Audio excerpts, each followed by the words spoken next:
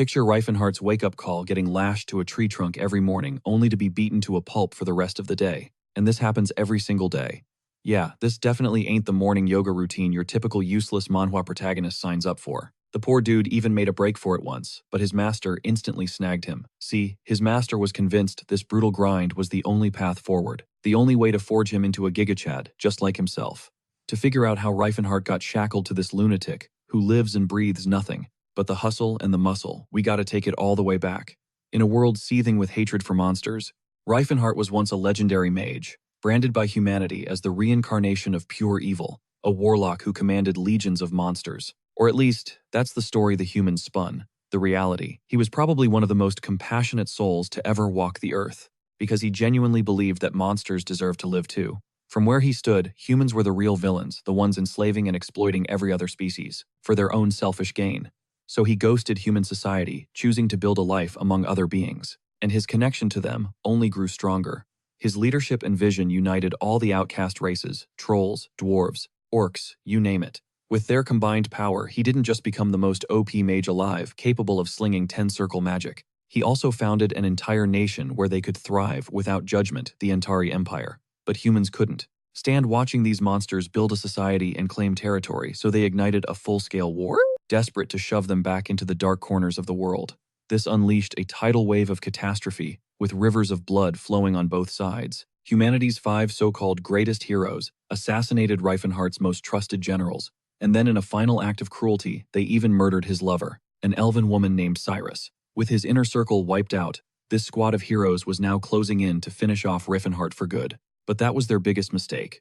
Reifenhardt had officially hit his breaking point. With everyone he cared about gone, the gloves were off. He finally became the demon king that humanity's propaganda had always painted him to be, and he absolutely annihilated 4 of their precious heroes in an instant. The only one left standing was the martial king Tesron. This dude was a colossal beast, built like a freaking Greek god. A pure musclehead overflowing with so much raw power that with a single punch, he pulverized every bone in Reifenhardt's skull as if it were styrofoam. In that moment, Reifenhardt knew there was absolutely no way he could win a straight-up fight against this walking demigod, so he activated his ultimate trump card regression magic. With the full might of his 10-circle magic, he tried to rewind time, vowing to reclaim everything he'd lost. But at the very last second, Tesron charged in and interfered, throwing the entire spell into chaos. The magic still worked, sort of. Reifenhardt shot back to the past, but instead of his original scrawny, book-smart mage body, he woke up inside the insanely ripped physique of his enemy Tesron. And in a wild twist of fate, Tesron was also flung into the past, but he was now trapped inside the weak body of a young Reifenhardt. And just like that, Reifenhardt became the student of the legendary former King of Fists, Gerard Chrome Proteus.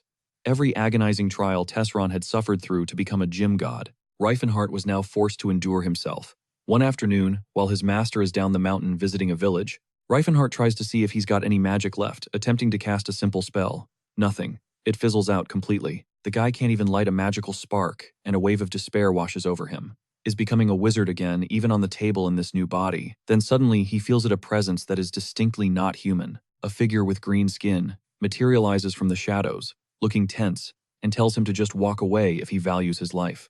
Reifenhardt sizes him up. He's a 3 or 4-year-old orc, almost certainly an escapee from some gladiator pit. The little orc doubles down on his threat, promising to let him live if Reifenhardt just plays dumb and pretends he saw nothing. But hearing the kid actually try to negotiate, Reifenhardt remembers that orcs are a fiercely proud race.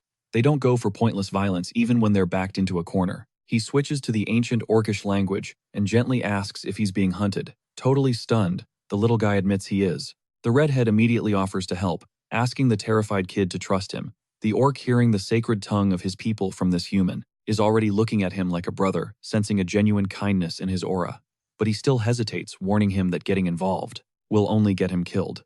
From the kid's formal way of speaking, Reifenhardt suspects he might be orcish royalty. He insists that he has the power to protect him, and with a flick of his wrist conjures a magical veil to create a perfect hiding spot. Before vanishing, the young orc admits it's wild to see a dude built like a tank call himself a wizard, then gives him a heartfelt thank you. Minutes later, a squad of soldiers stomps into the clearing, complaining about how they're only getting a few silver coins to chase down one orc. Their leader spots Reifenhardt and offers him a gold coin if he's seen an orc, a classic obvious trap. Reifenhardt plays dumb and says no, but one of the soldiers immediately spots a set of small tracks leading away. Reifenhardt curses himself. His simple concealment spell couldn't hide footprints. Still, there's no way in hell he's letting these goons pass. This is the sacred territory of the future King of Fists. The soldiers are furious getting stonewalled by some random country kid, but their leader urges caution. There are over 10 of them, sure, but something about this redhead's vibe feels off. Even with his jacked physique, the soldiers write him off. He's just a kid after all, and tells the guy to get lost. That's when Ryfan's entire aura explodes. He calmly states that his bare hands are lethal weapons, since a single swing could literally end most people. So the more compassionate option is to use an actual weapon. He snatches a nearby club, a wild look in his eyes, as he promises they'll at least survive what's coming next. See, while the Gym Unbreakable is all about hand-to-hand combat, they still drill you on weapon skills. This detail alone starts to make the soldiers nervous. They're sneering, asking if this punk really thinks he can take them on after learning a few party tricks. But the second the fight ignites, Ryfan moves like a blur, effortlessly yeeting grown men across the road. The rest of them dogpile him, screaming to put the little monster down for good. What they don't get is that these club techniques are less for actual fighting and more for brutally forging disciples into unstoppable warriors. As the brawl rages, Ryfan clocks their swordsmanship and instantly pegs them as hired mercenaries. Wielding the cudgel, he unleashes a vicious onslaught of strikes, a symphony of pain engineered to target every inch of the body. When one goon tries to sneak him from behind, his sword just crumples like tinfoil against Ryfan's back, sending the guy into a panic, screaming that no human should be this tanky. The twisted beauty of the cudgel style is that it's designed not to kill. Joints get shattered and bones will absolutely crack, however. The targets survive.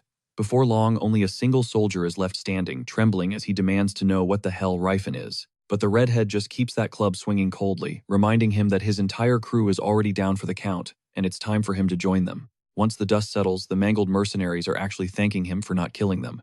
Ryfan, however, got a little too into that beatdown, a grim reflection of the savage teachings of Gym Unbreakable. Afterwards, the young orc approaches Ryfan, his eyes full of awe. He swears he'll never forget this day and vows to repay the debt no matter the cost. Ryfan just tells him a true warrior never bows his head so easily. But the orc now considers Ryfan his master, a sacred role in his culture that carries the same absolute weight as a knight's fealty to his king.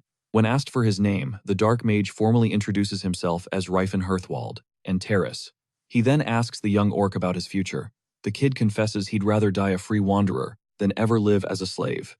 He's determined to find his own place on this massive continent. To help him on his way, Ryfan points him towards the land of trials deep in the Rocket Mountains, where the legendary hidden Blue Bear tribe resides. Just before they part ways, he learns the orc's full name. He is the green orc Tathid, son of Crota, and the bearer of Lat's axe. The name Tathid hits Ryfan like a ton of bricks. The mighty orc who would one day become one of the 4 warrior kings, chief of the legendary Blue Bear tribe, and eventually the high chief of all orcs. He can't help but wonder if the original Tesron ever crossed paths with this future legend. For the moment, he just takes it in, amused that destiny made him the savior of an orc feeling a strange and powerful connection. Looking out over the mountain range, King Ryfan reminisces about Tathid Skiris Mashalan, and Alport quietly hoping he might see them all again someday. 6 months after his run-in with Tathid, Grandpa Fist fires a concentrated blast of energy straight at Ryfan, only to be shocked when the Demon Lord casually deflects it with Spiral Guard. The old man just roars with laughter, completely impressed. He recalls when the kid first showed up, insisting his name was Ryfan Hearth. He had just assumed all the brutal beatings had scrambled the kid's brain. Ryfan is baffled, wondering why the old geezer is dredging up a memory from 6 years ago. It then dawns on Gerard that a full 10 years have passed since their training began. Ryfan has become insanely powerful, yet the old man still grumbles that he's only 190 centimeters, practically a short king, by the insane standards of Gym Unbreakable. He gripes that the first 3 kings, Valkenschut, Calbrain, and Rostel, were all towering giants over 2 meters tall. So Grandpa gives him the side-eye, asking if Ryfan has been properly practicing his breathing techniques. Thinking back, Ryfan remembers being a colossal 2.4 meters tall in his past life. He claims it's just his body type, but internally he's freaking out. This old fossil actually thinks he can get taller with a breathing trick. Gerard just shrugs, admitting that size doesn't really matter, as long as the kid is powerful and durable. For the final test, Ryfan settles into his stance and unleashes a 4-stack Calamity Horn, launching himself forward like a cannonball and completely obliterating a solid rock wall into nothing but pebbles. The old man explodes with laughter, absolutely certain that this kid is going to be a nightmare for anyone who gets in his way. Ryfan is just relieved to have finally hit 4 stacks, and here's the 2 words he's been waiting for. Gerard proclaims that it's time for him to leave and experience the world. Then completely out of nowhere, Gerard calls him by his real name, Ryfan Hearth, and tells him to live exactly how he wants. Be a hero, be a villain, it makes no difference so long as he's the one choosing his path.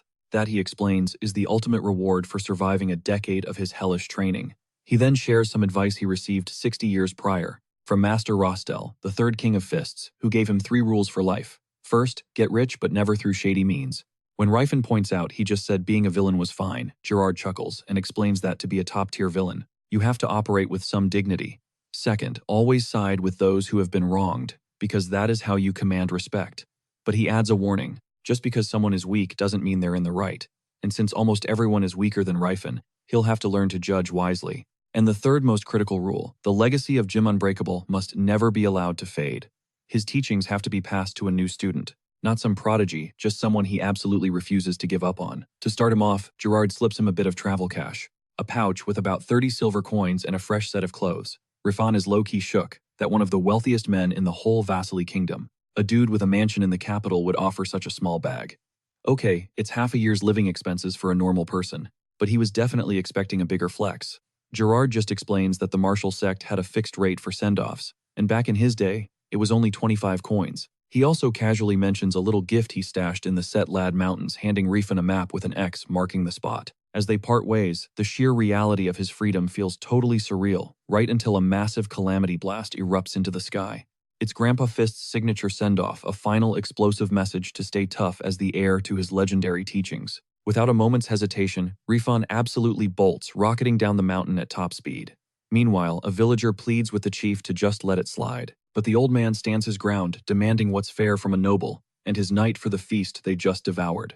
The smug noble calls them low-born wretches and flicks a single gold coin at their feet, mocking them that they've probably never even seen one. The chief just calmly fires back. This isn't nearly enough. Utterly enraged, the noble strikes him, snarling that a knight knows the market. Way better than some peasants.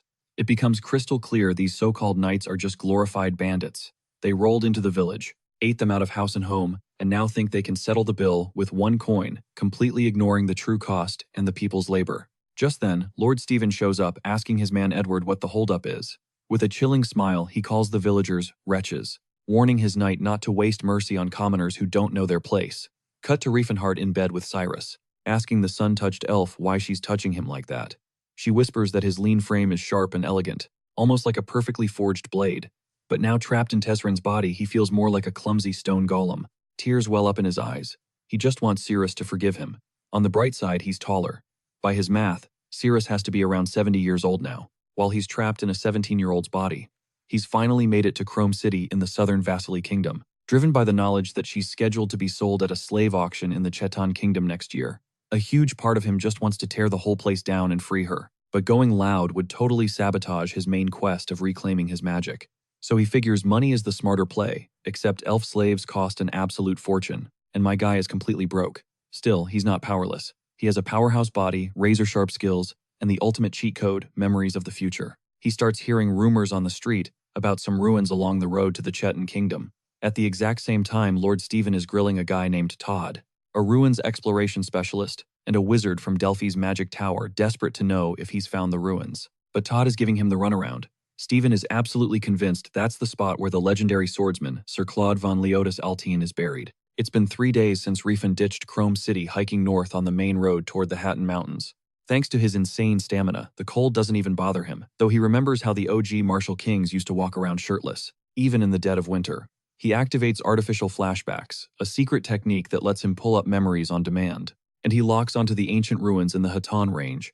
In his past life, he actually met Mage Todd at the Magic Tower, the same guy who explored those ruins with the Altian family. But Riefenhardt has a secret. He remembers finding a treasure hoard that Todd's crew completely missed, a haul he later sold for over 2,000 gold coins. Now, as he walks into Cattle Village, it's total déjà vu, with the locals whispering nervously about how no one ever dares to venture near the Valley of Death. The villagers are panicking because some nobles are demanding a guide, and they know saying no will end very badly for them. Since the chief is sick, a man named Ted, who knows the mountains, volunteers. He instantly regrets it when his wife and kids burst into tears while the other villagers practically shove him out the door. Just then, Rifan smashes his face against their window like a complete madman and cheerfully volunteers to take the job, posing as a simple passerby. He claims he just happened to overhear them. He knows it's a super suspicious move since strangers don't just pop up on your property. When they question him, he declares with total confidence that he knows the area inside and out because he's been there before. They warn Rifan that the Valley of Death is a one-way trip, but he just insists he's made it back before. Privately thinking how lucky they are, he showed up to save one of their own. See, the Valley of Death isn't a valley, it's a dungeon, a relic from the ancient Silver Age. 50 years ago, the great Claude of House Altian awakened his aura at the young age of 45 and launched a legendary career of countless adventures. His epic exploits were famous across the whole kingdom, but when the fame got to his head, he overestimated himself and charged into that valley with only a single servant by his side. Neither of them ever returned. His demon sword, Altine, the sacred symbol of his family passed down for generations, was lost in there with him.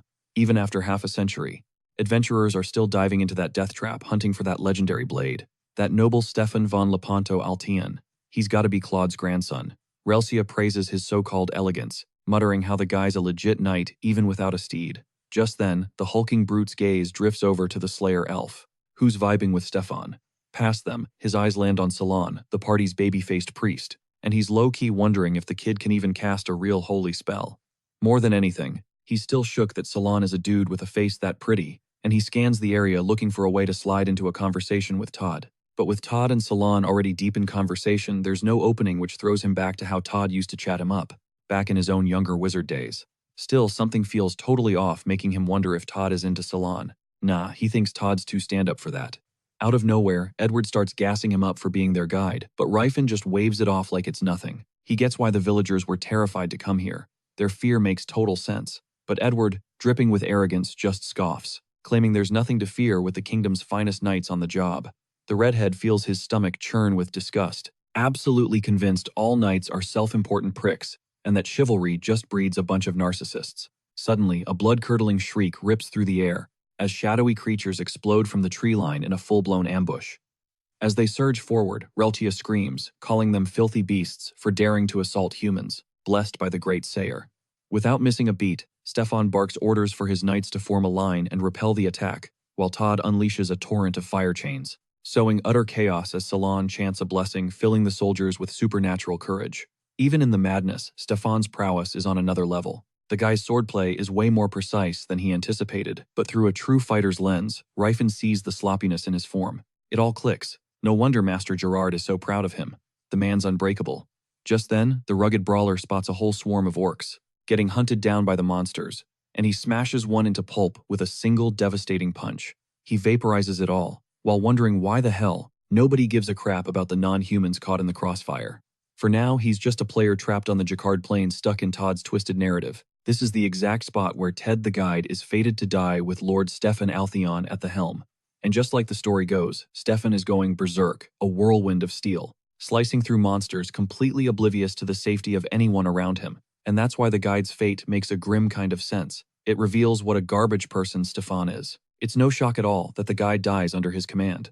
Amid the swirling chaos, Salon shouts for Rifin to duck behind a tree, a small flicker of human decency. A monster lunges its claws, swiping inches from Rifin's eye, and a raw yell escapes his lips. He throws a wild, desperate punch and feels the crunch of bone as he obliterates the creature, leaving the nearby orcs just staring, completely stunned. Stefan's only concern. He turns to Edward and asks if the wizard and priest are okay, a question that makes Rifin's blood boil. With a complete disregard for everyone else, Stefan roars that Altheon's command is law and orders them all to relax and savor their triumph. Seizing the moment, Rifin, playing the part of the humble guide, walks up to Todd and thanks him for saving his skin. Then he casually drops that a buddy of his, Rifinheart, is a wizard over at the Delphi Magic Tower and asks if Todd knows the name. The mage looks genuinely shocked that a mountain of a man could be friends with Rifinheart before suddenly calling him a sweet and lovely boy, which sends a massive wave of creep vibes down the beefcake's spine. Shaking it off, Rifin asks how his friend is holding up.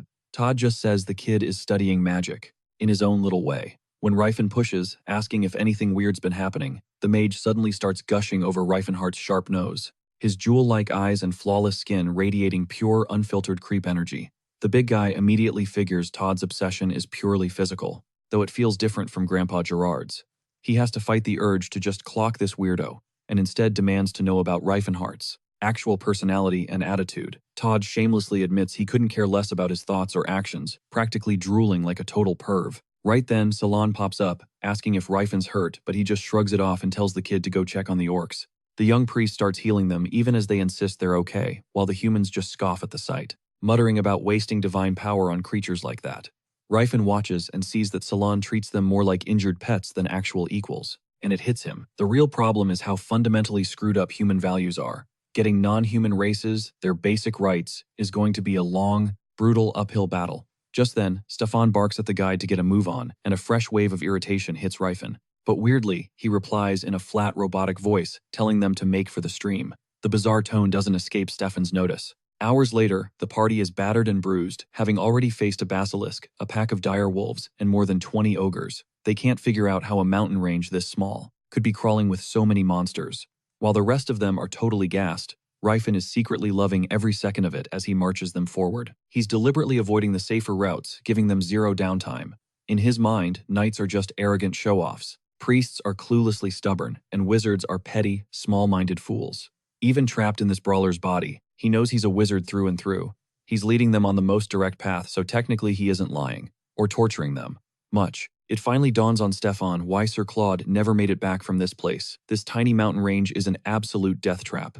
Suddenly, one of the knights spots a faint glow up ahead, and as they draw closer, Edward triumphantly announces they've found them, the ancient ruins of Fulton. Todd points to the entrance, claiming it's totally safe, but Ryfen slams on the brakes, refusing to budge without a guaranteed escort back. Stefan has no choice but to agree, promising to protect their guide on the return trip, even though you can tell it's a promise he never intended to keep. That shady promise makes Ryfen's blood boil, but Stefan just whips out his blade, declaring that a legendary knight is buried beyond the gate, and they will honor him by seizing the demon's sword. As the group storms into the darkness, Ryfen knows his moment has come. It's time to execute his true mission in the ancient ruins of Fulton. This place now crawling with monsters, and the undead was once a standard military base during the Silver Age, but its technology was light years ahead of its time. So advanced, in fact, that it puts modern-day engineering to shame. It's been ages since he last explored this dungeon with Ciri. He remembers her telling him she heard a sylph whispering behind these very walls, a sound he was convinced was a hidden passage. Playing the part of a true Romeo, he once teased Ciri, telling her not to blush and promising a kiss as her reward for being brave. And even now, this tough-as-nails guy practically drools at the memory, still in disbelief that he had the nerve back then to pull a move like that with her right in the heart of a danger zone. His eyes now land on a cipher, a Libra-based code, mixed with the symbols for Aqua and Terra. They're jumbled in reverse, but he instantly knows the solution. Still, with his nerfed magic cracking, it is way harder than he remembers. And while his new body is jacked, his brain hasn't quite caught up yet. He pushes through anyway, slipping off his coat with a smirk. He's not about to mess up a piece of gear worth 10 silver coins. He starts a few warm-up stretches to test his limits when piercing screams rip through the air, completely catching him off guard. His first thought is that those idiots must have taken a wrong turn, but the screams are coming from a totally different direction, and that's when it clicks. This isn't just a secret passage, it's a direct shortcut to the third basement level. With the entrance now wide open, it means there's an unauthorized entry down below, and a sick feeling creeps into his gut. Then, the horrifying reality hits him. Fulton is still an active military facility. Its automated magic system is designed to unleash every defense mechanism imaginable, to obliterate intruders. Back in the day, he and Ciri only had to worry about their own section, but with the Altian crew stumbling around like clueless noobs, they could easily set off a trap. If that happens, they could all be sent plummeting down to the second basement floor, turning the entire situation into absolute chaos. Deep below, Lord Stefan watches in horror as Sir Thomas gets sliced in half by one of the traps. Heavy rhythmic thuds echo through the chamber as a colossal skeleton wielding a massive axe lumbers into view. One look tells Stefan it's a hopeless fight. This thing is armed with multiple blades and radiates an aura so demonic, it's clearly not a monster any mortal can just walk up to and defeat. Elsewhere, Silent is tending to the wounded soldiers. They thank him over and over, still trembling from the shock of the floor collapsing out from under them, a fall that nearly claimed all their lives. He gives a nod to Todd, thanking him for the clutch magic save, but Todd admits his spell only broke their fall. It won't shield them from the nightmare that's coming.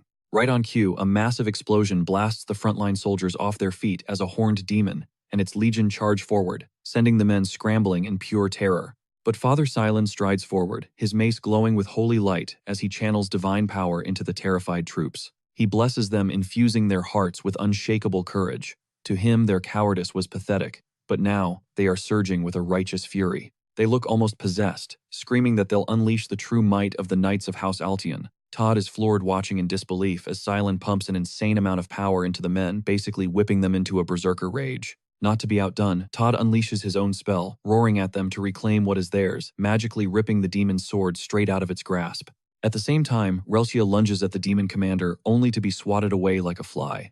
She hits the ground, hard, battered, and bruised. But she hopes her sacrifice bought Master Stefan an opening. Stefan roars his approval of her bravery and charges the demon lord, his blade a blur of motion, as he attacks like a true hero. Edward cheers for their leader, calling him a resolute warrior, while Stefan just snarls at the vile monsters, ordering everyone to keep their heads in the game. He reminds them that this is the very ground where the mighty knight Claude fell in battle. Suddenly, a torrent of fire erupts from above. A second demonic beast appears, letting out a deafening roar as it incinerates soldiers with a blast of hellfire. Our so-called hero shouts at them not to be afraid, telling them to harden their resolve as proud knights of House Altion. The battlefield descends into pure pandemonium, but Stefan refuses to yield an inch. He is absolutely not going to let these demons have their way. Roaring the name of Altion's resolute knight, he launches himself at the flame beast with a powerful shooting strike, only to be bitch-slapped aside and slammed into the ground. Brutally, he lies there unmoving. Father Silent steps up, unleashing a blast of holy light, but it's not nearly enough. Just as the demon rears back to crush Silent, Ryfin materializes out of thin air, knocking the monster backward and shielding the priest. With a single devastating punch, he obliterates the beast. Done. Just like that. The insane ease of the kill shocks him, triggering a flashback of how Tezron once decked him in the exact same way, in his past life. Shaking it off, he moves to get the wounded to safety, sweeping the injured elf up into his arms. But before he can even take a step, an entire legion of undead soldiers claws its way out of the ground. Ryfin holds her tight. He plows through the undead swarm, carving a bloody path while batting them away to clear an escape route. That's when the resolute knight finally stirs. Edward is the first to spot it. Stefan groggily pushes himself up, scanning the field of shattered undead, and asks what the hell just happened, only for his right-hand man to reveal their guide was actually a straight-up warrior. He immediately backpedals, apologizing for failing to recognize a supposed noble. But hold up. Our beefcake clocks that Todd knows his younger self from back in the magic tower. Quick thinking, he throws out the name Ryfin. Edward's totally baffled, saying he's never heard of any legendary champ with that name. And when pressed, Ryfin just flat-out admits he's got no noble blood. The light bulb finally goes off for Stefan. This warrior is just some commoner he mistook for a noble in training. And now, the damage control begins. He tries to play it off, thanking him for swooping in at the very end to finish up a job they already had in the bag. He even admits Ryfin has some skills, but our iron-fisted MC is having none of it and calls his bluff. He fires back that it looks like Stefan's fresh out of tricks and is just completely blind to reality. Oof. That one hits a nerve and Stefan snaps, demanding respect for House Altion. As Edward frantically tries to de-escalate, Stefan spits that some random drifter wouldn't know the first thing about proper etiquette. Stefan eventually simmers down and gets curious, asking Ryfin who his master is, but our guy just brushes it off, claiming he's self-taught. In reality, his mind flashes back to Grandpa Fist and the devastating technique he was taught. But with Master Gerard being a continent-wide legend, he can't afford that kind of attention or risk his old master discovering his location. Stefan is finding this whole story impossible to swallow. How could someone without any formal training be this much of a beast? Ryfin just shuts him down, telling him to focus on the wounded. Edward clocks the way this guy just naturally commands the room. He doesn't even seem to realize how arrogant he comes off, like a born leader who spent his whole life giving orders. The thought crosses his mind, maybe this absolute unit is foreign royalty. The age gap doesn't even seem to register, with Ryfin speaking to him like a seasoned veteran schooling a rookie, a fact that only deepens the mystery around him. Then, completely out of left field, Silon slides in, asking Ryfin for his exact height. The priest is 100% smitten with this walking mountain of a man, guessing he stands at 192 centimeters, though Ryfin confesses he has no idea what he actually weighs. Still thirsty for details, Silon presses him about his training regimen, but Ryfin's deadpan reply is that he just got his butt kicked a lot, ate a ton, and lifted a bunch of heavy stuff. He's getting seriously weirded out by how chummy Silon is all of a sudden. That's when Dylan, Phil Merrick's, chimes in, explaining that true warriors never spill the secrets to their power. As for Silon's backstory, after his parents died, he was raised in the Phillips Order orphanage, where his delicate build and pretty face basically put a giant target on his back. This ignited a deep-seated desire for everything he wasn't: brawny, loud, and deep-voiced. At one point, his obsession led him to dream of becoming a monk, thinking he could prove his faith through raw physical strength. Of course, reality had other plans for our pretty boy. He never shot up in height, his voice refused to drop, and his hair grew at a ridiculous rate. The harder he tried to get swole, the more his sacred energy skyrocketed from constantly healing his own torn muscles. This whole ordeal forged an intense admiration for rugged muscular physiques, which is totally giving Ryfin the creeps. He makes an excuse to go scout the exit, but the priest is dead set on tagging along. Ryfin shuts that down, ordering him to stay with the wounded soldiers in case of another attack, which makes Silon pout. Seeing an opening, Stefan decides to join him. He tells Relcha to hang back and help the others. On the way, Stefan is already muttering about having to get help from a boulder, clearly salty that Ryfen just volunteered without a care for the chain of command. Itching to prove he's the alpha, Stefan charges headfirst into a fight with the next demon they see. He's totally fishing for a compliment from our tank, but while he's lost in his own hype, bam!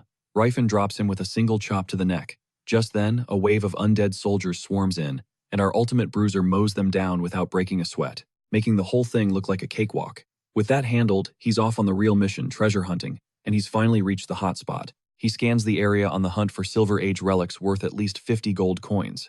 It only takes a few moments before he spots it, the Infinite Sack. It's a legendary magical bag that can hold 10 times its own volume, and from what he remembers, there's another one, stashed right next to it, loaded with the Celestial Furnace, the Dagger of Recall, and the Sapphire of Magic Power. My guy is absolutely buzzing. This is a king's ransom. Just as Stefan starts to stir, Ryfen casually blames the undead for laying him out with one lucky shot. Lord Ego is absolutely livid that his moment of glory was stolen, but Ryfen's already plotting his next nap time. The so-called Great Knight ends up getting put to sleep 3 more times while our bruiser ransacks the entire ruin. He's low-key hoping the noble isn't seriously concussed. When Stefan finally wakes up for good, he's completely bewildered. He got decked even while being on high alert, and already planning which recovery potions he'd need. Meanwhile, Ryfen has stuffed the magic bag to its absolute limit and is already planning his next haul. Once the exits are secured, they start escorting the rest of the group to safety. Along the way, Silon corners Ryfen, saying it's pretty sus for a commoner to be so skilled. Ryfen then explains that his default tone of voice just makes everyone feel like they're beneath him, though he never imagined his blunt style would hit Edward, a 40-year-old dude, the same way it hits Lord Ego. It finally dawns on him that he's only 22, so maybe it's time to dial it back a notch, and apologizes for his directness, explaining he's not much of a people person. In the very next chamber, the crew stumbles upon a terrifying new demonic entity, the Grill Beast, a creature Ryfen has zero memory of from his past life. Stefan just assumes it's the local guardian, but our bruiser knows they are hopelessly outmatched and immediately urges a retreat. That's when their eyes lock onto the demon sword Altion clutched in the monster's grasp. Edward suggests they pull out and come back with an army, but the arrogant knight refuses to let the legendary blade be defiled by such a creature. He's determined to reclaim it, no matter the sacrifice, even if it leads to their utter annihilation. He commands his soldiers to charge forward, as the Iron Fist brands him a reckless idiot. A dimensional rift had shattered these ruins from the Silver Age, but their automated systems patched the holes by absorbing anything nearby.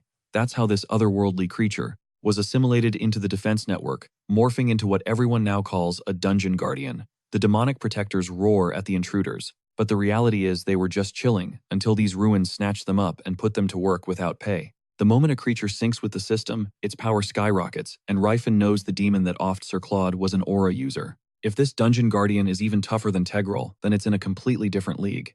Still, Lord Ego just scoffs, telling his crew not to sweat a monster that's chained down.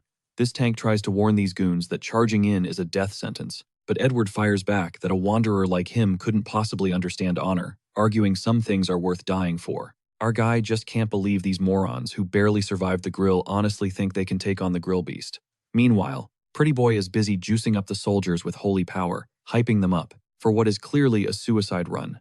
The soldiers rush in drawn like moths to a demonic flame, only to be swatted aside like yesterday's trash. Just as our hard-headed friend predicted, they are nothing more than cannon fodder being served up for slaughter. Yet, Sir Useless keeps screaming about courage and the glory of House Altion as if his motivational speech could actually intimidate the demon. Ryfen has already clocked Stefan as the type who refuses to listen, but Sir Edward seems a bit more level-headed, so maybe all is not lost.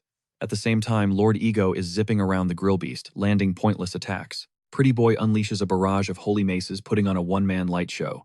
Relchia then swoops in, landing a flawless blow that actually earns a compliment from Stefan. Ryfen has to admit she's second only to himself, way beyond Edward's level, and perhaps he misjudged this crew. Just then, Todd finally unleashes his magic, conjuring a massive blizzard, but the system glitches and triggers Phase 2. The Grill Beast shatters its restraints and lunges straight for the party, squashing soldiers like insects. The true nightmare has just begun. Lord Ego charges the demon, looking like he's about to deliver the final blow, only to get decked in the stomach and sent flying into a wall within seconds. Edward shrieks for his lord, but Stefan yanks Relcha back into the fray, just in time for her to get smacked down too right before the Grill Beast lobs a massive fireball at them. Ryfen dives in at the last second, to shield Pretty Boy, casually apologizing for his tardiness. Now he's finally sizing up the beast, questioning if his current body's martial arts are enough to take down a monster of this caliber. Back when he was a mage, He would have avoided such a high-stakes gamble, but the fighter inside him feels a surge of excitement at the chance to test his limits against a truly powerful foe. For the very first time, he feels like a genuine martial artist, thinking Gerard would be genuinely proud. He recalls Grandpa Fist's timeless lesson, when in doubt, throw the first punch. Unleashing a concentrated blast of energy, he dodges the grill beast's assault, but still gets nicked by the demon sword, realizing a magical weapon can injure him even when normal steel cannot. The beast punts him into a wall, and Pretty Boy screams his name in terror, but Ryfin just dusts himself off, telling him he's all good. Stefan's jaw is on the floor, absolutely shocked to see Ryfin's aura, confirming he's an aura wielder. Though if he'd just been patient, he could have landed a clean counterattack, but eating hits has practically become an instinct for this man, after all those brutal training sessions with Grandpa Fist. Deciding it's the perfect chance to sharpen his skills, he taunts the grotesque monster to come at him, and their battle violently shakes the ruins. Meanwhile, Lord Ego is practically gagging on his own pride, watching in utter disbelief that this commoner has an aura, while he, a highborn noble, could never awaken it. To him, the entire scene feels like a fever dream, leaving him to wonder who in the hell this guy is, and where this absolute unit of a man came from. The Dungeon Guardian Grill Beast unleashes its fury on Ryfin, the self-proclaimed King of Fists, but the ensuing brawl only highlights how much his training has paid off. Every one of the demon's attacks seems sloppy and obvious, allowing Ryfin to counter with ridiculous ease. The only issue is that these corrupted guardians refuse to die. The ruins endlessly pump them with magic, regenerating their injuries. The grill beast goes berserk, but the Iron Fist easily puts it in a lock. He shatters its jaw with some aerial combat practice, then transforms it into the ideal punching bag for his striking exercises. The rest of the party just watches completely speechless. This absolute unit is using the demon as his personal training dummy, but even Ryfin knows this game can't last forever. It's time to whip out the Calamity Horn and finish this with one epic blast. The demonic beast, sensing the danger, springs away from the ferocious warrior. Ryfin internally curses the audience watching them. They're a massive liability. One misstep could bring the entire cavern down on their heads. God screams in his head that if they juice up an aura-infused sword with holy power, they might just be able to obliterate this thing. Ryfin's already familiar with that little trick. The only problem is he admits he has no idea how to actually channel aura into a weapon. God nearly has an aneurysm at the thought that this meathead only ever runs aura through his own body. He calls Ryfin's entire sect a bunch of lunatics, while our boy continues to grapple with the grill beast. Pretty Boy Cylon chimes in, insisting his body is durable enough before unleashing a blessing on both Ryfin and the sword in the name of the Phylonance blessing. The holy energy surges through him like a bolt of lightning, firing him up to a whole new level. The bruiser lifts the demon as if it weighs nothing at all. He smashes the creature into the wall. As a holy strike blazes through the weapon, it suddenly dawns on him that Pretty Boy just cast a buff directly on his body. A holy strike, a spell meant for solid metal, was coursing through his flesh, and it actually worked. Cylon, completely unfazed, just lets the unhinged brawler go absolutely wild. So Ryfin charges in, delivering a jaw-cracking divine kick, immediately followed by a divine knee and a divine punch before launching the grill beast straight into the air. He finishes the demon off with spectacular flair. After the flashy execution, Pretty Boy is practically gazing at him with stars in his eyes. But Ryfin just grunts for Cylon to cancel the spell already.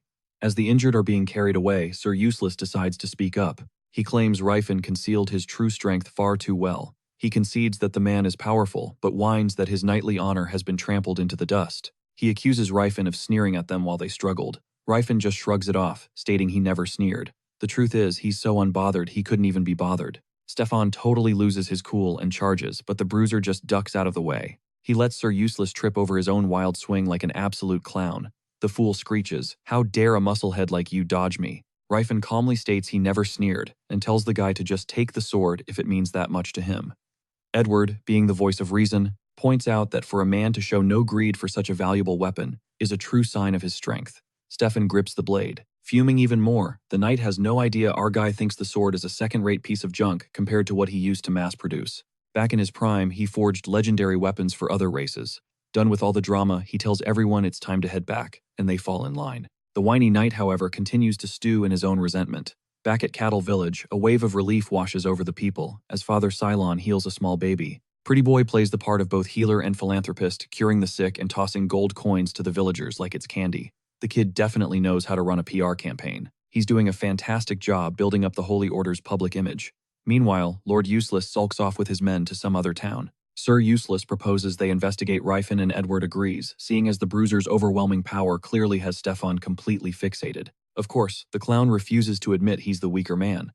At the same time, Ryfen plans to head out and find Sirius, but can't understand why Pretty Boy is still tagging along. Cylon explains that he's choosing the life of a traveling priest to spread the goddess's grace across the land. He plans to minister to believers, fully aware that most priests who choose this path die on the road. He was originally supposed to return to the Holy Order, but he decided to become a pilgrim instead. Then his whole vibe gets a little creepy as he asks if he can travel with the single strongest person he's ever seen. Ryfen immediately recognizes that look. It's the exact same one he used to get from Gerard or Todd. The way he's sizing up his physique is just off. The bruiser sighs, thinking he's cursed to be a magnet for absolute weirdos. Still, the Pretty Boy seems decent enough, so a polite rejection should work, until the gears in Ryfen's head click and he remembers Cylon is a cleric. The ultimate walking first aid kit. Having him around might not be such a terrible idea in case Sirius gets hurt. While the bruiser is hyped to finally see Sirius again, Pretty Boy won't stop pestering him with a million questions about his training regimen. He's asking for tips on how to train his upper, middle, and lower abs. The only advice Ryfen can offer is to get beaten up on a regular basis, and to haul massive boulders around, though he does recall an alchemist once bragging about some kind of muscle-boosting potion. It was called protein, an idea which Cylon instantly dismisses as ridiculous.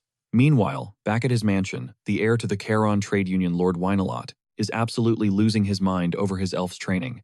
He rants that elves are supposed to serve their masters in both body and soul. His butler can only beg for his forgiveness. But Wynalot rages that this defective elf was bought cheap as a slave and still wasn't worth the price. Sirius rises from the bed, declaring that she was born this way with the very eyes he finds so annoying. Wynalot furiously orders his butlers to go and purchase a proper one. Even if it's expensive, he doesn't need a so-called broken product in his mansion. He commands them to return her. Back to the Chetan Principality's infamous elf slave market Elfenheim, that same elven girl designated as number 148 ends up back on the auction block for the third time. Up in the far north sits the Chetan Principality, a nation of commerce that thrives on the Juran River, a river that cuts directly through its territory.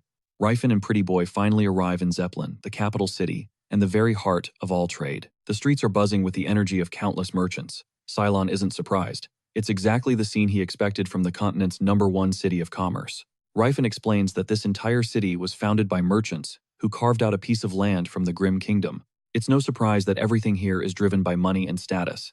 He's certain his sister is hiding somewhere within these walls.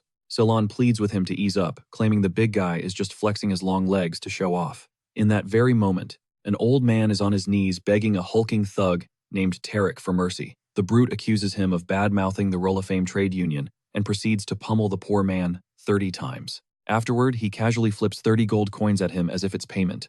Cylon dashes over to aid the elder, frantically searching for any city guards, but finds the old man calmly gathering the coins from the ground.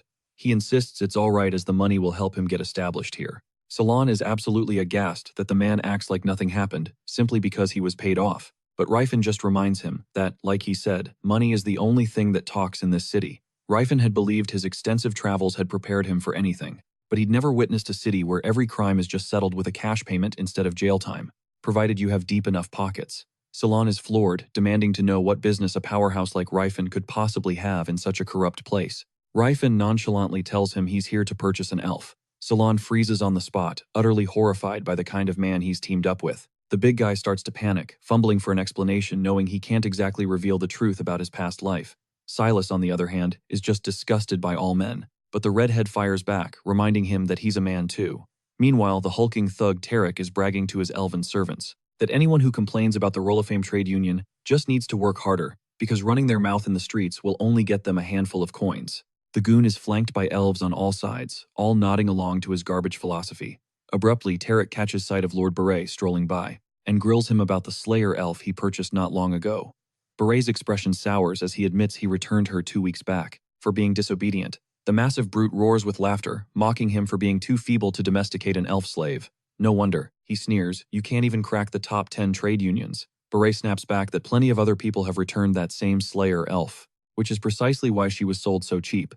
Tarek just grins, already plotting a trip to Elfenheim to snatch her up, just to see the miserable look on Beret's face. Ryfen later finds the scrawny Cylon working out again, puzzled as to why the kid is still so thin. After putting in so much effort, he tells the pretty boy not to overdo it or he'll just be crippled with soreness. But Cylon instantly heals himself with a flick of his wrist like it's nothing.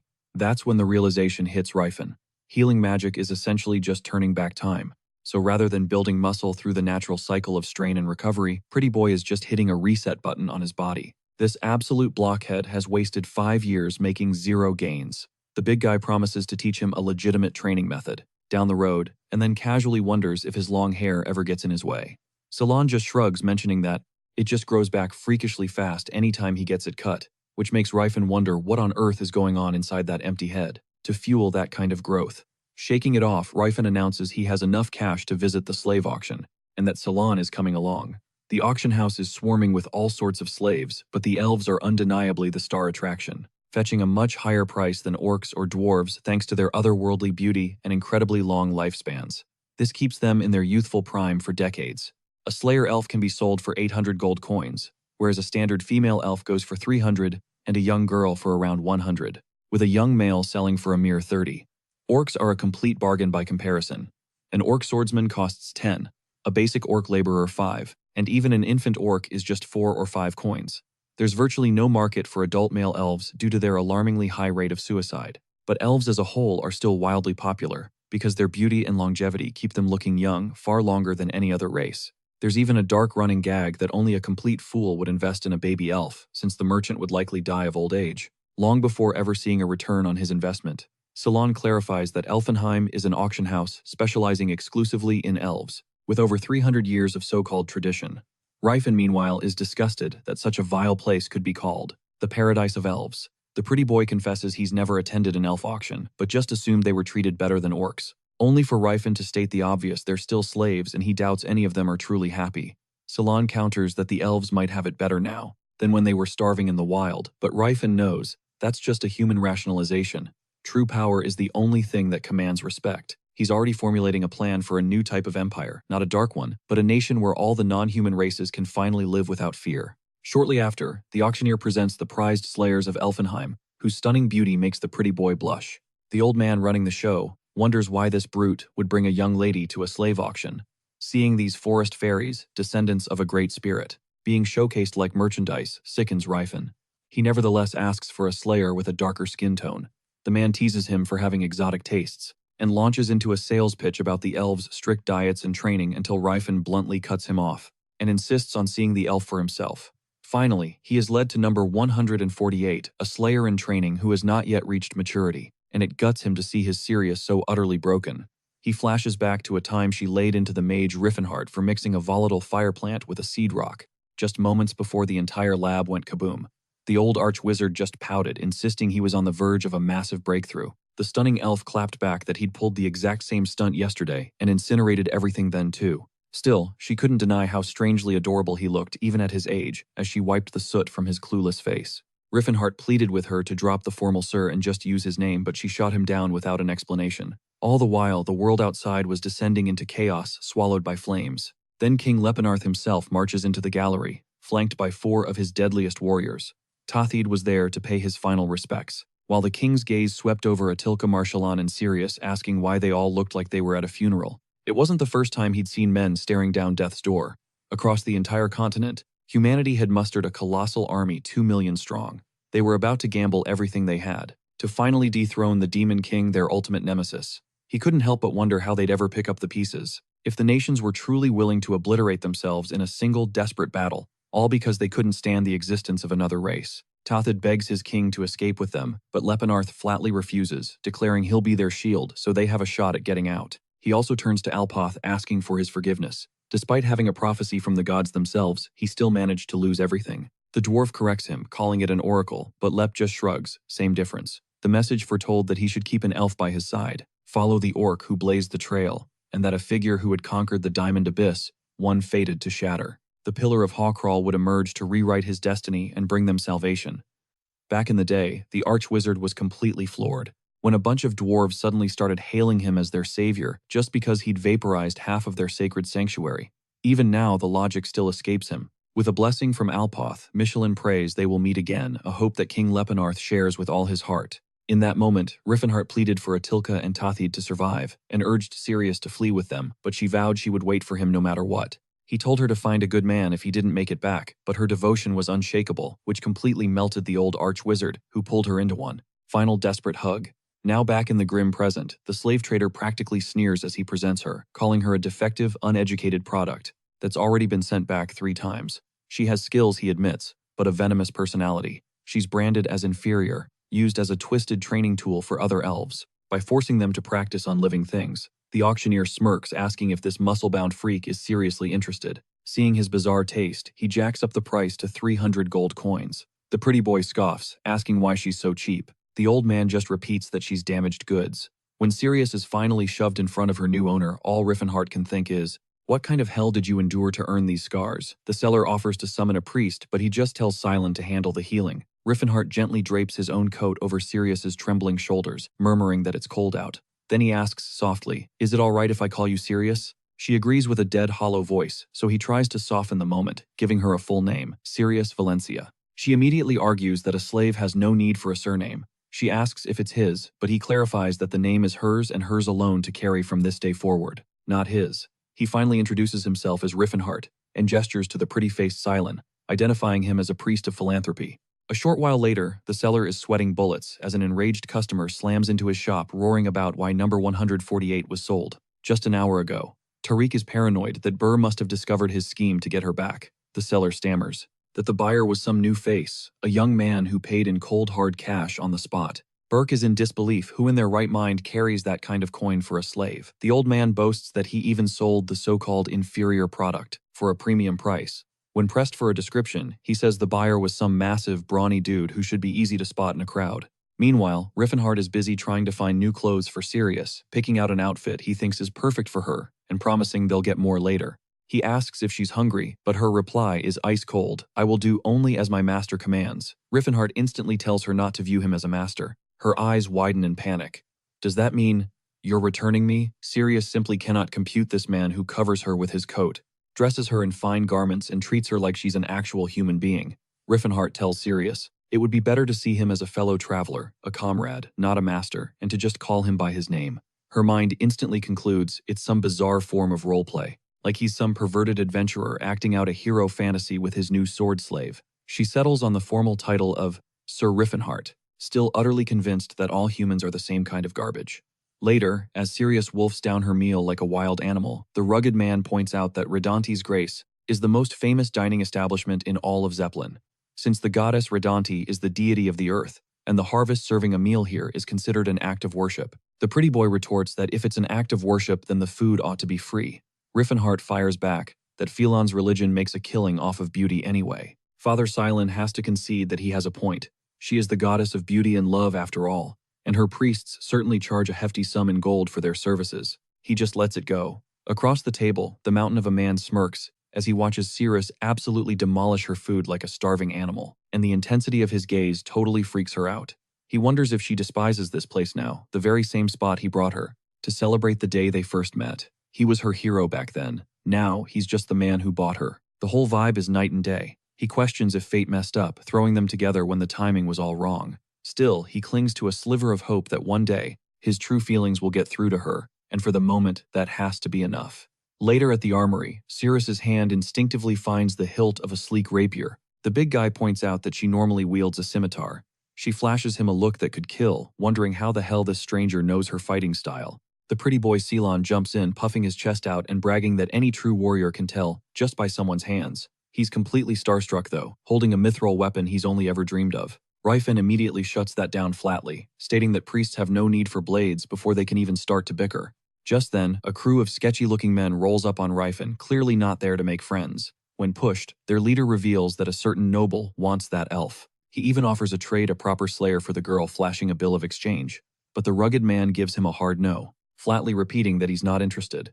The shady crew figures he's just gotten attached and decides to bounce. Salon just thinks the whole encounter was super weird. Later, at a lavish mansion, a lord named Tarek is absolutely ripping into his lackey Romad for failing the mission. He yells that he should have at least tossed a few coins at the guy. After beating him to a pulp, Romad explains that the clueless dude wouldn't sell at any price, and with too many witnesses around, it wasn't a good time to go full-on villain. He vows to find the perfect opportunity to snatch the slayer and fake her death, promising to offer double what was paid a bargain, considering she was sold for dirt cheap. Tarek loves the sound of this scheme. He orders Romad to drag Sir Lantis into it, since that freeloader has been sitting around collecting a paycheck for doing absolutely nothing. Meanwhile, our hero is counting out the 2,000 gold he'd set aside, pleasantly shocked that he has a ton of cash left over. It's nowhere near what he needs to rebuild his empire, but investing it is way smarter than carrying it around. That's when a chilling memory hits him, the Great Famine. A disaster that's about to slam the agricultural nation of Provence and all its neighbors. See, Rodante's land is so ridiculously fertile that its harvests are always massive, so nobody ever even thinks about preparing for a famine.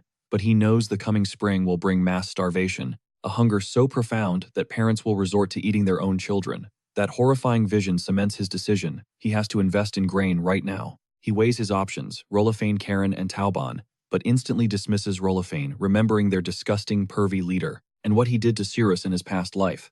That leaves Tauban, the continent's third biggest grain union, and a major competitor to Rolofane. Over at the Tauban headquarters, its leader Savolt is fuming. He just got intel that Rolofane is dumping a massive supply of wheat and barley, for half the usual price, and he's calling them out for their senseless, dirty tactics. He's panicking about losing his trade partners and needs to fix the market instability as soon as possible. Right then, his assistant announces a visitor who wants to make an investment. The leader just scoffs. He assumes it's just some small-timer who will cause more problems, but his entire attitude flips when he hears the man is offering 1,500 gold coins for grain. He sits down for a meeting with Ryfin, who lays out his proposal. The deal will happen in the Crovin's kingdom, right around the spring barley harvest. Savolt just shakes his head, saying that selling grain there is like trying to sell water to a fish. It's a guaranteed failure. Ryfin fires back that if it fails, it's his loss, but if it hits, Savolt gets a massive payday too. Even with that carrot dangled, the leader refuses to bankroll what seems like a doomed plan and tells him to seriously reconsider. But our guy plays hardball, threatening to take his mountain of gold to a rival union. The trader immediately folds. He's not happy though, grumbling that his union is already on thin ice. All he wants is to survive these brutal economic times and maybe even thrive. So he urges Ryfin one last time to pick a safer bet. But Ryfin knows this guy was just as hard-headed in his past life. So of course our iron-willed hero insists it's his money and his call. He's ready to sign the contract on the spot, but not before giving Savolt a cold warning not to skim a single coin for himself. With that clear, Ryfin confirms that the Tauban Trade Union operates a branch in the northern Graham Kingdom.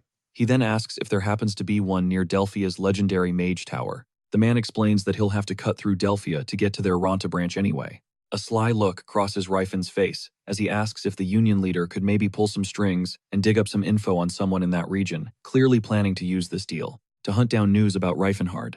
Elsewhere, Salon is just watching in awe as Cirrus practices with her weapon, her movements impossibly slick. It's almost like she's performing for a crowd. The blade in her hand triggers a flood of memories, her mother's voice telling her of the High Elves, who were once the sacred guardians of the forest, living in pure bliss under the world tree Elfenheim. They were in harmony with every living creature, sustained by the tree's endless bounty until humanity's greed forced them into a miserable existence. Her mother held fast to the belief that their goddess Eldia would one day guide them back to that lost paradise, and she begged Cirrus to never forget the pride of being descended from the great fairy. Then a much harsher memory follows, some bitter, old elf woman sneering that at least her pretty face would get her sold to a decent master. So she was expected to act like a perfectly obedient, polite little elf. Instead, Cyrus was pummeled, starved, and ridiculed for her pure-blooded high elf lineage, her own heritage treated like a stain. The thing that pulled her through wasn't some act of kindness. It was the sword. Every adult from her past wielded one, embracing a dignified death in battle, and through the blade, she could faintly picture her parents' proud silhouettes. Those memories have faded over the years, but one truth still smolders deep in her heart. Her mother's final command that their precious daughter must never, ever forget her pride. After that display, Salon is totally blown away by Cyrus's sick moves, but when Cyrus just says she gives it her all, Salon groans that it's the same lame line Ryfin used. She starts to wonder if all martial arts nerds are this boring. She tries to show off her own technique, but a crew of sketchy dudes led by some guy named Romad interrupts. He oozes in, claiming they're just taking the elf girl back to her real master, which is apparently him, the shady weirdo. He's dead set on dragging Cyrus off to her supposed owner, but Father Ceylon steps in, demanding to know who they are. Romad sneers, telling them not to bother screaming for help, because they've already taken care of any potential witnesses. Pretty Face fires back, shouting that they aren't selling her. So, what's with the heavy-handed approach? Without warning, a goon lunges at Ceylon, calling him a little pest. But Cyrus is faster, blocking the blade just in the nick of time, before she launches herself into the mob, dropping them one by one. Romad is just left standing there, completely stunned, unable to process how an elf slave could be this powerful. That's when Pretty Face tells Philonins to introduce these disrespectful punks to their iron mace. In a flash, the Slayer elf saves Ceylon from a fatal stab by Romad, who just laughs, saying no one would even notice if a young pilgrim vanished. Ceylon is livid, but Cyrus steps forward, her voice calm, as she says she'll deal with this. Romad then calls for Talcata, his orc enforcer, telling him it's time to go to work. The massive orc actually apologizes to Cyrus, saying there's nothing personal about this. This is just how things are, so she should probably just give up. Talcata even admits her skills are way beyond the humans he's used to squashing. Romad, the absolute creep, shouts at him not to damage the goods, so the orc switches from punching to grabbing. Cyrus desperately weaves between his heavy-handed attacks, bitterly wishing she hadn't left her scimitar in her room. Romad absolutely loses it, screaming at the orc for being unable to catch one girl, while Talcata just gripes that this means he's missing dinner. Tonight, furious, he charges again, but this time Cyrus meets him head-on and actually throws the massive orc off balance. The moment she stops dodging, the orc panics, afraid he'll actually hurt her, which hilariously creates the exact opening she needs to land a solid blow. Talcata is horrified, thinking he almost turned her into paste, completely missing that Cyrus had been counting on his self-control the entire time. Right then, Father Ceylon calls out, asking if the Slayer elf can dodge, throwing knives. She vaguely remembers doing it once, so he takes her at her word and begins to channel his magic. Romad, completely enraged, flings a dagger straight at Ceylon. Cyrus bats it out of the air, giving the priest the precious seconds he needs to finish his incantation and gleefully smash the villain. A massive explosion erupts, and Ceylon takes off running, shouting that divine power is only effective against demons and the undead, but it's a good distraction for them to escape. Cyrus doesn't even bother to listen. She just snatches him up like he's a grocery bag and makes a flying leap straight through a window. The weirdo orders Talcata to pursue them, but that's when Cerlantis finally takes notice of the clown show, still failing to capture one elf girl. He can't believe Romad is fumbling this hard even with an orc for backup. He's actually impressed watching a supposed elf slayer go toe-to-toe with a veteran orc. The old man decides he's seen enough, launching himself into the air in a single bound. Romad is floored by the jump, instantly realizing this geezer is an aura user. The old man himself looks thrilled, ready to turn this chase into a game of hide-and-seek. Elsewhere, Father Ceylon is trying to convince Cyrus they need to circle back for their equipment. Cyrus bluntly points out that the thugs will be camped out there. Ceylon argues that taking on one or two goons is a better bet than trying to survive with only a single dagger between them. Of course, the Slayer elf just sees a naive kid talking a big game. As if on cue, a thug pokes his head into their hiding spot, only to have his face instantly rearranged by one of Cyrus's lightning-fast kicks. Pretty Boy slides in right after yelling at them to grab their stuff and get out. With no time to change, he casts a quick prayer to hide their presence, totally unaware that a far greater threat is now hunting them. Cerlantis is a master swordsman, one who has achieved the legendary Great Stage and awakened his powerful aura. He already senses their strategy to lay low in the room. Using his aura, the geezer can pinpoint every living soul within 30 meters, as if he has X-ray vision.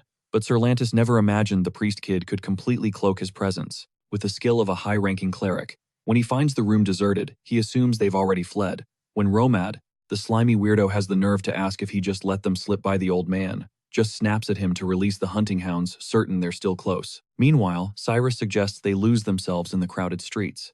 Ceylon calls her an idiot, stressing that if anyone finds out they're runaway slaves, the entire city will turn against them.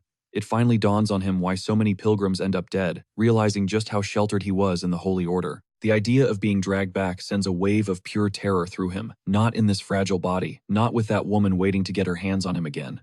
Missing Ryfin with a desperate ache, Ceylon sends a frantic prayer into the cosmos, begging for a miracle at this turning point in his life. You might think two people meeting is just chance, but when the god Philemon has a hand in it, nah, that's pure destiny. Father Ceylon feels kinda weird using a sacred spell meant for matchmaking like this. A moment later, Pretty Face is hyping up Cyrus for her raw power. He admits he's met another Slayer elf, Relcia, but Cyrus is on a whole different level.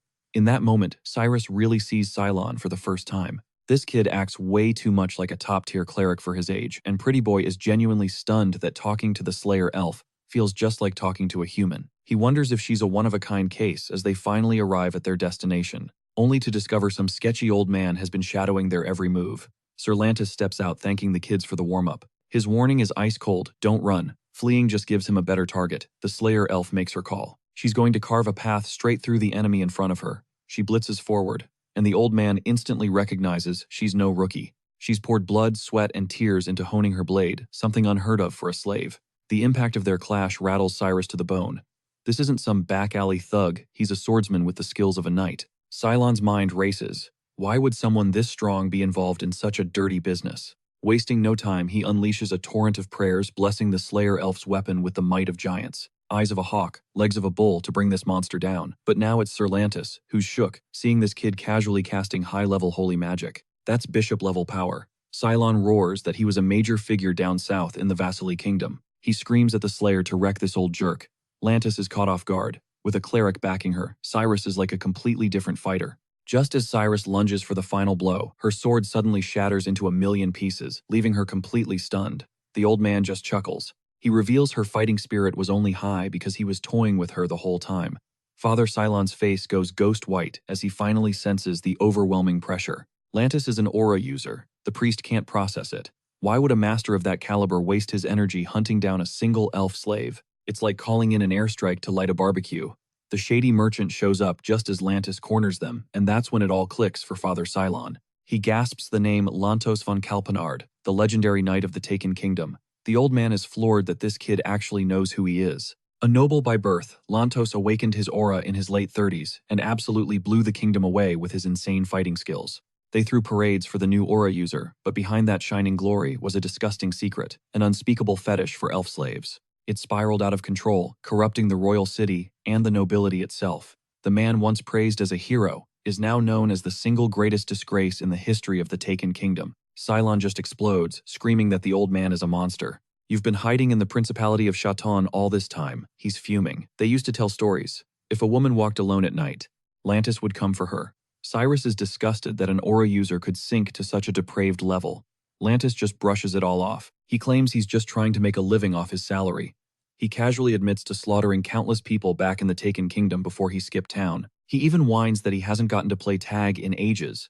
Romad cuts in arguing that Lantis's psycho reputation doesn't matter when you have the power of an aura user on your side. From the Roll of Fame's perspective, it's a win-win.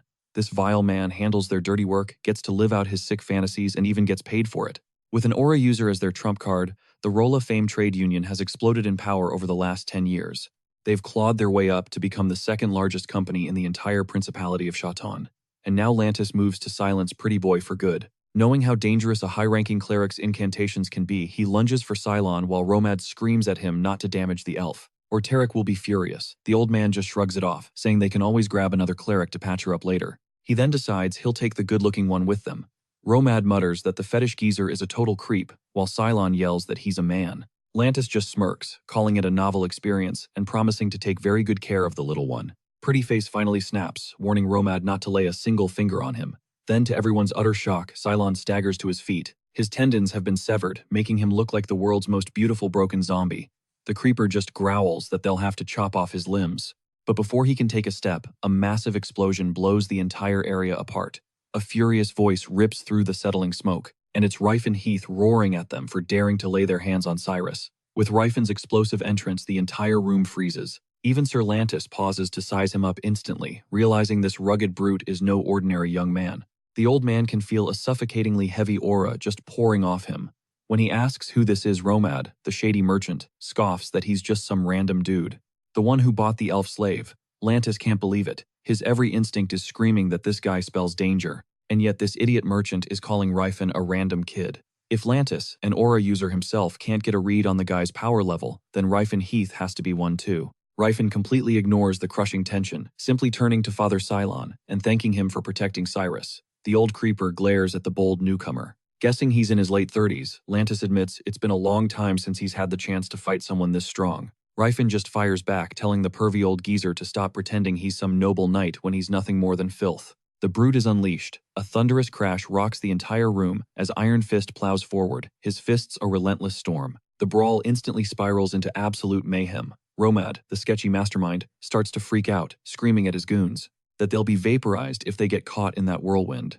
While Ryfin has the creep on lockdown, Cyrus quietly slides up to the healer, asking if her master is for real an aura user. Salon just lets out a heavy sigh, hitting her with a classic, "I told you so."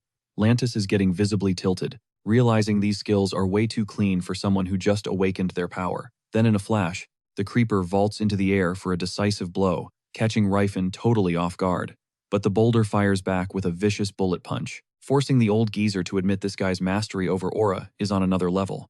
That realization leaves him with only two possible conclusions. Either this absolute unit of a tank unlocked his aura in his teens, or he's secretly over 40 years old hiding it all behind a youthful face. Both theories are completely nonsensical, which only fuels the creep's rage as he lunges forward with his blade. But the brute gives him zero breathing room.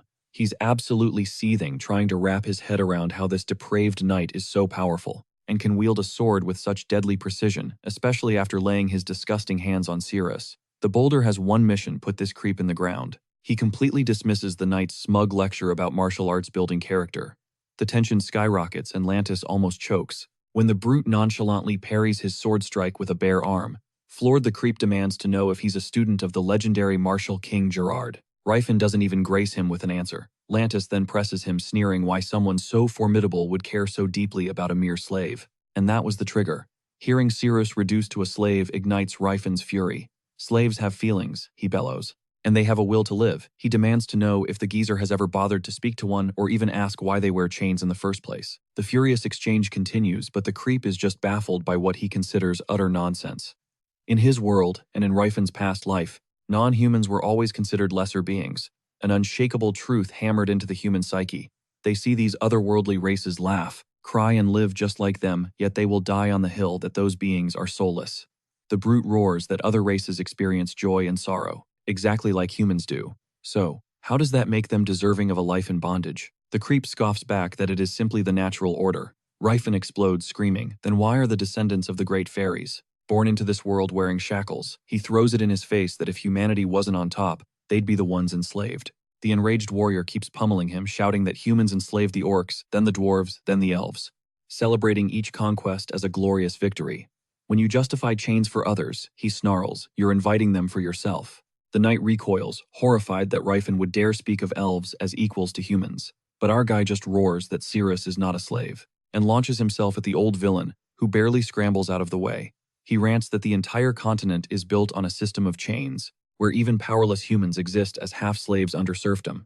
Rotten ideologies always come back to haunt you, but fools are too blind to see it. He grinds the knight's face into the dirt with his boot, snarling that if this system continues, everyone will one day live in fear of wearing those same chains. With a fire blazing in his gaze, the brute declares that things are going to change no matter what it takes. Lantis trembles as Ryfin smashes a fist deep into his gut. The blow forces him to vomit blood, right before he's blasted clean through a solid wall. He swears an oath that no one will ever call Cirrus or anyone else a slave in his presence again. Cirrus just watches her jaw completely unhinged, wondering if this man is a hero or just dangerously insane. Her mind flashes back to Ryfin, screaming that the Slayer elf was not property, and she remembers thinking he was just some unhinged psycho. All his impassioned speeches about talking to slaves like they were people, questioning the very system of their enslavement. His warnings that humans could be next had sounded like some delusional fantasy. She even wondered if he was just another creep with a strange fixation. But when he spoke of the descendants of the great fairies being born into servitude, it struck a chord deep within her, making her confront her own lineage. Meanwhile, from beneath the wreckage, Sir Lantis pathetically begs the brute to save him. Ryfin just sneers, and why would I ever rescue a piece of garbage like you? The perverted knight swears on his blade that he will atone, promising to dedicate his life to good deeds. His expression is dead serious. But Ryfin isn't buying a word of it. He spits, declaring his hatred for the Seer Holy Order, where filth like him commit endless sins, only to have them conveniently washed away at the temple. The brute says if this creep is serious about repentance, he needs to turn himself in, instead of seeking a spiritual get-out-of-jail-free card. Lantis immediately vows to surrender, saying he won't stain Ryfin's hands any further. Our guy claps back that his hands are already stained with the blood of scum. Nevertheless, he decides to trust the creep's words for now. Then he declares that if the pervert knight truly wants to repent, he must first accept that his crimes deserve nothing less than death, and be prepared to pay that price.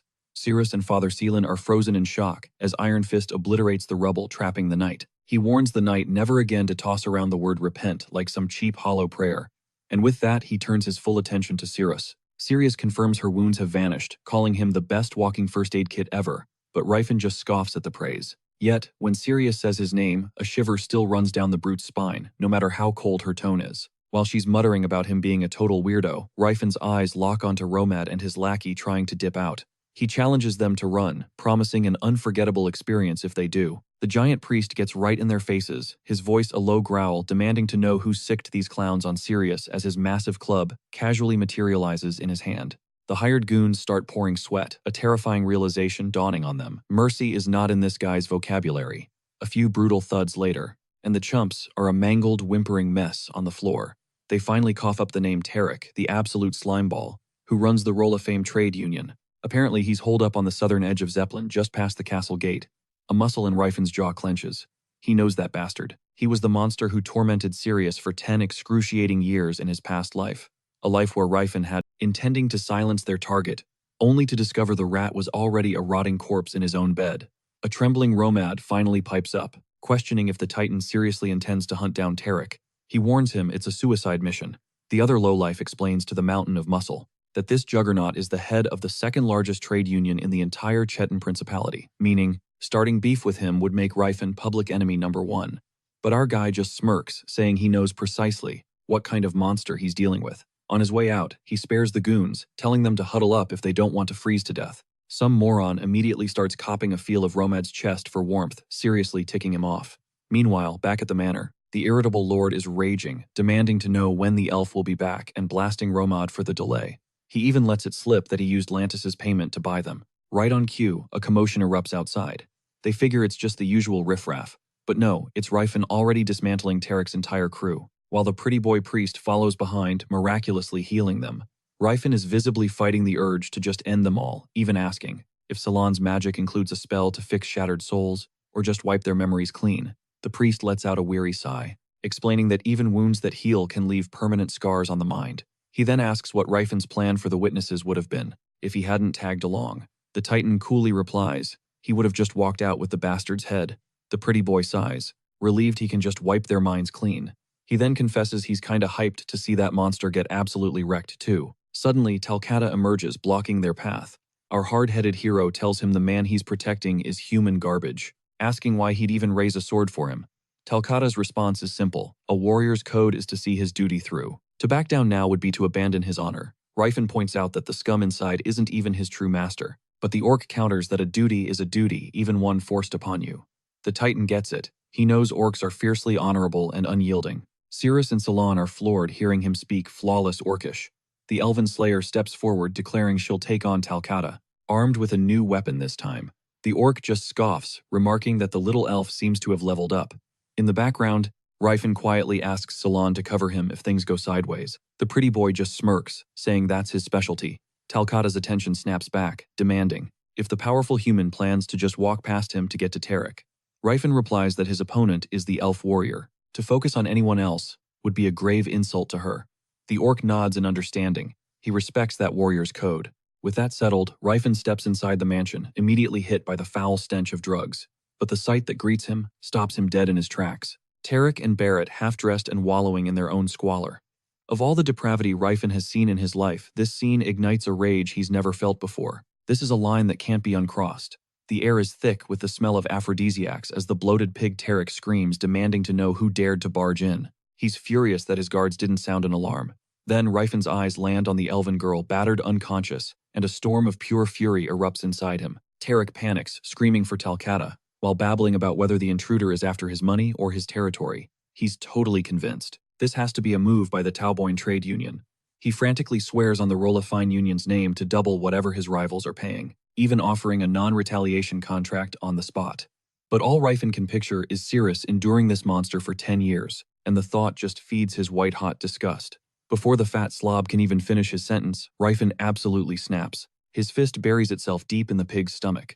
When the man gasps for a reason, Ryfan snarls that a piece of filth like Tarek had the nerve to lay a hand on Cirrus. The coward completely falls apart, sobbing that he has no idea who she is, but our guy shows zero mercy. He systematically breaks the hands that violated her, and the legs that kicked her, his rage so intense he can't even speak about the other atrocities. Barrett watches completely horrified, calling it an injustice.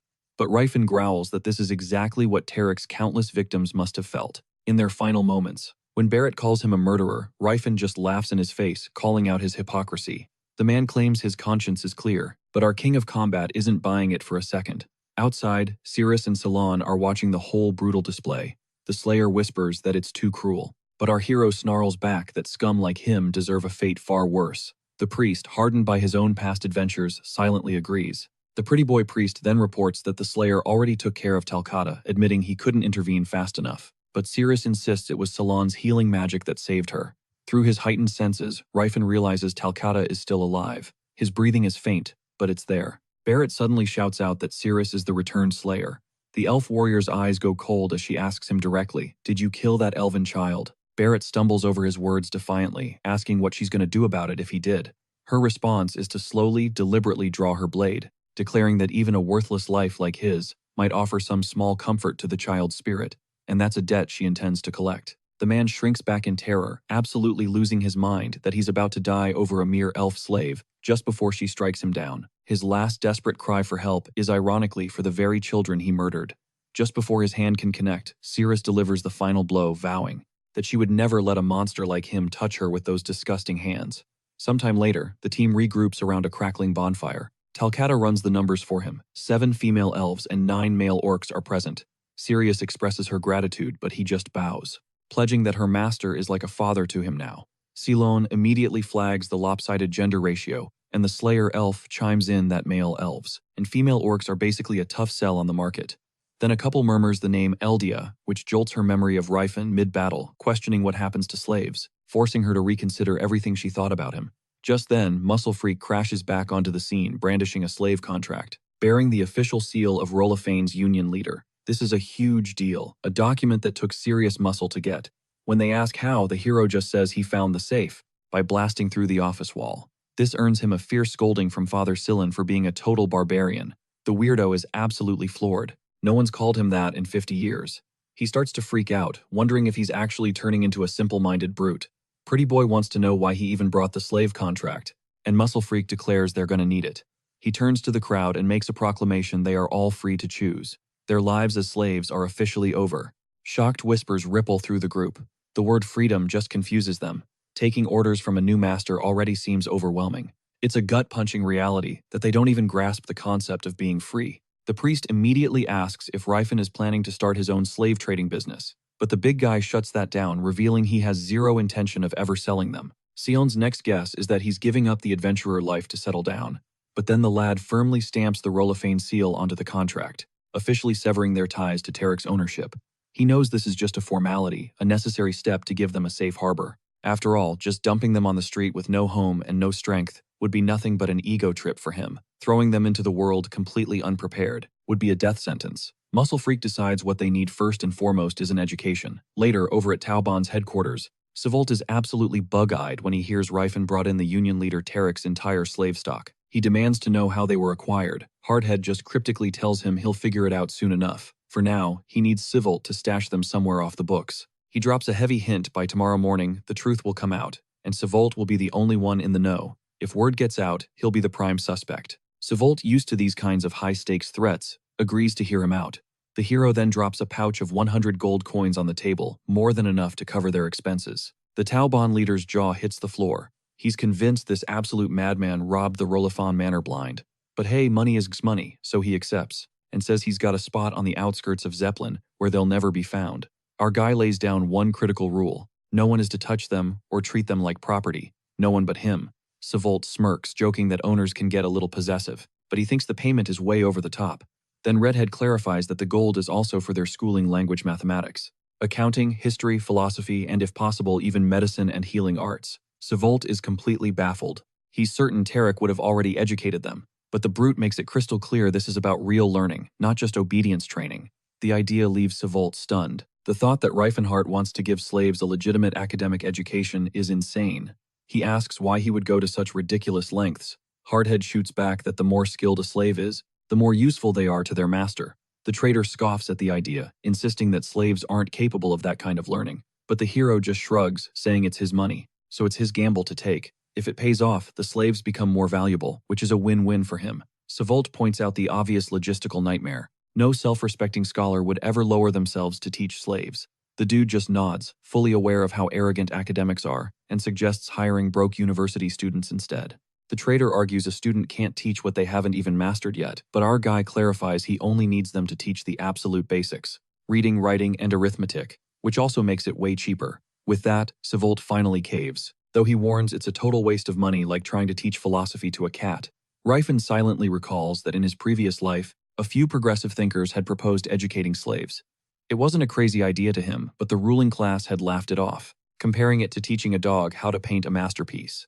The nobility was convinced that all non-human races were fundamentally inferior. That deep-seated arrogance was the very reason slaves were kept ignorant to squash any hope of an uprising. And now Hardhead plans to weaponize that exact prejudice for his own endgame. Once these slaves start learning at an explosive rate, Savolt's mind is going to be blown, and he might even start educating his own assets. After all, smarter slaves are better for business. If this idea catches on, it could spark a revolution across the entire continent, something Ryfin completely failed to achieve in his past life. The great paradigm shift starts right here, right now. Later, back at their place, the big oaf has a sudden realization he gave all his cash to the trader and completely forgot about their own travel fund. He sheepishly asks Pretty Boy if she can spot him some coins. The Slayer deadpans that she could just return her new outfit for a refund. This sends the weirdo into a full-blown panic, begging her not to do it. She suddenly bursts out laughing. It's the first genuine laugh he's ever heard from her since she was enslaved, a detail that completely flies over Ryfin's head. The next morning, the city of Zeppelin is in an absolute uproar. The trade union leader of Rolifon Tarek and his successor, a man named Barry, have both been found dead. With no clear culprit and a storm of conflicting testimonies, the entire case is declared a dead end. Flash forward 2 weeks. Father Sillin is deep in prayer as his purification light arcs over the cursed Sirius, vaporizing undead demons. Ryfin watches them thinking they have incredible synergy. Either Sillin is perfectly matching Sirius's rhythm, or he's been trained for this since he was a kid. He can't help but wonder just how young this kid was when he first set foot on a battlefield. Pretty Boy was turning out to be way more of a powerhouse than he ever expected, with the potential to absolutely smoke his arch-nemesis Saintess Ellen if he keeps this up. But something's nagging at him. Why was Ceylon a total nobody in his past life? Did he die young? Before he can dwell on it, the exhausted priest asks if they've finally reached the Illusion Ruins. He points out the monsters here are way tougher than back in Palton, but admits it's been surprisingly chill since they used the secret entrance. 2 weeks after ditching Chaitin, they finally hit the Graham Kingdom, right at the foot of the Settlard Mountains, home to the legendary lost ruins of Illusion. This is the spot where our boy hopes to get his powers back. At the entrance, Pretty Boy starts whining that the door is sealed with powerful magic and brute force won't do squat, roasting our MC for not hiring a mage. But Ryfin just tells him to chill out. He's got this. Sillin is absolutely shook when he finds out this psycho was actually a mage. The idea of a martial mage, someone who's a beast in combat with an aura and magic, completely shatters his brain. The kid starts yelling about how unfair it all is, how he grinds non-stop for barely any gains. Then he notices Hardhead is gathering an insane amount of mana, way more than needed for a measly 3-circle spell. After 30 straight minutes of focusing, the absolute unit cracks the seal and swings the gate wide open. Pretty Boy, still fuming, warns him to never ever tell anyone he's a mage. See, in his first life, Ryfin was the GOAT, the world's first 10-circle mage. He came here, searching for a Lucian's voice to get his magic back, but the place is totally empty.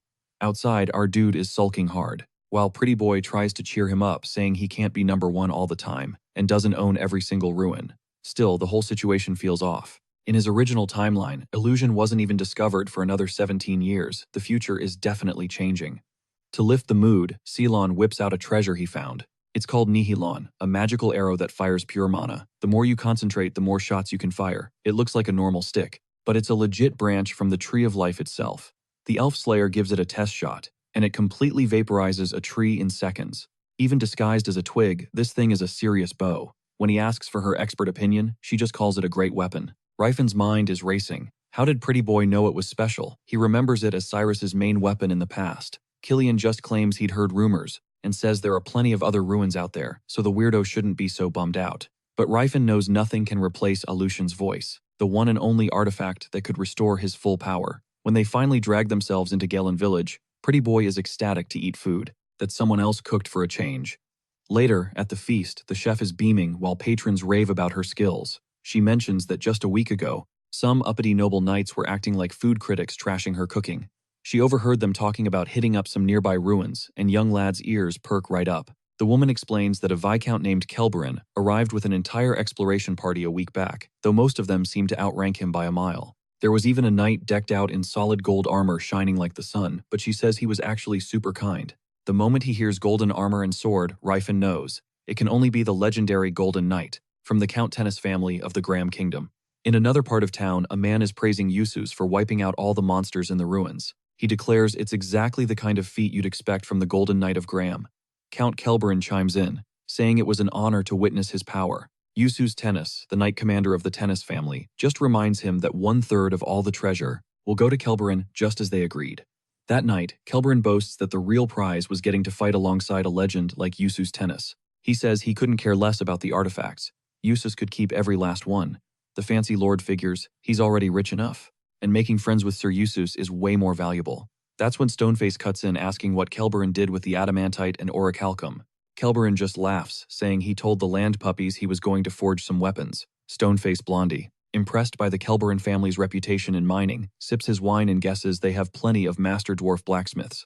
Flattered, the Viscount tries to introduce his daughters to the Golden Knight, completely ignoring the fact that Yusus is a married man. Yusus politely shuts him down. But when the Viscount casually brings up a younger sibling, Stoneface shatters his glass, his eyes blazing with fury. He growls that he has no sibling, plunging the room into a dead silence as the Viscount stammers out a pathetic apology. Just then, total chaos erupts outside, and a man comes barreling into the room. The Viscount demands a status report. The messenger screams that a demon just clawed its way out of one of the relics.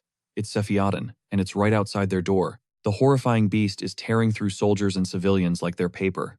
But Yusus remains perfectly calm. He just wonders aloud if a summoning artifact got mixed in with the haul. Then he curses someone under his breath, calling them a stupid jerk. A veteran warrior starts barking orders, yelling for civilians to evacuate mages to the rear and knights to form a shield wall. The mages bombard Sephiatin with ice spells, trapping it in a prison of ice as the warrior orders his men to bind its legs and hold the line until the commander arrives. But then he freezes in horror as some kid named Russ is already charging the demon head-on, shouting that no foe can stand before the Tennis family's sword. The cocky brat manages to slash its face, but Sephiatin just backhands him into a wall before crushing the old warrior, who called him an idiot. Russ hits the dirt, his head split open and gushing blood. His brother's hushed words are cut short when Sir Euseus strides in ordering Sir Lot to forget these clowns and act like a knight. Euseus then levels an icy stare at Russ, and sneers asking what gives his brother the right. He warns him that the legendary knights of Tennis aren't bred from back-alley mutts, words that land like a punch to Russ's gut. The Golden Knight then pivots toward Sephiatin, a demonic beast that no non-aura user could ever hope to challenge, and roars for Eldred to awaken. A blinding golden light erupts from his armor until he's gleaming from head to toe, ready to throw down with the otherworldly monster. In another part of town, Father Silent is hyping up Graham's famous Golden Knight, Sir Yusus, to Iron Fist Ryfin. He's completely shook when the mountain-raised slab of muscle admits he's never even heard the name. Pretty Boy chimes in that Yusus is one of the continent's most cracked magic swordsmen, able to go toe-to-toe with any aura user. Even Ciri's heard of him. Out of nowhere, Ryfin asks if Ciri likes her new PJs, and she just nods. Salon counters that. If Yusus's power just comes from a magic item, then comparing him to an actual aura user is a whole different ballgame.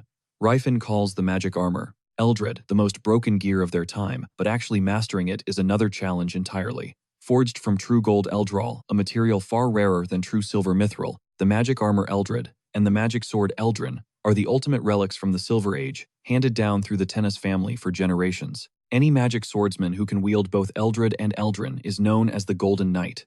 Just uttering the command Eldred unleashes a devastating surge of power, putting him on par with an aura user, but only if you have the skill to handle it. Back on the field, the Golden Knight commands himself to become a feather, riding the currents of the wind. Then Yusus, a blur of golden plate, launches himself at the demon and ignites the power of Eldrin. His 8th circle spell, Material Destruction, erupts and plunges the entire battlefield into chaos. Ryfin reflects that the House of Tennis has truly mastered the art of unleashing Eldred's true potential, but even the best tools in the world don't guarantee you'll be the strongest. Salon points out that Ryfin seems to hold magic swordsmen in high esteem, which is weird since aura users usually look down on them. But Tennis County's skill with magic armor can blow most sword techniques out of the water.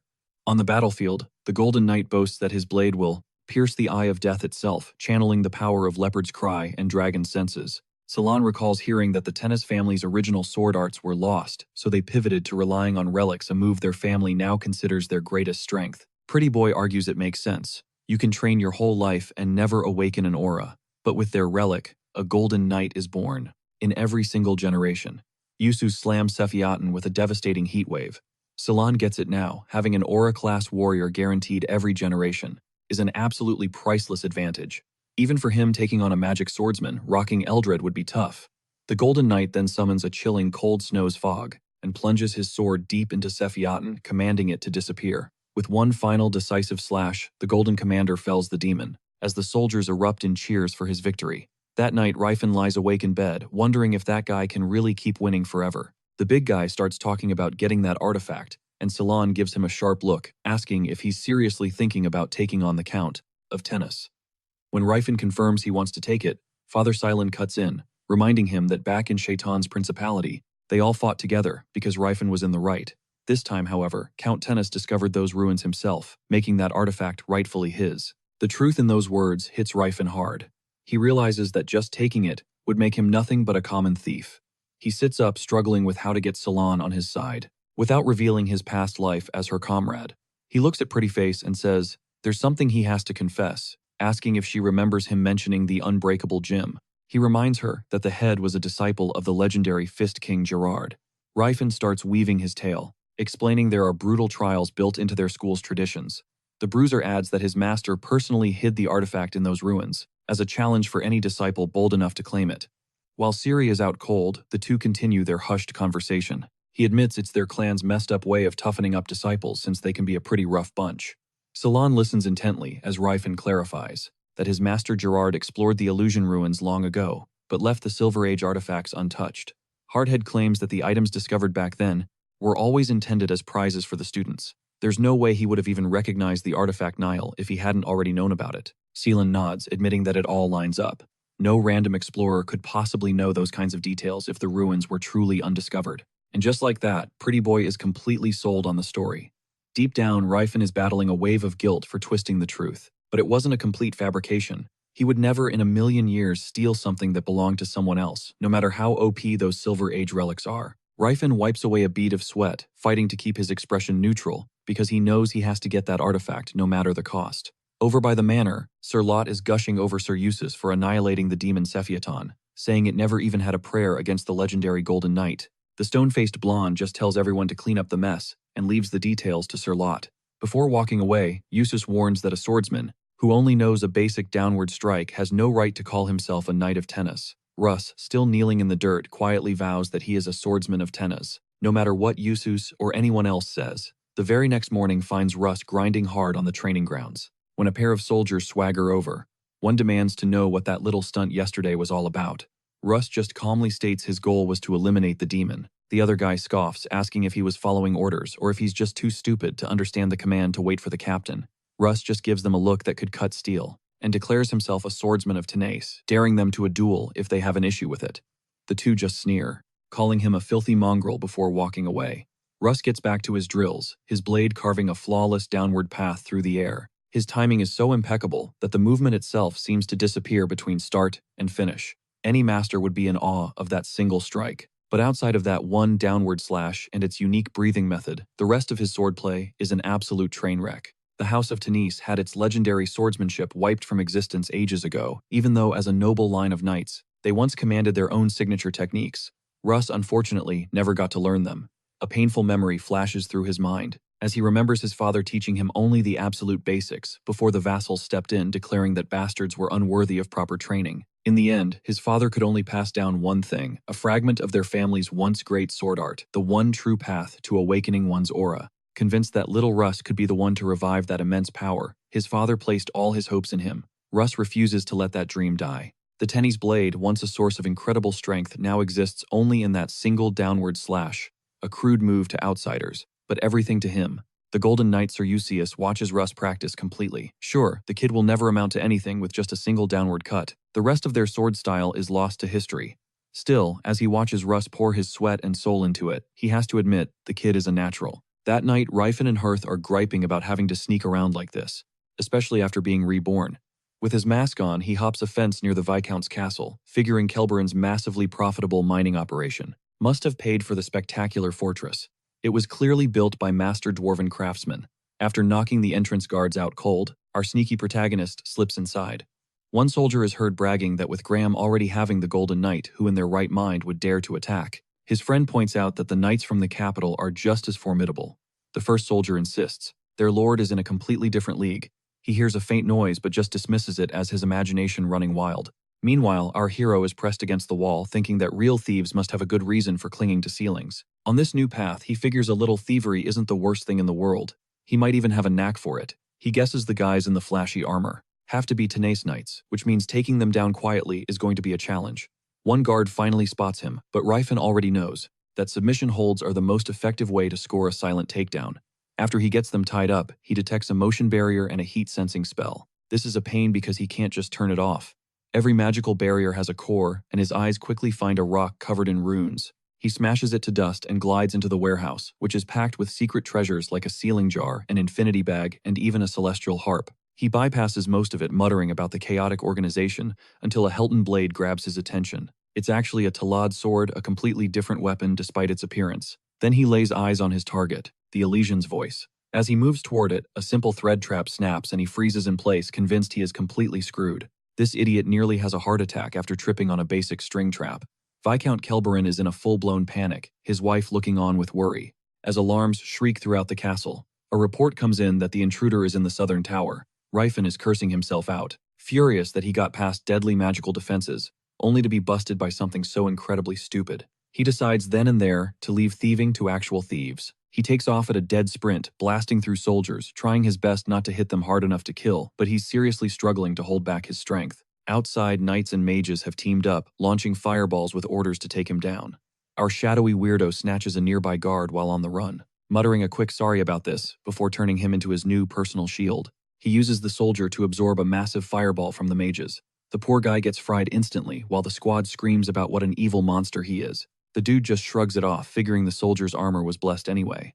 Then a knight unleashes a volley of arrows, which he parries only to see the superheated metal melt and form chains around him. He realizes they're trying to restrain him, not just kill him, and has to admit, they're pretty good. Someone yells for Surgar to move in, and for Jode to cast Flame Arc. Ryfin knows he's in serious trouble, if even the rank-and-file knights can throw around magic that powerful. Then from out of nowhere, Russ tosses his shield aside and launches himself forward, ready to give this masked jerk a lethal taste of a tenace sword. Sir Lot is screaming for him to fall back, but Ryfin has no clue who this lunatic even is. Lot commands Russ to get back into formation, but Russ is deaf to the world, literally shoving his own allies aside to get to the intruder. The rugged fighter watches him come. His breathing, his footwork, his swing, it all seems totally unremarkable. And yet there's something about the strike that defies all logic. Russ's one swing shatters the molten chains, but before he can mount a follow-up, our stealthy hero slams a punch into his solar plexus, sending him flying. The kid notes that even with an attack that strong, the intruder couldn't dodge it, which proves he's not a well-rounded fighter. Suddenly, the Golden Knight of Graham makes his grand entrance. The Golden Knight lunges, but Ryfin casually bats the attack aside. Okay, this dude is no random intruder. He's on a whole other level. When Ryfin insists he has his reasons, Eustace fires back, that those can wait. Living by the motto to always strike first, Ryfin explodes toward the Golden Knight, ready to throw down. Steel screams against steel as they erupt in a blur of motion, dodging, parrying, and probing each other's defenses, while the soldiers watch completely frozen. They're just speechless at the high-level duel unfolding.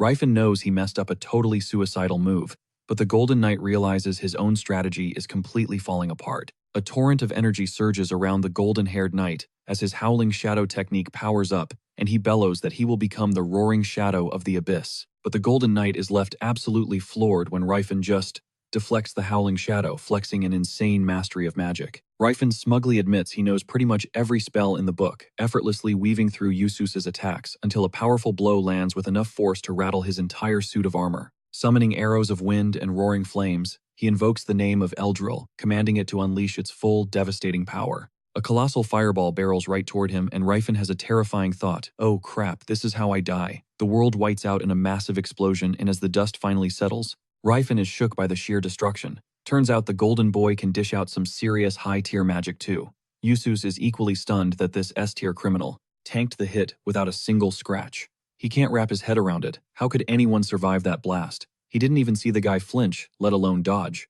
For someone whose vision pierces beyond human limits, the Golden Knight starts to suspect the truth. This intruder, he might be an aura user. He follows up with a corrosive acid mist, but Ryfin just nonchalantly blows it away with a blast of wind before rushing straight at Eustace. He slams a devastating punch into his gut before the knight can even blink. And with that one blow, Eustace's suspicion is confirmed. This guy is 100% an aura user. Ryfin unleashes a furious barrage of punches, but the Golden Knight parries every single one with his blade, realizing he completely underestimated this man's power. His entire strategy shifts. Now that he knows he's up against an aura user, the game has changed. He roars that the legendary Sword of Themis is more than a match for any aura, but Ryfin just grinds his teeth in frustration, as if aura users weren't already a massive pain. This guy had to be a magic spammer too. The epic clash pulls in every eye, and Yusus declares that it's all starting to add up. Of course, someone powerful enough to be an aura user would have the guts to attempt to heist this insane. Rifen, meanwhile, is floored. How did the Golden Knight figure it out? He's been deliberately hiding Jim Unbreakable's signature golden aura because it's way too extra. And he's not about to reveal his hand just because this blonde knight got suspicious. Yusus, on the other hand, finds the whole situation sketchy. Why would someone with this much power be hiding it? He comes to a conclusion: this guy must be a total noob. He must have just awakened his aura recently, meaning he's no real threat. Convinced of this, Yusus calls on Eldril, asking for the power to obliterate his foe completely. Rifen feels the air crackle with danger as the light of Eldril gathers to swallow him whole. Then he spots a familiar golden sheen and sends a silent prayer of thanks to the heavens that his opponent is the Golden Knight. As the blinding attack descends, Rifen digs his heels in, throwing up a spiral guard to defend. He takes the blast head-on. A brilliant golden flash detonates, and when the smoke clears, Sir Yusus is absolutely speechless. The invader blocked the light of Eldril. Again. Rifen's spiral guard was a split second too slow though, and he feels a sharp sting from the impact. Without a second to waste, Rifen vaults off the roof and vanishes into thin air. Yusus moves to give chase, but Sir Lot's voice cuts through, demanding to know what he's doing. The commander barks orders for Lot to check the relic chamber for missing items and form a search party, declaring there's no way this intruder is getting away. When Lot asks if the target is dead, the Golden Knight just scoffs. An attack like that, it wouldn't even scratch a guy like him. Elsewhere, Cyrus violently shakes Cylon awake, screaming that she has a terrible feeling about Rifen. At that exact moment, our hero is sinking deep into cold, dark water. By morning, Cyrus is parkouring across the rooftops, dragging a dazed Cylon behind her as the whole town shouts about a thief on the loose. Cylon whines that being dragged around like a sack of potatoes is seriously killing his vibe. Their luck runs out when a citizen points a knight right in their direction. In seconds, every knight in the city has their eyes locked on Cyrus, as cries echo out that the girl is cornered, with nowhere left to run. Right on cue, the Slayer unleashes her power, Nihil sending the knights flying like bowling pins. The Golden Knight hears the commotion and demands a status report from Sir Lot, who explains these aren't your average street thugs. That's all Yusus needs to hear, as he draws his sword ready to step in personally. Meanwhile, Cyrus yells for Cylon, who seems more than ready for his Slayer-powered piggyback ride. He even jokes about when Rifen is finally going to teach him how to get ripped. In a blur, she sidesteps Yusus's Blade of the Wind, and her eyes go wide. She knows him instantly, the Golden Knight of Graham. He's shocked. He once gave a rare sword to an elf. On top of that, a high-ranking priest is with them, proving to Sir Yusus these are no common thieves. Cylon can't believe that moron actually got caught. Suddenly, the Golden Knight swoops in, tossing Cyrus aside as the situation starts to get real. And just like that, Cyrus finds herself squaring off against the ferocious Golden Knight, a matchup she never ever saw coming. Rifen's eyes flutter open. He feels like he's been hit by a truck, and he has no clue where he is. The guy knows it was a monumentally stupid move, to fight a dude in the world's strongest armor while handicapped by a bandaged-up shackle. Still, at least he managed to swipe Lucian's orb. But seriously, where the heck is he? Just then, an old dwarf named Hethos appears, asking if he's alright, and more importantly, if he can eat. Even though every muscle screams at him, Rifan forces himself up, insisting he's fine, so Hethos has Miss Tilla whip up some barley porridge. In walks Tilla of the Steel Hammer tribe. She might look like a kid, but don't get it twisted, she's a full-grown dwarven warrior. She places the bowl down, and our muscle-bound hero is immediately suspicious. Dwarves being this friendly with a human, that almost never happens. His doubts are basically confirmed when an elder enters the room, introducing himself as Gelfid, an Alpath, priest from the Delphistone clan. He's thrilled to see their so-called savior is finally awake. Gelfid then drops a bombshell 6 years ago. Their great priest received a divine message from Alpath himself, foretelling of a man with a body of steel and a brilliant mind who would emerge from a path of darkness. This man would carry the tears of the northern wind and was destined to literally rewrite fate, which in plain talk meant a super-jacked dude with a galaxy brain was going to pop out of an ice cave, and they needed to rescue him and treat him like the chosen one. The priest even broadcasted this prophecy across the entire continent. Gelfid has spent every single winter waiting for this hero to appear. All Rifan can do is let out a nervous laugh, realizing that Alpath totally came in clutch for him. See, Alpath is the dwarves' god, and he occasionally drops these divine DMs on his followers. 6 years ago, at the exact moment Rifan regressed, the god sent this message out. Apparently this deity has one-day shipping. Rifan can't believe Alpath has his back again, especially after he fumbled so badly the first time. He's beyond grateful for this second shot, silently vowing he won't screw it up this time. When asked, Gelfid declares that Alpath never makes mistakes, so everything they've done was for their savior. Miss Tilla then points out how insanely fast Rifan is healing, and our hero gives all the credit to the little warrior. She blushes, saying all she did was make some porridge. He just grins, confident that a good meal is the ultimate recovery hack. The pint-sized powerhouse then asks if she should get Priest Gelfeed, who had something to discuss. Rifan, however, insists on finding the priest himself. Tilla is not having it, and basically becomes his personal crutch, which totally weirds him out as this tiny warrior leads the way. The Steelhammer tribe are mountain dwarves, enslaved under the Kelberan Viscounty, yet they've fiercely held onto their faith and traditions, unlike the orcs or elves. Dwarves are only ever enslaved for their insane technical skills that humans can't even touch. It's said they can hear the earth itself whisper, guiding them to rich mineral veins. They're sold in family units, a cruel tactic to keep them effective, and their culture intact, priests included. This is how they've become the secret architects of empires, the only ones who truly understand how society is built. Tilla tells him there are 60 of them, all considered property of Viscount Kelburn, with most of the men slaving away in the Settlard mountain mines. To prevent any uprisings, the humans hold their families hostage. The news hits Rifan hard, and he quietly apologizes for asking. Just then, Gelfeed approaches to greet their savior, but Rifan Hart immediately thanks them for nursing him back to health, and tells the old dwarf to just call him Rifan. The priest admits he doesn't fully understand why Rifan is the chosen one, only that he clearly doesn't view dwarves as slaves. He's always treated them as equals for sure, but changing the destiny of an entire species is a whole other level of epic. Gelfeid still has no clue why Alpath chose a human, but they are clinging to the Oracle's promise with everything they have. They believe against all odds that this man is their salvation. For the time being, Rifan figures his best move is to cooperate. The old dwarf studies him with an unnerving look, as if he already knows Rifan is their destined hero. Shaking it off, the big guy asks what Gelfeid wanted to talk about. The priest reveals that the great priest, Michelin Alpath's high priest, and the literal pillar of all dwarven kind wishes to see him. A slight smile plays on Riefenhardt's lips. He knows Michelin was already the high priest 30 years ago. Gelfeid seems worried that the hulking man might dismiss this as crazy talk since humans are deaf to the sound of truth. He's relieved when the Man of Steel just remains cool and receptive. In his past life, the Antares Empire fell to ruin. Terrified it could happen again, he thinks, meeting the wise Michelin might be the key to forging a better plan. Gelfeid explains, Michelin is at the Grand Forge, Alpath's great temple, a sacred place known to only a handful of dwarves. They'll need a guide, and Miss Tilla, the last of her tribe with a warrior's blood, is ready to take him there. Gelfeid can't help but notice how this mysterious man seems to already know so much. He can practically hear Rifan's thoughts, catching the vibe that this guy already knew about their high priest and the Grand Forge. The old dwarf sighs, noting that most humans avoid dwarves who can hear the sound of truth. When Rifan casually admits he knew that too, Gelfeid's curiosity hits a fever pitch. He presses him, asking just how much he knows. But this titan of a man just apologizes, saying it's too early to spill the beans. Suddenly, Hethos crashes into the room in a full-blown panic, asking if Rifan has companions, a young boy and an elf. He reports that they've been captured and tossed into Viscount Kelburn's castle. Cut to the fortress where Golden Boy is absolutely raging, demanding everyone hunt for the thief at all costs. Eustace orders his men to ditch their honor and use any torture necessary to make them talk. The Golden Knight is stunned, looking at a mere elf, who is somehow wielding an advanced magic sword, a weapon reserved for a knight captain or higher. On top of that, there's a villainous priest, who's packing enough divine power to go toe-to-toe with an archbishop. Desperate to uncover their secrets, he commands a pair of twisted individuals to handle the interrogation. Hurt them or end them. Barras and Lento are totally lost on what to do with the captives.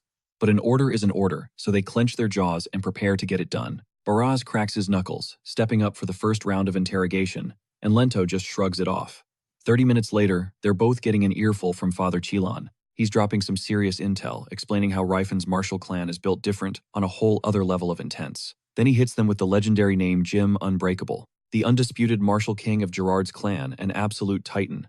He breaks down their savage training regimen while the two goons just sit there unable to get a single word in. Silan stresses that this is just their standard training, a warm-up that no normal human could possibly survive. Prettyface isn't buying it, his expression hardening. He argues that there's no way those warriors endured something so savage. He starts ranting about their last exam being a total setup. Their mission was to recover a relic. But plot twist, the Tanny's household was already holding it. Silan then reveals just how brutally the clan deals with failure. The skinny prisoner suddenly spills everything, revealing that Rifan decided to jack the relic anyway, because it was originally Jim Unbreakable's property. He explains that the martial king never imagined the Tanny's family would actually find the relic, and their innocence is obvious, since the ancient ruins are a total mystery to everyone. The priest adds that he only got involved after our boy's story started making perfect sense. Barras is just shell-shocked watching their prisoner sing like a canary, without them even laying a finger on him. Eventually, the priest's mouth goes dry from all the talking, and he practically dives for the water Seelan offers. Baraz can only think, dude, are you supposed to be telling us all this? He's seriously questioning if this priest is being a very good friend right now. But the scrawny guy insists it's no big secret. Baraz is still sweating though. If the world found out the martial king's chosen successor was a thief, his entire reputation would be torched. Father Chilan just scoffs, pointing out that, if Ryfin gave a damn about his reputation, he never would have attempted such a high-stakes heist in the first place. This gets Baraz thinking, and he asks if they have any idea where the relic is now. Silan admits they were just the cleanup crew waiting for the signal. Baraz completely freaks out, demanding a way to get in contact with them. Dollface, however, calmly points out that no real aura user would ever fail at something as basic as a simple theft. Barris hates to admit it, but he knows the kid has a point. Meanwhile, the other weirdo is left wondering if every interrogation is this bizarrely chill. But as soon as the talking stops, everyone feels it, something is seriously wrong. Over in the woods, Miss Tila is amazed at how quickly the redhead tracked a deer. Ryfin just shrugs, saying it's a simple trick for any aura user. He explains you just have to expand your senses and lock onto the trail, a skill that any professional hunter would kill for. He asks if they're still inside Kelberin territory, where hunting is strictly forbidden. Tila just rolls her eyes, completely unbothered by such petty rules. Her attitude flips a switch in Ryfin's head. He realizes he can't let himself be tied down by trivial laws if his ultimate goal is to free the otherworldly species. So what if it's technically illegal? All that matters now is recovering his strength and fast. He takes one bite of the roasted meat and… Tila's jaw drops. His muscles are pulsing with a golden aura. She wonders if he's actively healing. Ryfin tests his power, whipping a punch through the air, which unleashes a shockwave that nearly knocks her off her feet. A confident grin spreads across his face as he declares, "I'm back at 100%. Back at the manor, Yusu's Tanis, Graham's legendary golden knight, stares out a window, absolutely certain it was no mere coincidence that the rugged stranger went after that one relic above all others. His mind flashes back to a meeting from 1 month ago, when a mysterious man approached him. The man revealed the sigil of the Sage of Silver, a test to see if Yusus was truly the heir to the Tani's legacy. That was the very day Yusus had been named successor. His father had then revealed a deep family secret, their connection to an ancient order called the Sage of Silver. These sages were beings of immense power capable of toppling entire nations. Their wisdom and technology were light years beyond anything in the modern world. They operate in the shadows, revealing themselves only when humanity itself is on the brink of collapse. Among their ranks, a king is considered nothing more than a mid-level agent. Yusus remembered bowing as the Sage of Silver handed him a scroll, entrusting the exploration of the illusion ruins to the Tanis household. The sage was claiming all the relics within, but he tasked them with retrieving just one specific item, a piece known as Illusion's Voice. The mission came with a dire warning fail, and the Tanis family would be erased from history. The weight of that command presses down on him even now. Just then, Barras and Lento enter to report. They've wrapped up the interrogation of their two captives. Their story lines up, but they add that something about it feels deeply wrong, which immediately gets Yusus's full attention. Down at the gate, a soldier named Drainspots, a familiar face, and starts trembling the pure chaos from yesterday, replaying in his mind. None of them could have ever prepared for waking up to that kind of attack. As just regular soldiers, they know they have zero chance against a monster who can literally punch through solid armor. Drain sends up a silent prayer that he never crosses paths with that man again. The word is the relic got stolen, and since Sir Yusus is holding the thief's buddies, there's a pretty good chance the guy will be back for a rescue mission. With a heavy sigh, Drain just hopes that if the man shows, he makes it quick and painless like last time. In that exact moment, his partner sees a terrifying figure approaching. It's the fist guy, whispering two words into the wind, Calamity Horn. Meanwhile, Yusus learns that the thief is from a group calling themselves Jim Unbreakable. He can't wrap his head around why the all-powerful Sage of Silver would be interested in them. Blondie is still skeptical of their story, but the real wild card is Silan.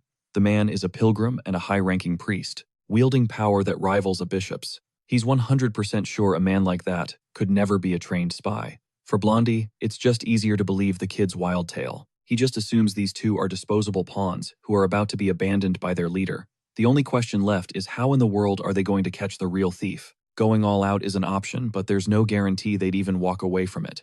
Suddenly, an earth-shattering explosion rips through the air, making the Golden Knight whip his head around. He knows instantly the thief is back, and he heard his friends were here. The blast sends the entire castle into a frenzy, while Barris rallies the Tennis Knights, ordering them to unleash their true power. He vows that tonight will not be a repeat of last night. But the Man of Steel just smirks. He's on a different level now too. Sir Lot barks an order for Barris and Lento to charge, but a single devastating punch from Ryfen sends both of them flying. The absolute tank of a man calmly explains that shields are basically useless against aura attacks, and it's obvious these knights have never fought an aura user in their lives. Out of nowhere, the mages deploy their so-called priest's protection, screaming curses at the thief for decking Barris and Lento. But this brick wall of a man just stomps his foot once, and the resulting shockwave sends the mages tumbling through the air. They launch a volley of ice flame arrows and a lightning storm, but Ryfin drops them all, with a barrage of rapid-fire aura bullets. As they're sent flying, they scream obscenities at him. He just figures that if they're supposedly skilled mages, they can handle a little roughhousing, though he admits he expected one or two of them to put up a better fight. His next targets are the priests, who start yelling for him to fight like an honorable aura user, instead of resorting to such cowardly moves. Ryfin can't believe the nerve of these clowns trying to jump him while preaching about honor. The soldiers can only watch in horror as he effortlessly chokes out priests and snatches Father Lauren, who begs for his life, babbling that some priests get stronger when injured. So Ryfin just knocks them out clean instead. With Father Smard next on his list, the remaining soldiers scramble to swarm the unstoppable thief. They're floored by how much more powerful he is today. This is the untamed raw energy of a true aura master. Suddenly, Sir Lot spots their resident loose cannon. Russ just standing on the field and absolutely loses it, demanding to know what he's doing. He rages at the fool for always recklessly charging into battle, when he's told to hold back, yet now he's just chilling. Sir Lot, utterly disgusted with the bastard, decides he's disowning him the second they get home. But Russ is frozen in place, completely awestruck by the aura flowing from Ryfin, like a brilliant river of light controlling and amplifying his power at will. For the first time in his life, he can clearly read the thief's flow of energy and predict his movements, a skill no one ever taught him. He understands now. The man's breathing, his energy control. It belongs to someone who has reached the absolute zenith of martial arts. His mind is completely blown. Russ suddenly sees exactly how he's supposed to move in a fight of this caliber, stunned by the thief's flawless technique. While the iron-fisted warrior continues to tear through the soldiers, Ryfin finally spots the main event commander Sir Eustace wielding his legendary Eldrad. The Golden Boy yells out, demanding to know what he's done to his knights. Ryfin just shoots him a wicked grin and starts trolling the stone-faced blonde. He calls him out, asking why he's pretending he just arrived, when he was obviously spectating from behind the wall. The accusation makes Eustace clench his teeth in fury. He's seething, wondering how this guy could have possibly known. With a cocky smirk, our guy explains that the magic armor might grant Yusu's aura-level power, but it doesn't give him aura-level senses. He deduces that Yusu's wanted to gauge his strength, but using his own men as cannon fodder is a seriously messed up move. It totally trashes the fair and just image of the Golden Knight that everyone talks about. As Yusus grinds his teeth, the soldiers nervously insist their commander would never do something so dishonorable. The brawler points out that there's no other explanation for a high and mighty knight showing up this late. He could have gotten here way faster, even if he'd been taking a shower. Yusu's practically glowing with rage, claims he just overslept, but Ryfin is not buying that lame excuse for a second. No one could sleep through a wall being demolished. He even mocks him, asking if he's some kind of sleeping beauty. That is the last straw. Yusus ignites his Eldrad, vowing to make the thief pay for staining the honor of tennis, as he transforms into the radiant Golden Knight. The junior king of Fist braces himself. The real fight is about to begin. In a blinding flash, Yusus lunges at the muscle-bound freak, channeling the flow of purity into his blade. Totally hyped, Ryfin wonders if that's the legendary sword of pure mana, the perfect weapon to challenge his aura. Yusus unleashes a furious strike, the clang of steel on Fist echoing across the battlefield. Ryfin knows his body is tough, but it can't block an arcane weapon head-on. And yet, as Yusus's slash descends, Ryfin's spiral guard flares into existence, deflecting the blow and completely turning the tables. Meanwhile, in the prison, Sirius and Father Silone listen to the distant sounds of battle, wondering what's going on. The Slayer girl immediately figures it must be Ryfin Hart, staging a one-man rescue mission. Celine teases her for acting like she doesn't care, even though it's obvious she completely believes it's him, which makes her blush furiously. While they eat, Sirius gets lost in thought, confused as to why Ryfin is being so kind to her. Celine just jokes that the guy must have a thing for elves. Sirius admits that at first she just thought he was some kind of hardcore role player. The doll-faced girl has to agree he totally gave off that vibe. But then she recalls the intensity in his gaze and knows his motives run deeper. The Pilgrim Boy chimes in that this kind of talk about a guy being special and different is exactly what women say right before they get married and end up cursing their husbands for life. Or so he was told by a nun at his orphanage. Sirius just stares, wondering what kind of unhinged nun teaches a little kid something like that. Silone's mood suddenly sours, and he starts cursing Ryfin for dragging them into his personal war. He grumbles that if Ryfin was going to steal something, he should have been way more careful. Still, the Slayer elf can tell he doesn't actually hold a grudge against the brawler. What's truly eating away at the pretty boy is that by accepting the job, he made himself an accomplice. He feels guilty, because he did nothing to stop the muscle-bound idiot. He understands they can't exactly follow the law to survive. He's hitting 20 next year, putting him just 3 years behind Rifen. Sirius is caught off guard by his sudden maturity. Then she nearly gags when she does the math, and realizes they're only 3 years apart. She'd always mentally pegged Ceylon as being at least 20 years younger. She figures one mean joke about his pretty face would probably make him cry. Just then, the cell door flies open, and a Miss Tilla barges in asking if they're Ceylon and Sirius. She drops a bomb she's working for Reifenhart. The mission is simple, it's time to escape. Ceylon is completely stunned, but Sirius immediately identifies Tilla as a dwarf. The pretty boy remarks that she looks totally human, aside from her ears. Sirius lets out a laugh, calling him a naive kid just moments after thinking he sounded so grown up. As they sneak out, a guard spots the thief's companions. Before the situation can blow up, Sirius flattens him with a savage kick, instantly shifting into combat mode. Another soldier lunges at her from behind, but Tilla is more than ready. She parries the strike and hurls the attacker away like he's a ragdoll. Our Slayer elf stares completely floored by the dwarf's raw power. Tilla just grins, bragging that dwarves are built different as she urges them to move. Meanwhile, Rifen remains locked in a savage duel with the Golden Knight. He's certain that Tilla's breakout mission is already a success. But Eustace catches the thief's eyes darting toward the underground prison. He starts to wonder if this entire epic battle is just a massive diversion. The Iron Fist smirks, basically confirming he wouldn't be fighting this hard unless something big was on the line. A tidal wave of power explodes around him as he finally stops holding back. The Golden Boy is shaken to his core, realizing this thief hadn't even been fighting at full strength. Eustace lets out a roar, lunging forward and slashing with his sword, Eldrad aiming to cut Rifen clean in half. The tough guy effortlessly flips out of the way and counters with a brutal smack that sends the Golden Knight stumbling backward. Determined to regain control, Eustace faces a relentless barrage as our guy charges up another fist. He slams it into the ground, unleashing a massive shockwave that Eustace is forced to dodge once again. When Eustace invokes the cry of Eldrad, Rifen shoots forward for a gut punch, only to hit nothing but air. It seems the Golden Knight has powered up too, and he's finally taking this fight seriously. In a flash, 5 mirror images of Eustace materialize surrounding Rifen. Every single one of them feels real. Rifen, who had underestimated Eustace's skills against aura users, now knows he was dead wrong. This isn't some cheap illusion. It's a high-level mage technique. This Golden Boy is way more powerful than he let on. All 5 clones blast him with material destruction, but Rifen identifies the real one in a nanosecond and sends him flying with a single punch. Eustace is completely freaking out. The old soul inside Rifen almost pities the guy for not knowing a veteran mage can easily read subtle mana signatures. The Golden Boy screams that the Sword of Tennis has never known defeat and charges in for another attack. But Rifen activates his Spiral Guard, shattering the ice magic, shrugging off a volley of wind arrows, and blocking the breath of corrosion without a single scratch. Our guy just flexes with a cocky grin. He's practically styling on Eustace, whose mind is breaking, trying to figure out how this muscle-bound moron is tanking every single element he's got. Most aura users can't use Spiral Guard, not because it's complex, but because it's deceptively simple. Anyone can coat their body in aura for defense, but to circulate it at the same time, for a perfect offense and defense, it would literally tear their body apart. Only those from Gym Unbreakable possess the insane physique to withstand that kind of strain. Rifen knows it burns a ridiculous amount of aura, but for him, that's not a problem. Eustace is absolutely seething and demands to know who is backing a monster like Rifen. Rifen casually points to his subordinate, which only makes Eustace feel like he's being completely clowned on.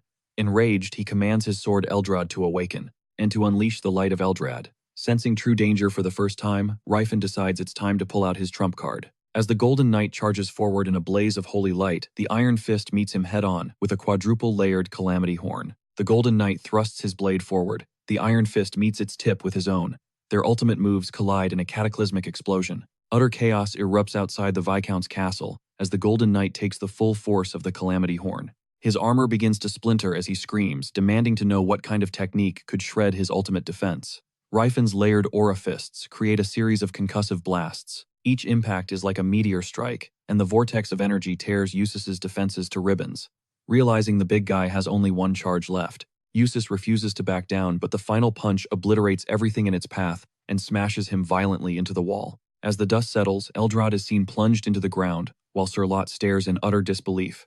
The Sword of Tennis has been defeated. Eldrad's magic flows from the blade itself, so as long as the sword is intact, the armor will slowly regenerate. Even though it could take half a year, the thief walks over and picks up Eldrad, making Eustace think he's about to steal it. But instead, the Iron Fist hands the legendary sword to Lot, with an apology, explaining that he only came for the stolen artifact. Lot is shocked he fought with such ferocity, but without a shred of greed. Though Ryfen secretly thinks Sirius would go crazy for a sword like Eldrad, he'd rather give her the divine light sword Messiah though. Just as he's about to walk away, a subordinate named Rust screams that the tennis sword is not defeated.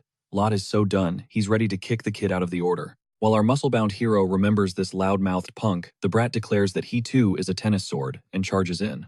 Ryfen looks completely unimpressed. He knows the kid's only move is a simple downward swing, but an unexpected burst of glowing blue energy forces him back. He's shocked to feel a sharp sting he's been cut on his nearly unbreakable frame. In a split second it clicks, that's blade aura, and Russ with a smirk confirms it, declaring he's finally proven himself as the sword of tennis. That brilliant sky blue energy triggers a flash of memory in Ryfen's sword St. Cyrus, the legendary hero who once faced the Demon King. The name escapes his lips, Sword St. Cyrus, and the sound of it absolutely floors Russ. Because his true knighted name is Cyrus von Tennis, he's been dismissed his whole life, stuck with the common name his mother gave him, Russ. Ryfen is furious with himself for not connecting the dots sooner. The Tennis family is famous for the Golden Knight. Now 30 years later, when the Sword Saint emerges, their house is set to become a marquisate, despite the lingering stain of a swordsman who used magic gear. That's why the Golden Knight wasn't on Ryfen's radar. In his past life, the guy was a forgotten footnote in history. The future Sword Saint actually blushes hearing the title. Our stoic hero just plays it off, claiming he must have him confused with someone else. The kid's face falls, his disappointment on full display. Ryfen remembers the legends of Cyrus, painting him as cold and unreadable. But people can change. Done with the conversation, Russ lunges forward, blade aura, blazing only to eat a gut punch that barely even tickles. Ryfen is shocked for a second, but then realizes Cyrus must have used his aura to absorb the impact, and he's seriously impressed by the skill. Not bad for a dude who just unlocked it. Ryfen senses the kid is about to go berserk, and wisely creates some distance. Cyrus attacks again with blinding speed, his strikes completely unpredictable to Ryfen, the man who would become the King of Fist. Ryan Hart can't read a single one of Cyrus's moves because every attack comes from a wild angle no trained fighter would ever use. Combat is built on patterns refined over generations like the unbreakable style his grandpa Gerard drilled into him. But this kid fights like a feral beast with zero form and absolutely no rhythm. He should be an easy counter. And yet there isn't a single opening. Ryfen remembers the old stories that the Sword Saint was a once-in-a-century prodigy, and now he's seeing why. In a flash, he recalls Cyrus bragging that he had slain the 4 heavenly kings. He even took down the great orc warrior Tothid. The claim sounded absurd back then, but seeing Cyrus fight now, Ryfen believes every word. Reborn, the King of Fist is face-to-face with his old rival's greatest opponent. Fired up, he shatters Russ's blade aura with a single explosive punch, leaving the kid utterly stunned. Even then, Russ hefts his sword, declaring he is the blade of tennis. His overhead strike, perfected over years, descends with the power to split the sky. The spirit of a man fated to become his rival all over again. Determined to smash that destiny, Ryfen hammers a vicious punch into his gut and quietly wishes him farewell. But Cyrus refuses to collapse. He's on his knees, struggling to breathe, and he still identifies himself as the sword of tennis that never surrenders. Ryfen gets the chilling urge to finish him, to neutralize a future threat before it grows. But an inner voice tells him to stop, not because Cyrus is innocent, but because taking him out now would steal Tothid's long-awaited shot at revenge. He understands his true purpose is to forge a worthy rival for Tothid. Ryfen spares Cyrus, banking on him growing stronger for their inevitable showdown. In his past life, Tathid's clashes with the Sword Saint only forged them both into legends. Ryfen knows that killing Cyrus at this moment could mess everything up. Declaring that Cyrus is destined to be defeated by Tothid, he turns his back and leaves. Cyrus, shocked and enraged, explodes with aura, letting out a furious roar that startles Sir Lot. Outside, Tilla greets, Ryfen overcome with relief. Her father Silent jokes that they've certainly had a memorable adventure because of him. The pretty boy admits he anticipated some trouble on his pilgrimage, but getting locked up wasn't part of the plan. Then he chews Ryfen out for endangering Sirius, an elf girl in all that chaos. Ryfen panics, demanding to know if anyone touched her, but Sirius just reports that the knights were surprisingly decent. When asked about the relic, Ryfen just shrugs, saying his master told him to retrieve it, and he has no clue what it actually does. He keeps the lie simple so they can get going. Back at the demolished castle, Severus quietly corners Abron. He asks if he truly saw an aura user, and confirms he's with the Tennis Knight Order. As expected, word gets around fast. Eustace hears the chatter about Russ awakening his aura, and is sick with envy. He can't fathom how the bastard son of a harlot could get the power the elders always craved. His own father had a soft spot for Russ, and the very same elders, who once showered Eustace with praise, are now secretly celebrating. The household finally has an aura user, An aura user in the family could catapult the House of Tennis into the upper echelon of nobility. Eustace seethes, wondering where that leaves him. He's convinced that he and Eldrin alone are the true swords of tennis. On a distant cliff, Cyrus is laughing, completely thrilled that awakening his aura has changed everything. He's certain it's only a matter of time before he hunts down that thief and becomes the real sword of tennis.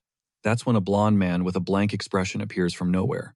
He's curious about this loser's good mood and wants to see this awakened aura for himself. When Cyrus proudly unleashes his blade aura, Eustace calls it beautiful. That comment makes Russ light up, thinking his brother is finally acknowledging him. But then, in an instant, with ice in his veins, the Golden Knight rams his sword deep into Cyrus's gut, while the blonde-haired punk launches a savage counterattack on Russ. He refuses to even acknowledge Russ as a fellow swordsman. With a contemptuous shove of his blade, he sends Russ plunging into the churning river below. But life's a funny thing, and this is a classic trope. The betrayed hero gets tossed into a river, miraculously survives, and crawls back later, burning for revenge. The blonde's buddies roll up asking what happened, and he weaves a tale about how Russ ambushed him, trying to steal the title of patriarch. He claims he just reacted in time.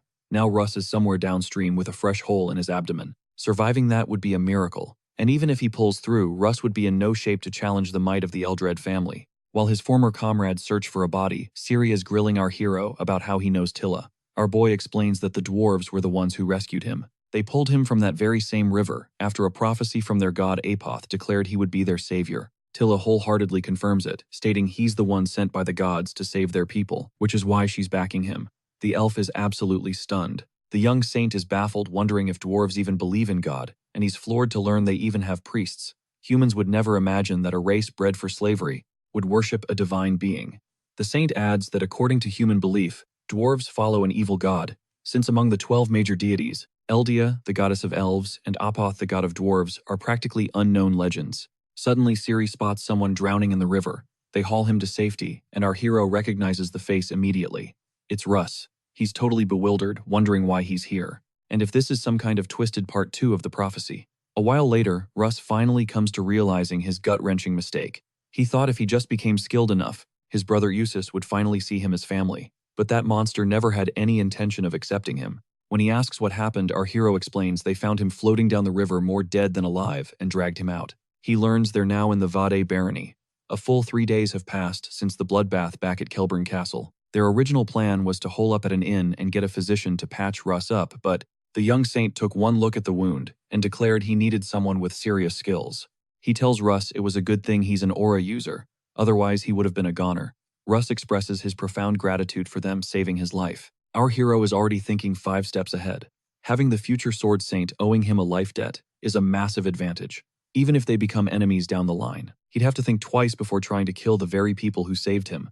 Our protagonist offers him some coin to get back on his feet and head home, but Russ drops a bombshell: he can't go back. He's been branded a traitor who tried to assassinate the heir. This makes everything click for our hero. Russ was supposed to awaken his aura and challenge his brother to an official duel to claim the successor title. At least that's how the story went in his previous life. With nowhere else to turn, a desperate Russ asks if he can join them on their quest. He needs to repay his debt, and he's thankful to our hero for helping him awaken his aura. Now, he wants to become even stronger by learning directly from him. The protagonist tries to play it cool, but Russ insists, saying it's enough to know that he is the Marshal, King Gerard's hand-picked successor. In the original timeline, Russ roamed the nation hunting for other aura users to hone his skills, but as a wanted man, that path is now closed to him. That means he has no other option but to seek knowledge from other nations. Aura masters, and our hero just happened to be the one who found him. He's freaking out internally that the legendary sword Saint Cyrus is now his subordinate. Flipping a future enemy into a powerful ally isn't a bad outcome, but the hero Alex and the Saint Ellen probably haven't even been born yet. Tesseron is completely out of the picture, leaving only the image of Light Jade, but he just can't accept Russ. Even with the guy begging to join him, our hero finally relents and agrees to let Russ travel with their party. Elsewhere, Eustace reports his failure to the Sage of Silver, admitting he couldn't complete the mission. Sage Leston is deeply disappointed. He now realizes he completely overestimated the boy. Eustace continues to apologize, terrified by the sheer power of the sage, who is speaking to him through nothing more than an illusion.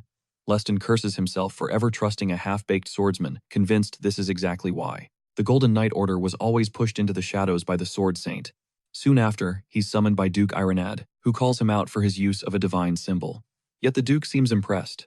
No one in the annals of history has ever awakened their aura at the tender age of 20. His production capabilities are off the charts, and have been instrumental in securing humanity's survival. That's the sole reason he was recommended for the Sages of Silver, despite his youth and inexperience. Purely because of his future potential, the Duke informs him that there won't be any disciplinary action this time. It's not like he caused a major disaster with the divine symbol, but he sternly warns him to remember his place. He first calls him by his name Leston, but then switches to his title Tesron. The Sages of Silver are the guardians of mankind, the secret society that controls the continent from the shadows. Their power is so immense, they can decide the fate of an entire nation. The problem is, Leston is at the very bottom of that food chain. He barely even managed to get his foot in the door. But his journey is far from over. The Demon King, a being who once plunged the entire world into an age of terror, has just been reborn. Now he's packing the unyielding body of a warrior and the genius mind of a grand mage. The real question is, who could possibly stop the living nightmare he's about to unleash? Tesron knows he has to make a move, and fast. He's plotting to take down the hero before he can reclaim his full cataclysmic power. From Tesron's point of view, it's a disaster that he even got his hands on the illusion's voice. But even for the freaking Demon King, powering back up to 100% shouldn't be a walk in the park. You see, the illusion's voice is hiding a secret weapon, the Four Symbols relic. And according to Jade, those artifacts are the exact source of the Demon King's original insane power. So the mission is clear: secure the Four Symbols relic before the hero can claim it. Meanwhile, back with the hero's crew, Russ is totally baffled that they're deciding chores by drawing straws. I mean, they could just make the elf slave do all the work, right? He straight up asks our boy what the deal is. And the hero's answer hits different. He explains that even though the world sees them as property, he refuses to treat them that way. To him, they're not slaves. They're his treasured companions. Russ had heard the rumors that this group was full of weirdos and absolute monsters in combat. But no matter what kind of guy the hero is, Russ has sworn an oath of loyalty until the day he finally masters the blade. Until then, he's all in. A little later, our hero decides to boot up the illusion's voice and test out the beginner-level challenge. He's getting bored of the default VR skin, so he customizes the background for a change of scenery. The training begins a flurry of attacks against magical tiles. As the speed ramps up, he starts to struggle, but he just barely clutches the win and clears the level. The illusion's voice is super efficient for training, but it's bloated with useless features like this artifact mode. Apparently, it was some kind of educational tool way back in the Silver Age. It lets you choose from all kinds of environments like a casino, a high school, or a park. The whole thing is decked out with hype music and cheering NPCs, and you get showered with points every time you clear a stage. It's a massive motivation boost that also levels you up. He can't help but wonder just how much people in the Silver Age must have despised studying. They had to gamify it this hard. Or maybe knowledge was so common back then that it was basically worthless. Still, this system is his ticket to recovering a serious chunk of his magical power. After traveling for a while, the crew finally arrives at the city of Trezand. This place is a massive military and commercial hub, the crossroads for all the northern trade routes. Just as planned, the old man delivers all the intel he was asked to gather. With this, he can finally piece together his body's history, since he supposedly lost his mind at the age of 16. The records say he had a total breakdown from some mysterious mental illness, insisting he was Tesron, not Reifenhart. This confirms it. The Martial King Tesron was reborn in this era. It's not a simple reincarnation. Tesron and the hero are body swapping. Our protagonist is shook. He never saw this twist coming. The intel also reveals that his body left Delphi's Mage Tower at age 20, and then completely vanished off the grid. He figures this is probably the limit of what a merchant guild could dig up. Back in his past life, Tesron didn't become an official mage until his late 20s. It wasn't because he lacked the skill. His superiors just wouldn't sign off on him leaving the tower. So, our boy is left wondering how his body even managed to escape. To get the real story, he decides he needs to hire a capable bounty hunter from the Tauban trade union. The hero gathers everyone and announces they're shipping out at dawn. He's keeping the true destination on the down low for now. Elsewhere, Silon and Russ are just chatting about how humble the hero is, always hiding his real strength. And just out of earshot, the hero himself is wrestling with a tough choice. Is it really safe to bring the young Saint and Russ along to Grand Forge? He makes his decision. It's time to come clean about where they're really headed. But first, he needs to lay his ultimate goal on the table. He needs them to understand his core belief that elves, dwarves, and orcs are not property. His dream is to build a world where every single one of them is free. He spells it out for them. These are beings with their own thoughts and feelings, not just mindless beasts to be ordered around. But it doesn't stop there.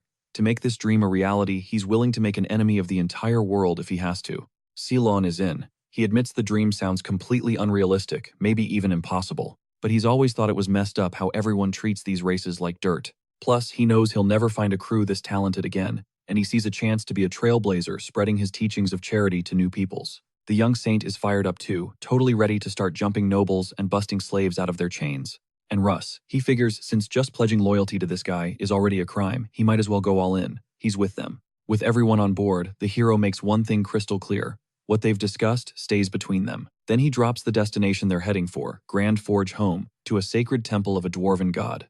But the second they arrive, the crew is swarmed. This place is absolutely crawling with monsters, which explains why no one has ever made it this far before. There has to be a reason a dwarf built a temple in a death trap like this. And just then, phantom griffins dive in for the attack.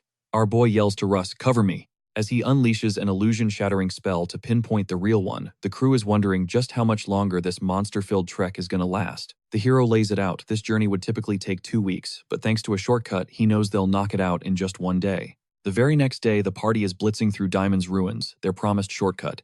The elf can't shake the feeling that there's way more to the hero than he's letting on. A little later, the hero suddenly calls for a detour, claiming his master scouted out this forbidden route back in his youth. His explanations are only making Ciri more suspicious of him. As they finally arrive at the Grand Forge, the hero slams his fist against a solid wall. The wall crumbles, revealing the Temple of Alpoth right before their eyes, a sight that leaves the entire group absolutely floored. The sheer history pulsing from this place is insane. The young saint asks a little worried if they were the ones who just broke the temple, and if that's even allowed. Our boy just smirks, reassuring him that he wrecked a piece of this same temple in his past life and nobody batted an eye back then. Because Alpoth had already dropped an oracle about their arrival, dwarves suddenly swarm out from inside, ready for a fight. They see this as a full-blown invasion, and the hero instantly realizes there's no way he can reason with these guys. The temple looks completely different now, driving the dwarves into a frenzy over these human intruders.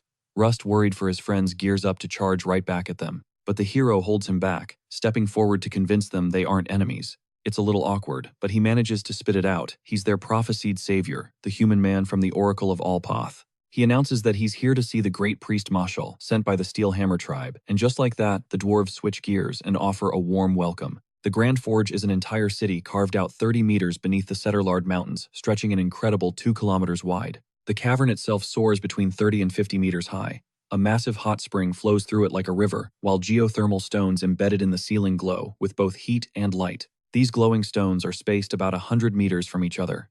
The dwarves begin to explain the city's incredible architectural design to the astonished group. Everyone is completely blown away by their craftsmanship.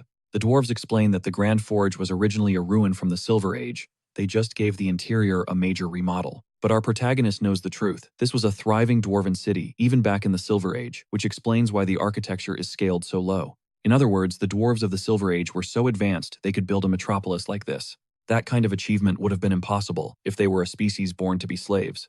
The dwarven leader invites them to stay, bringing them a massive dinner for the night. When they ask, he describes the feast, mentioning that this particular food is especially good for men. Right on cue, a female dwarf rushes in. She brings a message: the hero has been summoned to the central tower by Alpoth's great high priest. There, Marshalpath Hammerline personally welcomes the hero. Meanwhile, Sage Tezron finally drifts off to sleep. He dreams of the epic showdown between the real Demon King Reganhart and the Martial King Tezron, who fought to break the Demon King's curse on the otherworldly races. The sage wakes with a jolt, realizing how he's been grinding nonstop for years. With a weak, scrawny body, he awakened his aura at the age of 20 and immediately used that power to strong-arm the elders of Delphi's Mage Tower. He demanded they grant him the rights of a formal mage. After that, he started networking, building alliances with people he knew would become influential. His scheming even landed him a spot among the prestigious Sages of Silver. His entire life was going exactly as planned, but he knows deep down he can't beat the Demon King with just his aura and 5-circle magic. The Demon King is on a whole other level, because Tessron's original body was just built different, and he's likely out there right now hunting for his old subordinates. And he's also trying to reclaim his lost magic. The sage knows he needs a crew of powerful warriors to even stand a chance of taking the Demon King down. Back in the forge, the hero introduces himself to the priest, which makes the old dwarf pause, feeling a strange sense of déjà vu. The hero says, "This might be hard to process, but we met 10 years in the future." The priest is completely baffled. Our boy explains that he has literally traveled through time and journeyed across the continent. As a legendary mage, he got tangled up with the otherworldly species, while searching for a way to reach the god-tier 10th circle. That path eventually led him to fight against humanity itself, earning him the title of Demon King of the Antris Empire. He waged a massive war against the entire continent before he was finally defeated. He tells the priest it's his call whether to believe this insane story or not, but he adds if the priest really was one of his most trusted subordinates and a close friend, then he would have told him about this day. The priest decides to put him to the test, asking a trick question: "What color is my beard?" To which Ryfin replies that he doesn't have a real beard and is still rocking that same fake one 30 years from now, which is 100% true. He even knows the secret behind the fake beard. It was blessed by Allpoth in the dwarven otherworld. A massive beard is the ultimate symbol of manliness. You can be totally bald, but if you don't have a glorious beard, you're basically... This legendary priest, revered for his divine blessings, now summons our hero, ready to offer his sacred counsel. But the moment he sees him, the priest understands everything and instantly swears his undying allegiance. The crazy part, our hero has never been more desperate for that advice. He's already walked this path once and failed catastrophically, and he refuses to let that history repeat itself. He reveals his plan to educate the enslaved populations, but acknowledges that shifting humanity's entire perspective is a long, brutal grind. Elves and dwarves might live for ages, but by the time human mindsets change, our hero will be long gone. His current mission is a two-front war, reclaiming his lost magic, while simultaneously unlocking devastating new powers he never possessed in his first life. Slipping back into the role of the terrifying Demon King would be easy, but he's done painting the continent red with blood. The priest sees it clearly now, the core reason for his failure.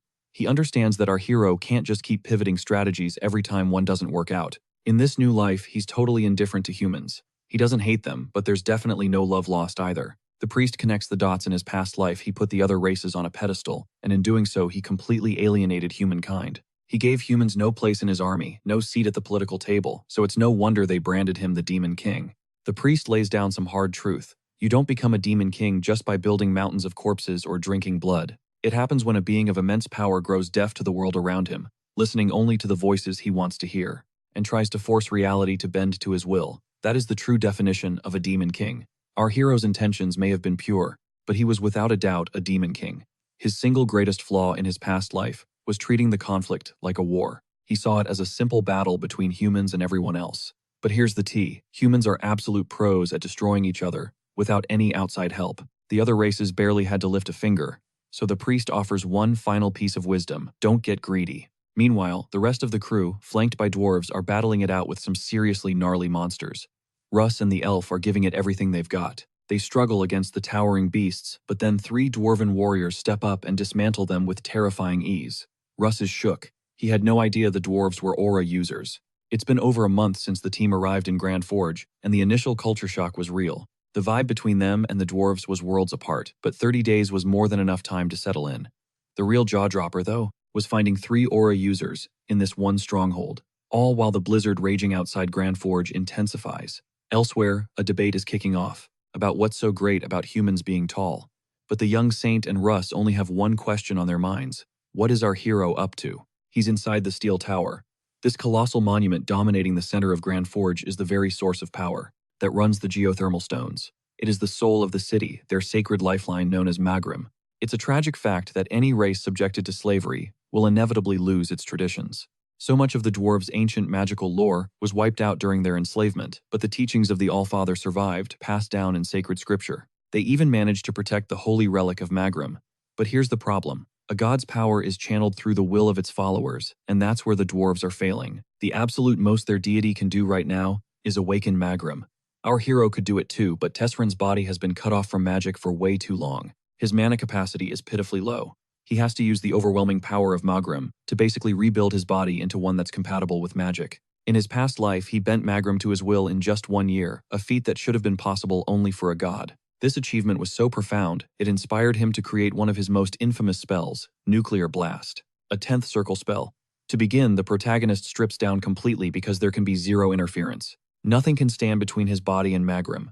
Unseen by him, 3 veteran mothers married for decades are totally simping for his physique on the security feed. 40 days after setting foot in Grand Forge, our boy successfully casts a 5-circle summoning spell. All that's left is to crank up his mana levels. As he plans his next move, Dylan is getting absolutely shredded from his own training. He's not about to leave this place, though. He's grown fond of it and wants to introduce his faith to the dwarves. Russ has gone into total isolation, locking himself away with a week's worth of rations to train. He only just awakened his aura, and he's already on the brink of an epiphany. Nearby, Ciri watches 2 dwarf children play a sight that sends her spiraling back to memories of her own home, the Phalith Desert, a desolate remote region far to the west of the Graham Kingdom. It's a barren wasteland where humans are forbidden to enter. This is where her family, the Dangheims, once lived. Noticing her melancholy, our hero makes an unexpected offer to take her to see her hometown. He proposes a trip for just the two of them, a journey that should span at least 2 months. Then he reveals they'll be using the Titan Diamond Portal, a portal that collapses a 2-month journey into mere seconds. Siri is stunned. She thought you had to be an elite-tier mage for something like that. You'd need to be a seriously high-ranking mage just to activate an ancient site from the Silver Age. He casually mentions that 6-circle magic is plenty. It's more than enough, he says, as long as you know the right placement technique. Right on cue, a sand lizard, a tasty local creature, scurries into view. To ambush them, they first conjure a shadow to blot out the sun, then ignite a true flame field to start roasting the meat. He then pulls the very water from the sand lizard's blood, conjuring some emergency hydration with his aqua drain spell. Siri expertly skins the creature and holds out a piece for our boy, a silent question asking if it's cooked through. While they eat, they calculate the grim reality. It's a half-day trek to her hometown, and there's a good chance no one is left breathing. As they feared, they arrive to find a ghost town haunted only by memories. The memories won't surface for Siri, leaving her emotionally shattered. The hero's mind races, wondering if an action from his past life somehow triggered this disaster because this place was perfectly fine back then. A weird feeling creeps over him, because the village doesn't look like it's been abandoned for over 50 years. In fact, it looks like someone was maintaining it, up until about 2 weeks ago. In that instant, a desperate cry for help cuts through the silence. A troop of soldiers is passing through, dragging away a few captive elves. Their captain is pissed off that they couldn't capture more of them, but his grunts remind him of the mountain of cash they'll make selling these few. Hearing that, Siri becomes a blur of motion, charging straight at them. Meanwhile, in a different timeline, Felina is bugging Tesseron with her silly questions, while he's trying to concentrate on what he's reading. They're childhood friends, and Felina is the only one who stuck by him. After he woke up in this body when everyone else treated him like he'd gone completely insane. Without her pulling some strings, he never would have awakened his aura thanks to the Mage's Tower's insanely strict rules. Turns out she's actually friends with the Demon King. When Tesseron cracks a smile, it reminds her of his old self, Ravenheart. He brushes off the memory, and immediately asks about the intel he requested.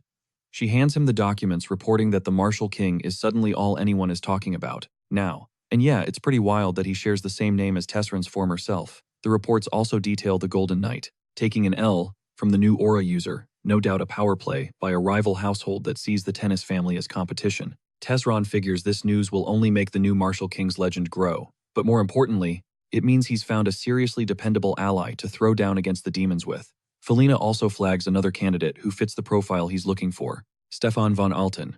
He's the firstborn son of the powerful Alten household from the Vasily Kingdom. Overcome with gratitude, Tesseron embraces his friend. He makes a vow right then and there he will strip the Demon King of everything he holds dear. As he does back in the present, Captain Bright gets a report that a lone female elf is hurtling their way. To him, it looks like a bag of gold is sprinting right into his arms, but she moves like a blur of steel, slicing through his men effortlessly, leaving them completely stunned. Captain Bright unleashes a devastating fire spell, but it's too late. Our boy blinks into existence right beside the elf. His voice is ice, bluntly warning them to freeze or die. He recognizes the captain's face, and instantly knows he's moonlighting as a scumbag slave hunter. The hero demands to know if these are the only 3 elves left. The captain tries to stonewall him at first, but one look from our hero makes him crack. He admits he's already slaughtered about 40 elves. 40. The number makes our boy's blood boil. To make them pay, he lets the captain charge forward right into a trap. The hero unleashes chain lightning, and arcs of raw power incapacitate the entire squad, forcing them to drop the elves. But our boy is far from finished. The terrified captain wants to know what he did to deserve this. The protagonist's voice is chillingly calm. I already told you. You will pay for the elves' blood. The captain starts to panic. Beads of sweat stream down his face. He starts making frantic excuses, claiming he had no clue the elves had a master. They were just wild elves. That's the only reason I hunted them, he pleads. Our boy just stares him down. Don't you feel anything twisted inside when you kill them? They act and look exactly like humans. As a mage, Captain Bright should be able to tell the difference between a person and a wild animal. But according to this trash mage, humans possess rational thought. They rise above simple instinct. He even argues that humans who don't meet those criteria are branded as slaves.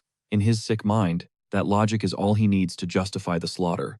He's getting frustrated, feeling like the hero is attacking the very foundation of slavery. Our hero never wanted that life for himself, and he's damn sure nobody else on the planet does, either. There's nothing complicated about that, but the captain won't hear it snapping that he doesn't want the hero, shoving his personal morality down everyone's throats, calling it pure arrogance. Ryfan's hand shoots out, grabbing him by the neck. If that's arrogance, he snarls, then I'll own it, rather than bow to society's broken logic, no matter how long it's existed. At the same time, Siri and a rescued elf named Shylin lock eyes. A shared memory flickers between them, a time when they used to hunt scorpions together as kids. And just like that, Siri remembers the name. Everyone used to call her Serendi al-Aralfiana, but as she claims her name, a strange and unreadable expression darkens Shailen's face. The disgust is written all over her face. She can't believe Sirius has become the property of some grimy human living without a shred of honor. But our MC immediately shuts that down, trying to explain that Sirius is his teammate, not some slave. Shailen is just completely shook that a human can even speak their language. The protagonist lays down the law, warning her that if she calls Sirius a slave one more time, he won't care if they're family, they're going to have a problem. He even turns to Sirius, telling her to speak up and make it crystal clear she isn't a slave. The elf is visibly confused, questioning if Sirius is really a slave or not, which makes our hero turn the question back on her. He presses her, asking if she has ever once felt like she was treated like property. She admits he never has, and the confusion on her face deepens. Realizing he's never actually spelled it out before, the hero looks her dead in the eye and declares that she is a free elf, not his slave. Sirius gets it. He's always treated everyone like they're on the same level. She nods along with everything, but the confusion isn't going away. But here's the twist. As he's saying all this, he isn't truly looking at her. He's looking through her at the memory of someone else. She tells him flat out that if he's just going to see her as a ghost of someone else, she'd rather he just treat her like a slave. To her, that feels like a more honest option. Our protagonist was so proud, thinking he'd rescued her from a grim fate, but he couldn't have been more wrong. A gut-wrenching realization hits him. The only person he actually saved was the Sirius from his past life. In this timeline, he's nothing more than a human who threw down cash for an elf slave.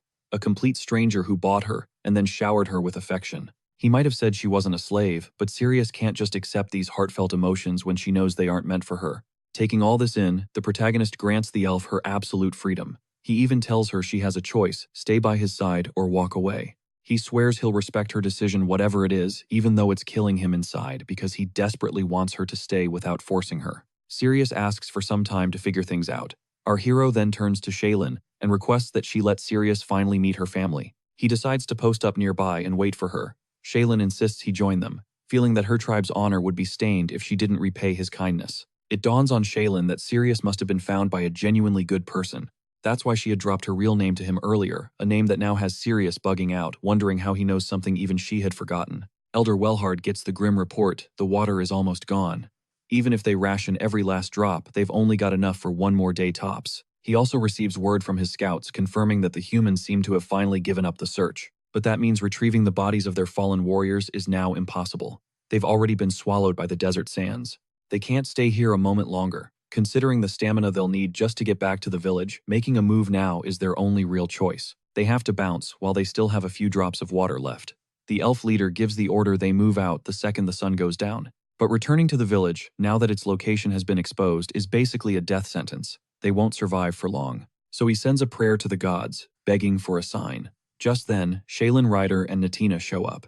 The elf leader immediately barks an order, telling his people not to let them pass. Seeing them with a human, the guards get hostile, but our protagonist reassures his crew that they're just trying to look tough. He tells them the elf leader has literally melted sand into glass to forge them into makeshift bullets. Basically, she's using spirit magic to melt the sand. The good news: with the world tree gone, the magic's power is seriously nerfed. It's nowhere near strong enough to be a real threat in a fight. He then explains to Sirius that their tribes assimilated with the spirit of fire ages ago. Since that same blood courses through her veins, her skin is tanned even after being away from the desert for nearly 50 years. Just as he tries to tell the elves they come in peace, a volley of attacks flies right at him. Yeah, that didn't work. He tries again, shouting that, even though he's human, he is not their enemy. He's banking on the idea that if they realize how much he knows about elven history, they'll see him as an ally. The elven leader starts to hesitate. The fact that this human speaks their language and understands their traditions is a major point in his favor. It suggests he might not be an enemy after all, but he's not ready to trust him completely just yet. To really seal the deal, our guy flexes his quadruple-layer Calamity Horn aura skill. The hero realizes that unlike humans, elves are actually rational beings. They finally get that our boy is trying to help. They guide him to their true home. In a crazy turn of events, one of the elves not only finds his lost family member, but is also reunited with his old clan. They pour out their gratitude to the hero. As the elves flood back into their village, a massive celebration for their new homeland kicks off. Meanwhile, everyone is crowding around. Sirius, the lost child, returned after so long, asking if she remembers any of them. But our hero's work here isn't done. He tells the leader he wants Sirius to experience the unique power that belongs exclusively to elves. He explains that while he can use a similar magic, it's a version unique to Simon and is totally different from the spirit magic the elves wield. so he insists only these elves can properly teach it to her. The leader accepts, agreeing that it is their tribe's sacred duty. With their tree of life destroyed, this is literally all they have left. But in his mind, she'd be way better off training under the hero. Our guy gets it, but it still crushes him. To see an elf completely cut off from the spirits. Unwilling to part ways with Ciri, the elven leader welcomes him into their clan, and officially declares him their brother. So, for the next 3 days, they post up in Deuelda, giving the lost elf time to make her choice. If she can master spirit magic, she'll be able to communicate with the spirits of wind and water. But the first hurdle is just sensing their presence. To everyone's shock, though, she instantly vibes with the spirits like it's second nature. This kind of rapid progress is basically unheard of for elves, but her brutal life as a slave forced her to learn countless skills since childhood, which gave her the insane learning speed of a human. After this, she decides her place is here, helping her people. But deep down, she knows this won't change their fate. The lost elf confronts the hero, asking if following him could actually make a difference. And our boy gives her his absolute word. From this moment on, his new mission is to rewrite their destiny. She decides to trust him all for the sake of the future, which gets the hero absolutely hyped. He is ready to move mountains for this woman, who has placed her faith in him. A little later, he announces that this emergency shelter the elves have been using is about to become their new permanent village. But with no water source living, there is a total impossibility. That's when our hero turns to Ciri and asks her for the Nihilin. Then he drops a bombshell explaining that the real reason she connected with the spirits in just 3 days is because she is the true master of the Nihilin. She spoke its name, and it recognized her forging a contract. After plunging the Nihilin into the barren earth, he whispers an ancient incantation and a colossal world tree. Elfenheim erupts into existence with a waterfall roaring at its base. The two elves are absolutely stunned, completely overwhelmed by the sight of Elfenheim, something etched into the very soul of every elf. You see, the Nihilin is a lost branch from the original Tree of Life. The hero jump-started its life force, compelling it to take root, while supercharging the area with mana to fuel its explosive growth. He was low-key freaking out trying this, even needing to use artificial flashbacks because the process was so insanely complex. He immediately apologizes to Ciri for using her weapon, the Nihilin, and swears he'll find her an even better one next time. Later, they make their way back to Grand Forge, and the hero can't help but notice the young saint has seriously bulked up while he was away. Our boy's crew is ecstatic to see him, but they also grill him for just dipping without saying a word. They've been grinding hard, though, and immediately start showing off their new magic for him. The hero had handpicked 20 gifted dwarves, teaching them the basics himself to create Grand Forge's first ever class of mage soldiers. He's genuinely impressed by their progress over 2 months and suggests they study the theories from a textbook he wrote. Just then, Russ walks in, and the hero asks him if he's had any breakthroughs, sensing he was on the verge of something big. The kid looks at our MC and notes that his soul feels larger, asking if he's for real only 23 years old, because it feels more like he's lived 23 years 3 times over. Our hero is visibly shook. Later, the young saint asks if they'll be ditching Grand Forge soon to head back to the ancient ruins, and the hero confirms it's on the agenda. They're going to need to secure some funds, but their final stop is actually the Crovin's kingdom. He has a contact there who's going to help him out. While Reifenhardt is wrapping things up, some major drama is unfolding in the Frieslands, to the northeast of the Graham Kingdom. In this wasteland, far colder and vaster than Grand Forge, a mage is struggling, desperately trying to fuel a fire. They have to keep it blazing all night, but the effort is absolutely torching his mana. Their party started with over 30 people. Now only 10 have survived. Still, they scored a massive haul from the Shalkarna ruins, more loot than all their other expeditions combined. On top of that, they found a book containing the complete history of the Silver Ages, stuff no one in the present day even knew existed. The mage is planning to show the book to the academic society, which he knows will cause an absolute meltdown, because the ancient language it's written in has been impossible to decode. Suddenly, a figure named Tesron emerges from the blizzard and commands his men to slaughter the mage and his entire crew. The mage begs him to spare their lives, offering to give him any relic he wants, but Tesron's objective is cold and clear. He's here for their lives, not their loot. They're being silenced under direct orders from the Stage of Silver, all because that book they found threatened to uncover a history meant to stay buried. Just a small sacrifice for the sake of humanity, or so Tesron claims. As for the relics, the plan is to cherry-pick the useful stuff and sell the rest. Everything on a special list will be taken back to be stored by the Stage of Silver. Among the artifacts are tons of dangerous items from the Silver Ages, so they need a capable guardian to lock them down and prevent widespread chaos. As the massacre unfolds, a blonde-haired goon finds a necklace that radiates a powerful warmth, cutting straight through the raging snowstorm. And that tall dude, calling the shots, that's Tesron. He uncovers an illusion's voice cube, a piece of tech so advanced it makes him question if modern society even knows this kind of thing exists. In his mind, this couldn't be some ordinary artifact. The Demon King himself treasured this thing. Felina is dying to know about the forbidden history, the kind of lore that's only unlocked once you've reached the silver stage. Back on their end, Ciri presses an ancient elf, demanding he spill everything about the hero. It feels like he's known her from the second they met. He even knew her real name, a name she had long since buried. The old elf just tells her he's afraid she just wouldn't get it. Before revealing anything more, he poses a critical question. Can she truly trust the hero? Ciri's heard the legends. He's a man who has leaped across time, the first and only 10th circle grade mage to ever walk the earth. He was a visionary who fought to change the world, even as that same world branded him the Demon King. A man who failed his mission once before, but tore through time itself for a second chance to rewrite history. And Ciri Valencia, she's the guardian. She's the voice for all elves on the continent, a high-level mage who's mastered the 8th circle and 7th generation spirit magic. Other species hailed her as a divine gift from the merciful Aldea, while humans just slapped her with the label Goddess of Insanity. She's also an old comrade of the hero. Honestly, she thinks it would have been better if he was off protecting his old love. The hero had pleaded for her forgiveness, and at that moment she decided she would stick by his side through this insane journey. She makes it clear, though, that she isn't the same Ciri he remembers, but that she doesn't hate him. With that, their next destination is locked in the continent's eastern lands, the Crovan's kingdom. They produce more grain than any other nation on the continent, making them an undisputed powerhouse. The King Gothrin had a clear heir Telion, but after Gothrin's death, his successor also died from some shady disease. With the throne empty, the nobles immediately started clawing at each other's throats. Soon, the conflict narrowed down to two main candidates. This power struggle split the nobility right down the middle. On one side was Yvelin Crovens, the second prince who's about to turn 18 this year, but his mother was a concubine, a massive stain on his bloodline's legitimacy. And that flaw was the opening for a second contender, Carasus from Count Fernando's house. He may not be the first king's direct son, but royal blood still flows through his veins. So now, the kingdom of Crovens is embroiled in a brutal civil war for the crown.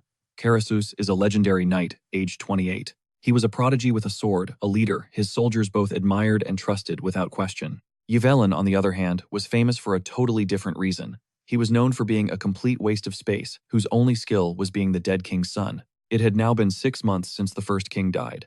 The civil war between the two factions was escalating to its bloody climax. Deep in the heart of Croven's kingdom, inside the Delphina barony, Yvelin finds himself wondering how much longer this pointless struggle will drag on. He never even wanted to be king, but these powerful figures keep pushing him onto the throne.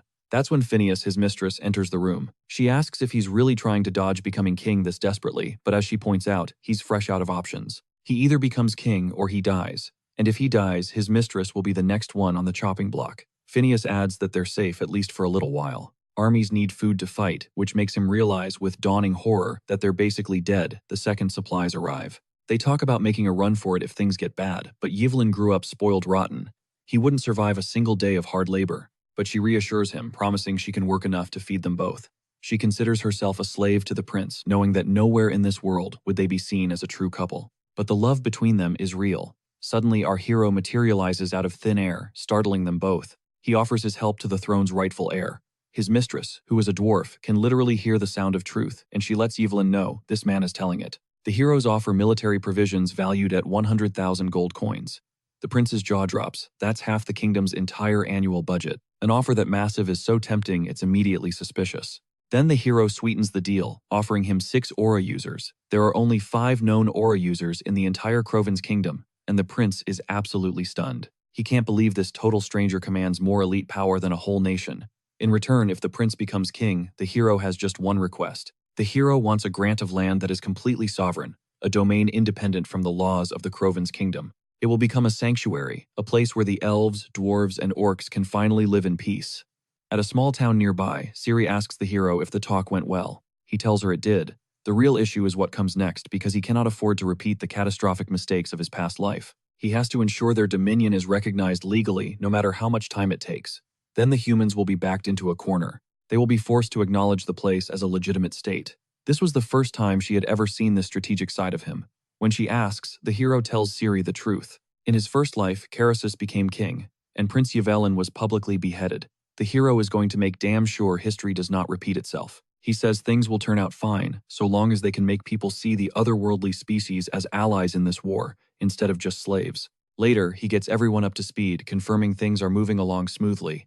Russ chimes in, reminding everyone that a full month has already passed. Since blasting out of the Grand Forge, they've raided 10 different ancient ruins, a feat so insane no one would ever believe it. The young saint's eyes bug out at the mention of 100,000 gold coins, but our hero clarifies that it's actually grain worth 100 grand. He scored it all through the Taoban trade union. Before the war and the famine sent prices skyrocketing, this haul would have barely fetched 4,000 gold. But this is a whole new ballgame now, so he's not technically lying. That's when Russ chimes in with a question. He wonders if the elves have aura users on their side since their own crew only has 3, the hero, the dwarf, and Russ himself. The hero lays it down. Yeah, the elves have some aura users, but they don't exactly vibe with each other. Trying to get them on board would have been a massive headache. Plus, they aren't even part of the 6 powerful users he promised the prince. Their team already includes the legendary aura champions Kalkin and Stalia. Their next destination is a grassland about a 15-day journey away. Located southeast of the Larkid Mountains, this place has earned a chilling name, the Land of Trials. It's home to an orc tribe that clings to ancient traditions. These aren't your typical slaves who've been beaten into submission, nor are they just mindless savage beasts. No, this tribe embodies the spirit of true warriors, perfectly balancing raw ferocity with sharp intellect. They call themselves the Blue Bear Tribe. Our hero knows Tathit is supposed to be here, and he's hyped to see how much the kid has leveled up. He drives the point home these orcs are the most powerful fighters out there, leagues above humans, elves, and dwarves. Cut to Guardian Daus, cornering Sage Leston. Daus starts showering him with praise for his work, but to Leston, it's all just meaningless noise. He's already plotting his next move, aiming for a position with way more power than he currently holds. Man, he'd love to go on a whole rant about the true danger of the Demon King, but thanks to this so-called Age of Light, everyone would just dismiss him as a complete lunatic. Jade Archlight. He knows for a fact that Duke Uranid is connected to the Stage of Silver. He dropped bombshells about the Stage of Silver that he remembered from his past life, framing them as his own brilliant theories. That's how he hustled his way into their inner circle during the Great Silver Age. See, the real main characters of that era weren't humans. It was the elves with their Tree of Life, and the dwarves who were masters of the earth. They were so dominant that just 1,000 years ago, they had 2 distinct names for their civilizations. They were known as the Eldrath civilization and the Alhatren civilization. In the ancient tongue, Eldera translates to blessings of Eldia, and Alhatren means blessings of Alpath. Their entire societies were named after their gods, but the Stage of Silver is desperately trying to bury this history. To cover up the truth, they spun a convincing lie. They rebranded the whole era as the Silver Age. Leston scoffs at the whole thing. It was all done just to protect humanity's fragile ego, a move that's only making them weaker and dumber. Back at the East Fetland grassland in a desolate graveyard known as Destrand, the hero and his crew are taking in the scene. The place is a total wasteland, and there's a grim legend about orcs abandoning their weak infants and elderly here to die. It's the whole reason orcs are forced to leave their villages. Ciri points out how lucky the dwarves were by comparison. They inherited a powerful legacy and a fortress to call home. Tilla fires back, calling the orc traditions savage for abandoning the weak. But the counter-argument is that the dwarves never would have maintained the Grand Forge if they had let their legendary skills fade away. The hero has a strategy brewing, but even he isn't totally sure it's going to work. Then, without warning, slicing through the dense fog, a massive war party of orcs descends upon them, charging with pure aggression. These guys are absolute units, and they are not interested in talking. But the hero instantly spots their critical weakness. He unleashes his mass sleep spell, and just like that, the entire orc party collapses into a deep slumber. This right here is the fatal flaw, the reason orcs have always lost to humans despite their insane combat skills. Because it doesn't matter how physically strong you are, if your magic resistance is trash, you're getting shut down. The hero then drops another bomb. These guys, they aren't even the real warriors. The Blue Bear's elite warriors are busy protecting the tribe and hunting monsters. The orcs who haven't earned their warrior title yet are the ones sent out on scouting missions just like this to gain experience. It's how they level up and prove they're worthy of becoming true warriors. And on that cue, the real orc warriors make their grand entrance. One of them roars that this land belongs to them. Humans are not welcome. The hero steps forward, explaining they come in peace, and proposes a ritual of battle to back up his words. The ritual of battle. It's a sacred ceremony orc tribes use to forge alliances and build bonds with one another. Strength is what they respect above all else, and this is how they build trust. The hero can only hope that they'd actually perform such a sacred ritual with a human. But to his surprise, the orcs accept the challenge. Our boy immediately tells the young saint to stand down. This is a fight for warriors, not him. Zalcathor and Ciri square up, and he formally introduces himself in their native tongue. The move shocks them, making them realize this crew can speak their language. The elf Ciri explodes forward, launching the first strike. The two of them become a whirlwind of motion, a perfectly matched dance of destruction.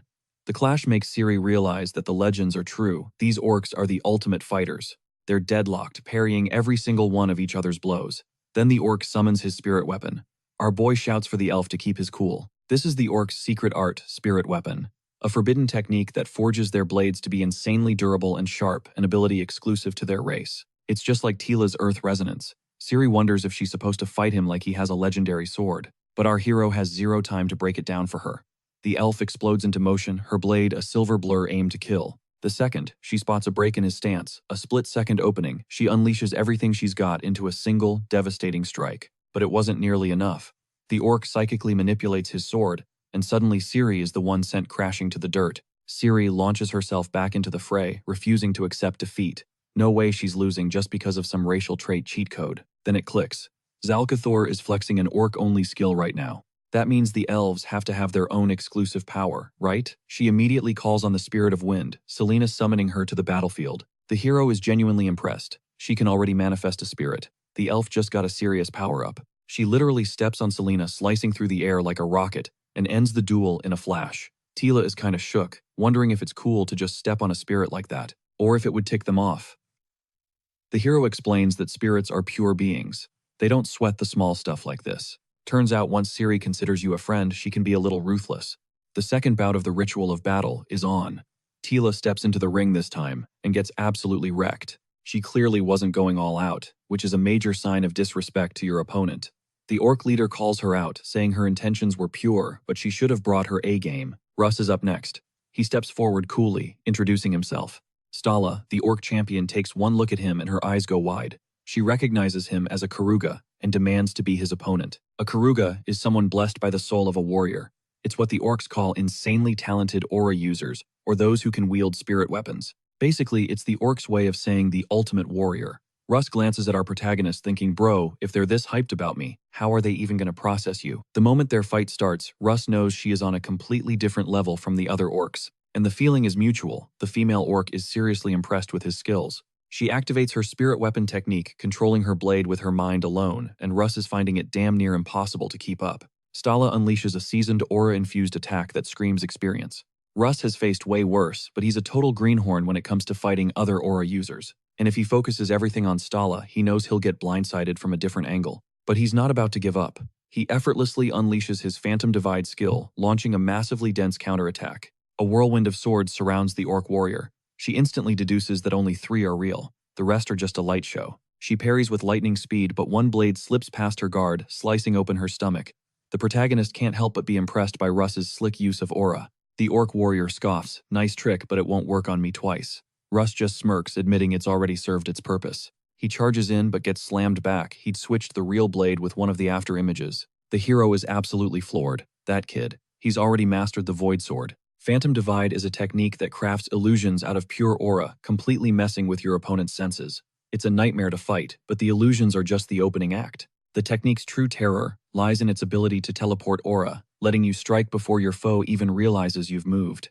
It was the signature move of the legendary sword Saint Cyrus, and this kid has already mastered it. The orc warrior recognizes the spirit of a true fighter in him. This means she has to end this fast. She hurls a dozen swords straight at Russ, whose nerve finally breaks, forcing him to surrender. Stala lets out a roar of victory. Our hero asks Russ to show him that move in training later, but admits it's pointless since he never bothers to dodge anyway. Now it's our boy's turn. The orc champion is totally crushing on him, but she can't just ditch the ritual. Suddenly, a massive, towering shadow looms over her. It's her husband, and he wants to take her place in the fight. Our hero is startled. He didn't sense this guy's presence at all. How did he sneak up on them? The colossal orc had been spectating the whole time, concealed behind a boulder 300 meters away. He throws back his cloak, revealing his immense frame, and introduces himself as Kalkan, chief of the Blue Bear tribe. He'll be the one fighting in his wife's stead. Our hero just shrugs, agreeing. Aside from his master, he's never fought a giant this huge. As the orc chief charges like a freight train, the protagonist casually casts a sleeping spell. The giant warrior face plants out cold in an instant. The orc lady flips out screaming that it's unfair and that real warriors don't pull cheap tricks like that. But our hero is unbothered. Magic is a weapon too. It would be disrespectful not to use it. The chief groggily wakes up, completely confused, but he agrees. If magic is his sword, then he must wield it. He actually thanks the protagonist for fighting honestly, and the crowd roars in approval. The ritual is back on. The two warriors surge towards each other, their power clashing. This time our boy is dead set on earning the orc's trust, way ahead of schedule from his last go-around. Meanwhile, Tathid successfully brings down the colossal Serpent King. Now, they're completely stocked on food. He chucks a slab of meat to his wolf, notices a bizarre glow from behind the cliffs, and just dips, deciding it's not his problem. And it's on. Our hero and the orc chief collide in a brutal showdown. Our boy immediately unleashes a chi bullet, blasting pure energy from his fist. The orc chief just swats it away, which is no surprise. The guy is a beast with that massive weapon. So our MC unloads a whole barrage of chi bullets, a relentless assault that proves he's the real deal. Then plot twist, he hits him with a sleeping spell, and the orc chief just collapses. Our hero smirks, thinking even a top-tier aura user can't just tank raw magic. But out of nowhere, the sleeping chief lunges at him. Our hero barely twists out of the way of the phantom attack, completely shook, and wondering if the spell flopped, or if this absolute unit can actually fight in his sleep. The young aura user, watching from the sidelines, has a light bulb moment, realizing aura might control reflexes automatically. He makes a mental note to level up that skill later. The orc chief jolts awake, furious. He fell for a magic trick again. Wasting zero time, our boy casts a freezing spell, instantly encasing the chief's feet in solid ice. But to his utter disbelief, the orc just shatters it with pure strength and continues his charge. Our protagonist is genuinely impressed. He decides it's time to drop the magic and fight like a true warrior. What follows is an earth-shattering exchange of blows that tears up the battlefield, leaving the entire crowd speechless. They both decide it's time to end this, powering up their ultimate skills. Our hero unleashes the quadruple layer, Calamity Horn, from his fist, while the orc chief counters with Cliff Dropper, a strike that literally splits the earth. Their attacks crash together, and with that explosive finale, the orc adjudicator declares the duel a draw, remarking that their strength is so identical they could be twins. The dwarven warrior Tila nervously asks if the saint's healing is as painful as it looks. The saint explains that aura leaves a residue in the body. He says that aura, mana, and divine power are all different, but aura is the least volatile. He even offers to heal the orc chief, but the chief flat out refuses, saying he'll recover on his own. Then, to our hero's complete surprise, the chief declares him a true warrior, and even calls him brother. That night, a wild feast kicks off inside the chief's tent. The chief hands our boy a drink, which at first seems tasteless, but then an incredible flavor explodes in his mouth. The chief grins, stoked that he enjoys it, and immediately calls for a whole barrel. His wife just sighs, complaining that he's just looking for an excuse to drink. Not one to back down, our hero actually lifts the entire barrel and starts chugging, earning a massive roar from the tribe, who hail him as a champion. The orcs start talking about the elf and the dwarf, commenting that they're fat but strong. Totally confused by their language, the elf asks what they're saying. Our protagonist has to explain that in orc culture, you're considered fat unless you're absolutely ripped. The orc women think the young saint is way too skinny. Suddenly, the chief spots the shepherd Tathid entering, and our protagonist recognizes him immediately. The green orc smiles, surprised the hero still knows who he is even after changing so much. The chief asks if they know each other. The green orc confirms it, explaining that our hero once saved his life and sent him here. The chief is blown away by the coincidence. He turns to our boy and asks what brings him to their lands. Smiling, our boy lays out his plan. He wants to offer the orcs fertile, prosperous land, a much better place to live, in return for their alliance. The orc chief gets straight to the point, so we get land for fighting. Our protagonist confirms he plans to conquer the Gelfane county, located near the Glutton Mountains. The chief then asks the green orc for his opinion, since he's actually lived among humans. According to Tathid, most humans are shady, but this one is legit. His savior wouldn't lie to him. The chief confesses his deep worries for his tribe's future, and the green orc suggests they consult the blacksmith. They make their way over to the blacksmith's tent. A mountain of a man greets them, introducing himself as Grolthur, the father of weapons of the Blue Bear tribe. The chief explains that their new brother has brought an offer that could forge a new destiny for their people. Our protagonist adds that they need his wisdom. By dawn, the intense negotiations are finally over. On the way back, the young aura user remarks that it went well, and our protagonist agrees. The orcs will move their people to safety, while 100 of their fiercest warriors will join the fight later. He then spots the green orc following them, and asks why. The orc says he'll be their guide. The young aura user notes that their party now includes elves, dwarves, and even an orc. Our protagonist realizes his companion has already pieced together the truth. Days later, on the main road of Thermania in the Crovin's kingdom, a caravan travels under the cover of night, watched by hidden warriors lying in ambush. Their commander scoffs, saying Prince Yuvel's supply line is pathetic. He was expecting at least 500 soldiers. There are no mages for protection, no elite knights in sight, just a bunch of rookies and an orc. The commander guesses. They're just civilians, disguised as soldiers. He orders his men not to go too hard, figuring the weak-willed group will bolt if they get scared. Hopping on his horse, he raises his blade high and roars for them to kneel in the name of the true king, Karasus. 3 dwarves stare down an entire army, and the commander just scoffs. Seriously, who in their right mind sends dwarves into a real battle? Calling them fools, one dwarf just grins, then explodes forward, launching himself into an insane leap and landing deep behind the enemy lines. The commander's jaw is on the floor. That jump was impossible. The other 2 dwarves charge straight into the stunned soldiers who are still processing what they just saw. The commander screams at his men to finally attack. A wave of 800 infantry surges forward, a laughable mismatch of numbers. But the dwarves just share a look, reminding each other no aura. Not yet. Just as their new master commanded, they crash head-on against the knights, while our protagonist watches the beautiful chaos unfold beside the young saint. The young saint admits that no matter how much their commander hypes them up, these grunts stand no chance against expertly trained dwarven warriors. He's shocked, admitting he never imagined dwarves could be this savage in a fight. Our hero simply explains that the enemy walked into a perfectly laid trap. I mean, nobody could have predicted that 3 of these dwarves were secretly aura users. The reality hits the enemy commander like a freight train, and he starts to panic. He screams at his troops that no true master would sacrifice his knights to some inferior creatures. That's when Tokita, the orc, blitzes forward, and with one clean slash, the commander is history. As the orc confirms the kill, our hero notices that Tokita still calls him master. It's a habit left over from their brutal training days, but it doesn't really matter. Shortly after, a tense council convenes in the Delphina Baroni. Prince Uvel's grandfather gives props to our protagonist for the help, but immediately shuts him down, saying his demand is way out of line. What he wants is for the former slaves to be officially recognized as soldiers, to be treated and paid like actual mercenaries. The old man just sighs, muttering about how pointless it is to argue with mages. Another official just straight up calls the entire plan delusional. The grandfather admits they can fight like demons, but scoffs that there are barely 100 of them, a fact our protagonist is quick to correct. He fires back that they have 126 warriors with the Blue Bear tribe arriving any day now, and he's here to present them as allies, not just troops. The entire council chamber erupts into chaos. They openly mock the very idea of putting their trust in elves, dwarves, and orcs. Some even suggest selling them off to hire real mercenaries. Fed up, our hero decides to prove every single one of them wrong by making an insane vow. He declares that these very races will capture the legendary fortress of Sinai all by themselves. The grandfather loses it, yelling that Sinai isn't some backwater bandit camp, and winning one battle doesn't make him a god. That fortress is packed with the kingdom's most elite aura users and knights. But our hero stands his ground, arguing that his people can get even stronger if they're just given the proper support. Some noble sneers from the back, questioning what a mage could possibly know about war. That's when the prince finally steps in. He demands to know why they're all so against the idea. A soldier claims it's just sending the former slaves to their deaths for nothing, but the prince pushes back, saying it's a small, specialized unit.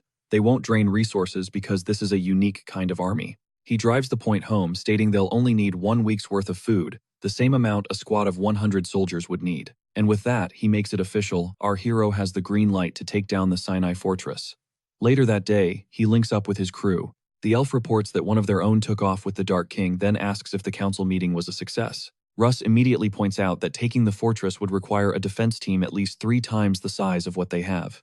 Our hero isn't worried. He tells them they have 2 of the world's strongest warriors and 8 aura users, not even counting himself. The young saint adds that this is their chance to change how the world sees dwarves and orcs. This one battle could rewrite their entire legacy. As if on cue, the elder elf appears, announcing that the elves are officially joining the fight. As proof, he unleashes a devastating fire blast he just perfected. The crew stares completely awestruck by the raging inferno as the elder explains the spell's ancient origins. In that moment, the prince strolls in, accompanied by his dwarven mistress. He reassures our hero that he has his complete and total trust, telling him to do whatever he thinks is best. A few days later, the soldiers, stationed at Sinai Fortress, are in a panic, alerting their leader that the prince's army is on their doorstep declaring war. But the commander looks out and just sees a front line of dwarves. He laughs, ordering his men to slaughter the males, claiming the prince is just wasting his slaves and to capture the females alive. They size up the tiny dwarven army and start openly mocking them, clowning on the prince for sending demi-humans instead of real human knights. But their leader senses a trap. The second the soldiers advance, the dwarves unleash hell. The hidden aura users ignite their power, erupting into the enemy's ranks. The soldiers try to retreat, but it's way too late. The dwarf aura users begin carving through them with deadly blade aura. One of the dwarves comments that this slaughter feels like healing, like they're finally getting revenge for their entire race. The enemy commander, watching his forces get shredded, screams for them to raise the defense spell. A massive blue energy dome shimmers over the entire fortress. Our hero looks on, noting that the barrier is way bigger than he expected. Eyeing the fortress, the young saint also analyzes the spell and asks if they're at a disadvantage now. But our hero just reassures her, saying he's already got it covered. Right on cue, the elves loose a volley of arrows crackling with fire magic, slamming into the barrier and shattering the defense spell in one epic blast. They follow it up with a second volley that wipes out the remaining soldiers and demolishes the fortress gates. The dwarves, led by our hero, charge straight into the breach. The enemy lines start to shatter, with soldiers screaming that the demons have officially breached the Sinai fortress. With a deafening explosion, the gates of Sinai fortress are blown to smithereens as a horde of dwarves storms in. The opposing army's commander watches the chaos unfold and bellows at his knights to charge the other monsters, declaring he'll handle the dwarves himself. With that, he unsheathes his sword and sprints directly into the dwarven legion. Across the field, a dwarf's blade ignites with a deadly aura. Another dwarf yells a warning to be careful, pointing out the commander could be an aura user. The leader just scoffs at them, sneering that the dwarf must have forgotten his place and is just faking being an aura wielder. They lunge at each other, and their swords collide with a deafening shriek. The commander fully expected to overpower the dwarf, but he's shocked by the force of the blow. This kid, who looks way younger, is seriously skilled. The dwarf grins, remarking that humans really do develop and learn faster than any other race. The soldiers watching are floored. They whisper that a dwarf being an aura user is wild enough, but this one is actually winning against their captain. As they take in the duel, the hero breathes a sigh of relief that Tesfault the dwarf can actually go toe-to-toe with Cardamite. The saint quietly agrees, and adds that he won't lose to him either, but even the strongest get tired. Russ nervously asks if it's cool for them to just watch from the sidelines, but the hero clarifies that this entire battle is a lesson for the world, a demonstration of the power of otherworldly species, something humans are forbidden from interfering with. But Russ argues that it wouldn't even matter if their own army ended up losing this fight. A booming voice cuts the hero off as a massive orc and his allies come crashing toward them. Our protagonist dryly notes that he's late. The orc grunts that it took a while to sneak past all the human patrols. The hero just tells him to hurry up and join the fray. A brand new army materializes, warriors composed of orcs charging right behind werewolves, howling as they surge toward the shattered gate. The orc roars, pushing his warriors to fight until their hearts give out.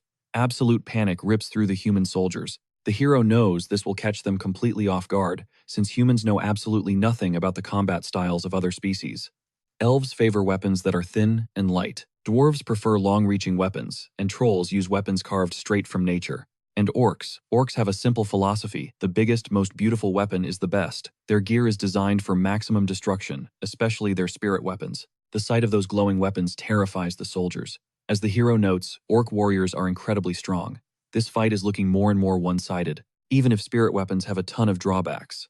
The saint hates watching humans die, but she knows these creatures are just fighting for their own survival, and this entire war is their only chance to secure that future. The dwarf lets out a victory roar after striking down the enemy's commander. When Karsus gets the report, he absolutely refuses to believe they've lost. He's in total denial that Sir Tesfault has actually fallen. The horrifying reality sinks in. They've lost Sinai Fortress, and this position is no longer defensible. He immediately decides to contact his father and grandfather, and orders the summoning of every noble and soldier from the capital. He's panicking. If Prince Uvel holds his coronation ceremony in the capital now, even the neutral nobles will flock to his side. They have to consolidate their power fast. The day after Sinai Fortress fell, the prince feels like he's trapped in a surreal dream. The hero presents him with the names of the dwarves. They lost in the battle, and the prince shows genuine grief, which makes the hero realize this prince is far better than he ever imagined, and he feels a surge of confidence in his choice to back him. After today, no one in Uvel's army will ever dare to look down on the otherworldly species again, but there are still those out there who call them slaves and put price tags on their heads, which is seriously disappointing. In the days that followed, the news spread like wildfire.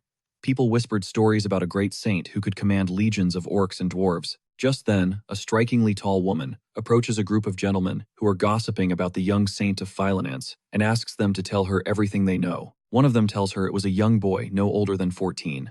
A slow, excited smile spreads across her face as she realizes she's finally found her fiancé. On the Great Plains of Crovan, the opposition party has bought an army of 10,000 soldiers, while the prince's forces number only 3,000, lined up and ready. The hero remarks that this is exactly what he expected from the opponent, to just throw money at the problem. The enemy leader, a man named Sir Spurius, starts screaming that the people don't recognize their true leader, or their true king. He bellows, demanding that if there's a hero among them, he should step up and face him. He scoffs when no one moves, but then a young soldier named Cyrus breaks from the ranks, declaring that he fights for the king. The two charge on horseback, their swords clashing in a shower of sparks. The fight looks intense, but then the other soldiers see Cyrus's blade ignite with aura. A roar of excitement goes through their ranks. They have an aura user in their army too. The enemy starts to look uncertain. A soldier on the opposing side thinks to himself that the prince's army somehow has more aura users than the entire kingdom's army, and it's enough to send their morale through the roof. He knows Sir Spurius absolutely must win this duel. The opponent presses his attack on the young aura user, and mockingly compliments him on being pretty skilled for a kid.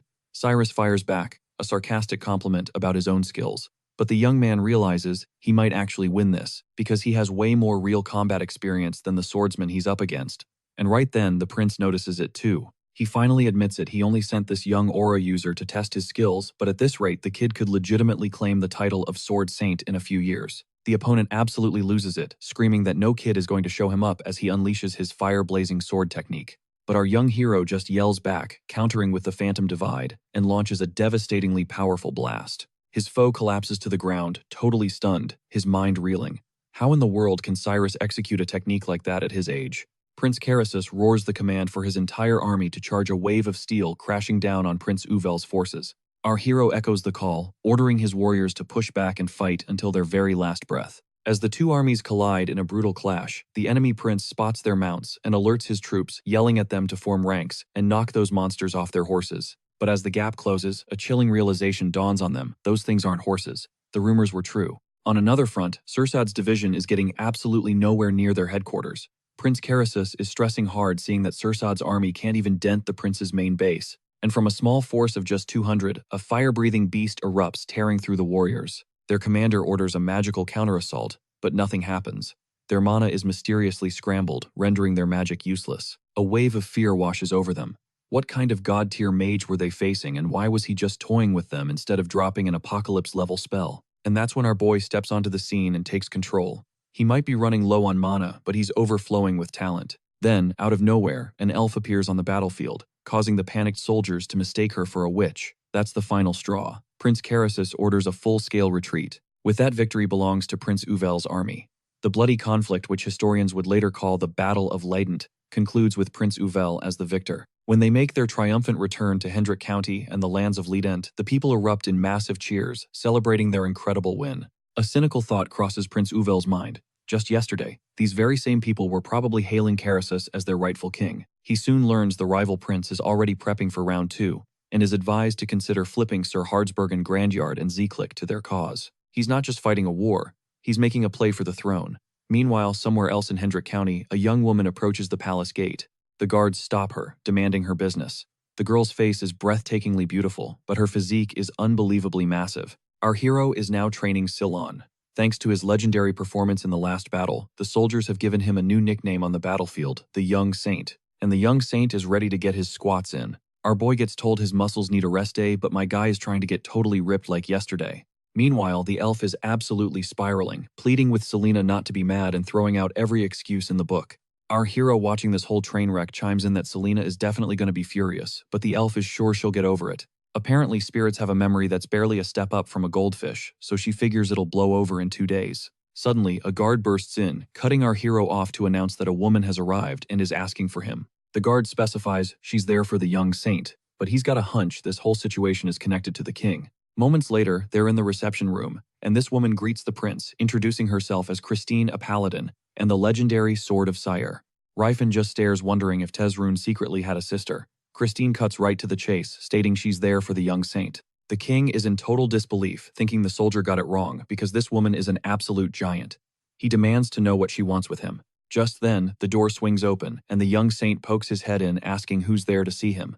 The second he lays eyes on her, a blood-curdling scream echoes through the hall. The king, totally baffled, demands to know how they know each other, only to find out they're engaged. A second later, the Young Saint makes a break for it, forcing the king to yell at him to calm down. After ordering Christine into the reception room, he grills the hero. So, are you two engaged or what? He hammers the point home. She's from a family with some serious clout. See, she hails from the Hallan Kingdom, and when she was a little girl, the whole world expected her to blossom into an absolute goddess. And she did. She had a major glow-up. The only problem, she grew a bit. Too much. That's when a mysterious oracle from Sayre appeared on the scene. He proclaimed her a daughter of God, destined to live as the divine sword, and eventually become the mother of a legendary warrior. The prophecy also claimed that fate would inevitably bind her to the man of the Sunday. Following this revelation, the Holy Order knighted her as a paladin and dispatched her to the Vasily Kingdom. This is where she first lays eyes on Syl and Phil Marcus. For her, it was an instant connection, a true love-at-first-sight moment, and she wasn't shy about it.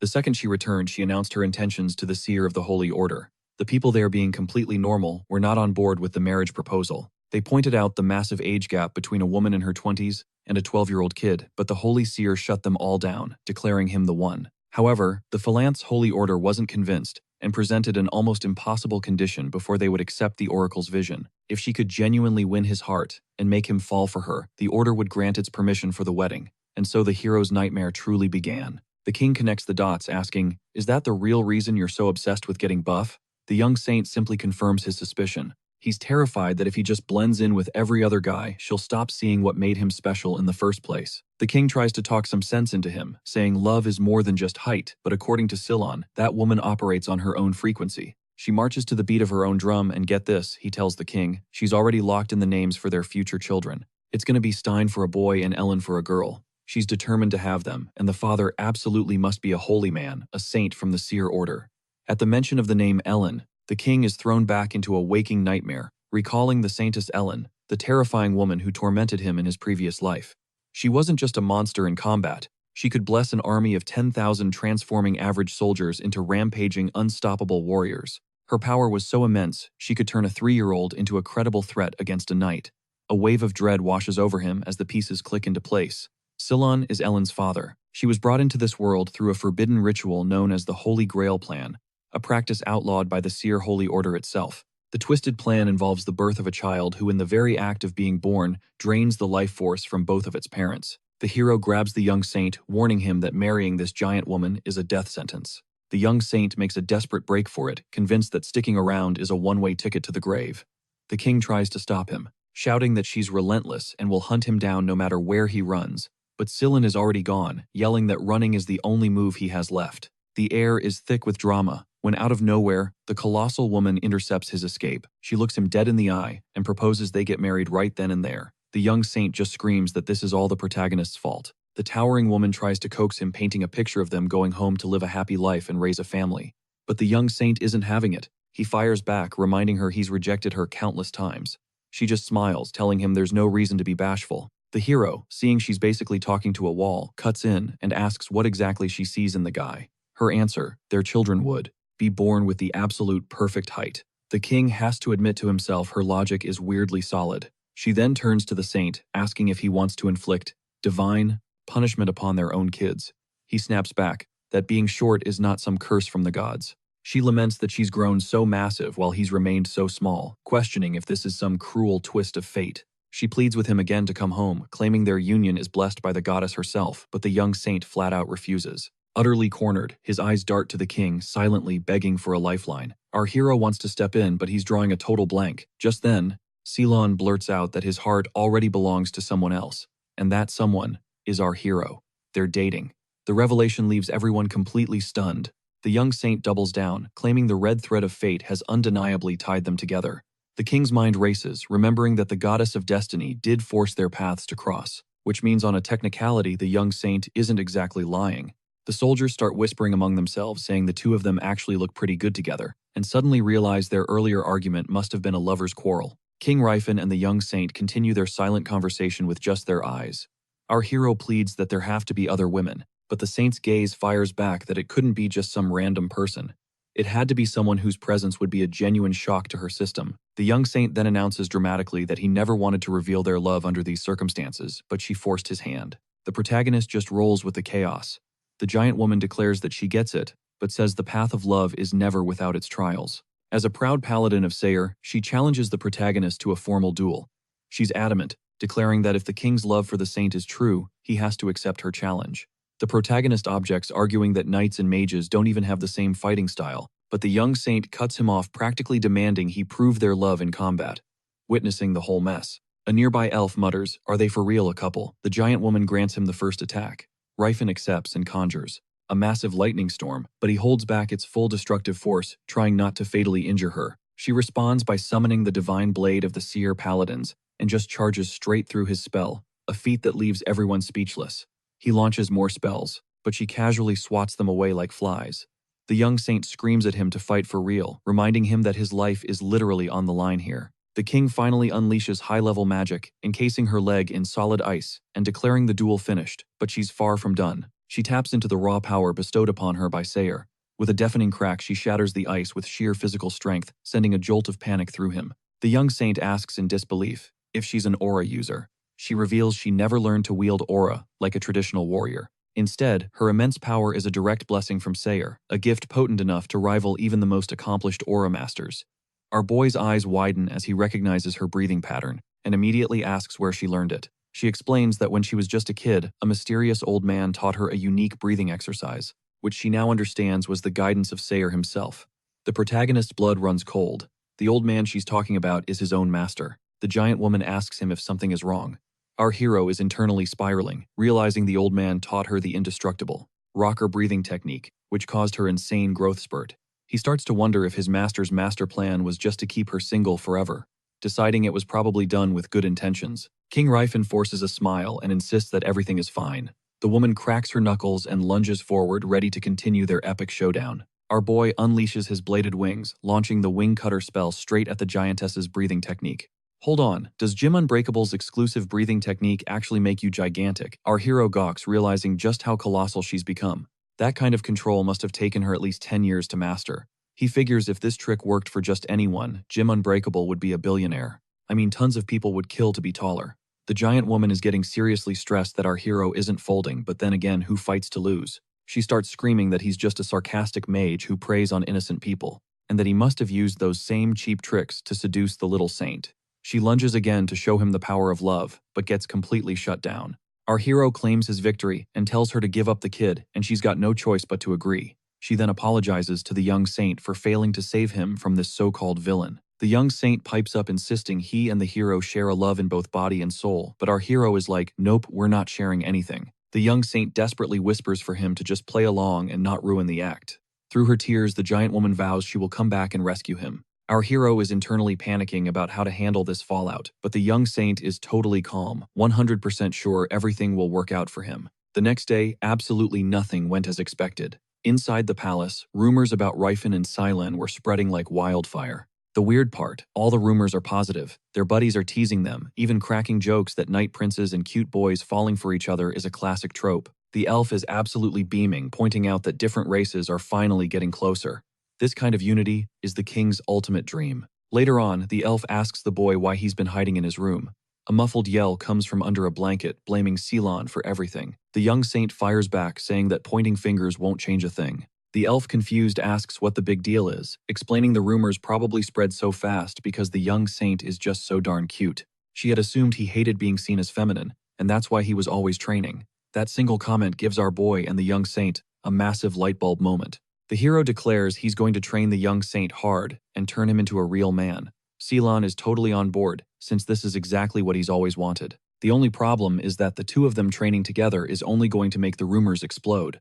Later, Prince Yuvel's entire army gathers right outside the palace gates, their voices booming that the traitor Karsus, a rival knight prince, has already surrendered. They demand that everyone bow to the one true king and open the gates immediately.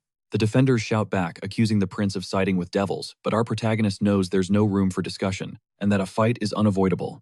The prince commands his soldiers to fight with courage, and the battle ignites. Warriors charge forward in a massive wave. The dwarves are riding horses, even though they can't stand it. As the orc chief and orc lady get ready to brawl, the young aura user becomes the center of attention, blocking countless attacks. All of a sudden, a sword of pure light forms in his hands. It's Sir Spurius's legendary giant blade Spurius. The real aura user watches from a distance, absolutely furious that the kid stole his signature skill. A thunderous explosion rips across the battlefield, sending the defenders running for their lives. The orc scales the wall and smashes right through it. The incredible sight has everyone whispering in awe that this must be the real power of the aura users. The orc lady nods, approving of the group's performance. She remembers our hero's orders, that they were only supposed to break the walls and not harm the soldiers. Wanting to pitch in, she unleashes her own skill. She hurls a volley of sharp blades into the barricade, and each one detonates, blowing it to smithereens. The old aura user holding the Night Prince screams in pure shock. Even the orc chief is stunned that his wife was hiding that kind of power. The dwarves are admiring her technique, commenting on how useful she'd be for demolition jobs in the future. The Night Prince admits he was completely blindsided by this and says they have to prevent a siege at all costs. Spurious grits his teeth, admitting they can't win here and they need to retreat. The defenders watch as the prince's army begins to pull back. The Night Prince is totally confused. Why would they retreat when they were clearly winning? A soldier's voice rings out, calling the Night Prince a traitor. He yells that the prince already holds his life in his hands and doesn't want to cause any more needless death. So if the Night Prince actually gives a damn about his people, he'll surrender. In that moment, the Night Prince realizes they've masterfully painted him as the villain. Our hero is seriously impressed, wondering who came up with such a clever move, knowing the Night Prince is now totally cornered. The prince smirks, calling him a wise man, and declaring that the war is already won. Following his grandfather's advice, he says they should head back to their estate, since their enemy will be surrendering any minute now. In the palace, the Night Prince's father desperately asks what they're supposed to do. An advisor points out that the enemy army is backed by an aura user and suggests they prepare for the next battle. But the Night Prince argues that if they abandon the castle, the prince will officially be crowned king, and they'll lose everything they have. Another man suggests asking other kingdoms for help, but the Night Prince shoots him down. He explains that if outsiders get involved, their kingdom will be torn apart from the inside, even if they manage to win. The nobles start to get angry, shouting that the Night Prince is putting everything on the line. But according to Karsus, they're only worried about saving themselves. He can see that even his own father and grandfather are ready to cave. The advisor then suggests a darker path, send assassins to take out the prince. But after countless failures, the Night Prince's father turns to Sir Spurious, desperate for a solution. The knight flat out refuses to harm the prince, a man of royal blood, but offers a chilling alternative: he'll hunt our hero instead. Soon after, the prince's forces set up camp right on the estate's doorstep. That night, the mansion is alive with a victory feast. But when the prince questions why they're celebrating nobles who never saw a second of combat, our hero drops some serious wisdom about maintaining the peace. By giving them a seat at the table, he explains they starve any potential jealousy or resentment. The other nobles are blown away, calling his insight profound. Even the prince is impressed by his sharp political instincts, and his grandfather can't help but praise him, noting that for someone so young, he has an unreal talent for managing people. Later, the young saint introduces a viscount to the orc chief, who communicates through our hero's magical necklace. The viscount commends the orc's courage in battle. The orc matriarch fires back that true orcs value warriors and have nothing but contempt for cowards. The chief bristles at the viscount's condescending tone, but his wife calms him down, reminding him of our hero's warning: don't ever expect humans to play nice. Our boy's philosophy is simple. People don't need to be best friends to coexist. They just need to accept one another. He believes that, in time, they can build a world where everyone is treated as an equal. It's a promise to himself he won't make the same mistake he did in his past life trying to solo the world's problems. This time, he's going to lean on his squad. And with that, the party rages on. The saint, the elves, and even the timid young aura user join in despite their nerves. For once, the young aura user isn't met with hostile glares. Our hero slips outside for some air, thinking that the real trouble starts the moment the prince is crowned king. He scans the grounds, wondering where the elf ran off to. Then, out of nowhere, he spots a figure concealed in a cloak. The person's presence is so completely erased, they could be a phantom or an incredibly powerful aura user. The man speaks his voice low, apologizing for what he's about to do for the kingdom's future. The cloaked figure is none other than the old aura user, and in a flash, he lunges straight for our protagonist. Our hero screams his name in pure disbelief, throwing up a desperate block, just as the blade comes inches from taking his head off. The old man grunts, impressed by the boy's lightning-fast reflexes, and guesses he must be using iron skin magic. Our protagonist crosses his arms, reinforcing his defense, but the veteran warrior doubts that such a basic spell could have so much stopping power. Without wasting a breath, our hero retaliates, unleashing a torrent of destructive fire that engulfs the entire area in a blistering inferno. The very ground trembles as the mansion walls glow white-hot. The old aura user concedes his target is far tougher than he anticipated and announces he's done holding back. It's time to get serious. The horrifying truth dawns on our protagonist. He was the target from the very beginning. With no escape, he curses his soul-swapped brain for being so slow on the uptake. The old master charges once more, his blade shimmering with deadly energy. But our hero meets him head-on with slick hand-to-hand combat. The old man's eyes widen in shock, demanding to know if he's secretly a combat mage.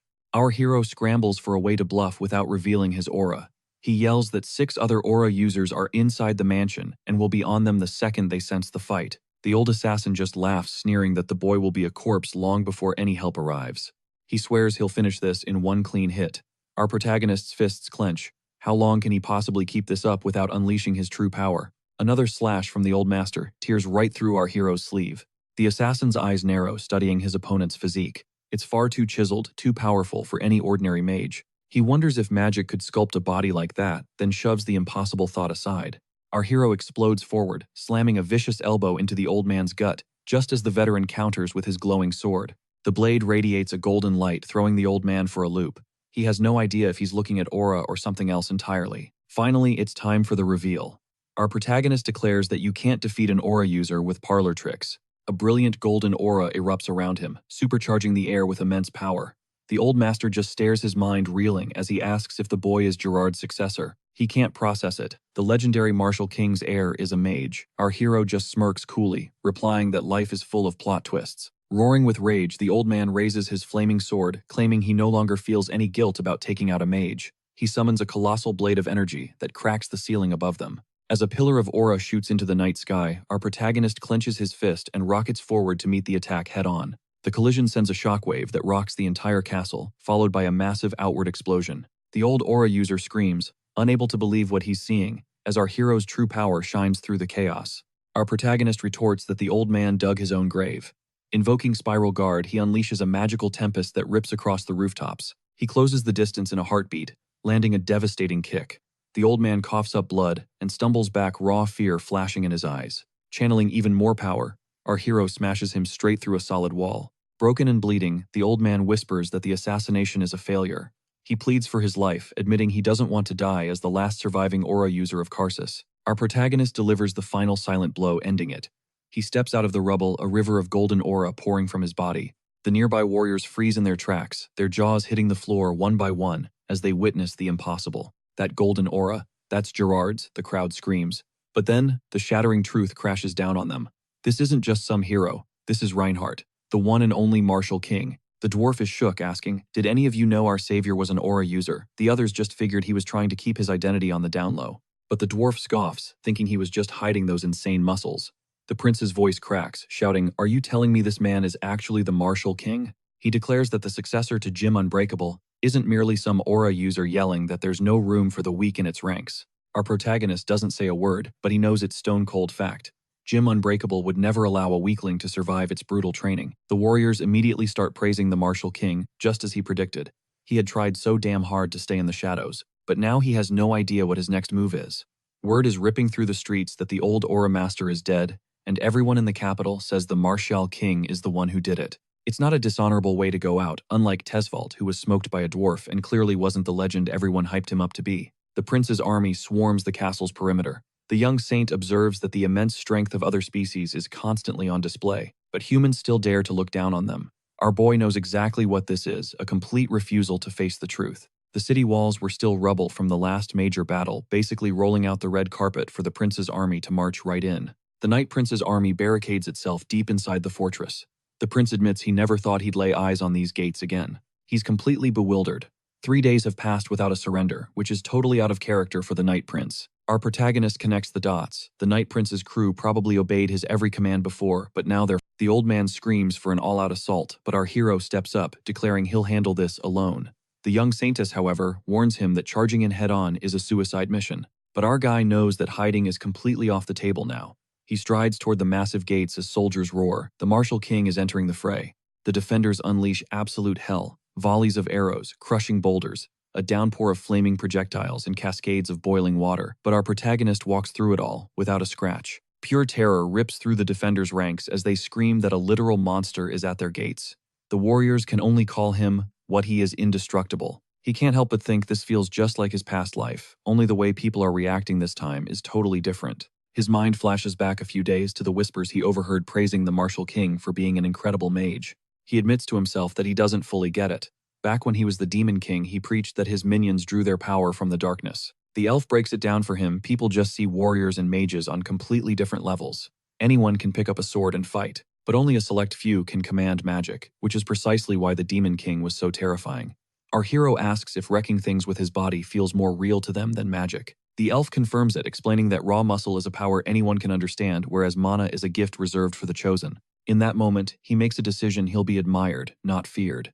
Across the battlefield, the last defenders raise their swords, shouting that if they must die, they will die with honor. Blood spills across the stones as they pledge their final loyalty to the Night Prince. Our protagonist strides into the carnage, his voice booming that the victor is already decided, and orders them to cease their futile resistance. Inside the throne room, the Night Prince waits with his blade drawn.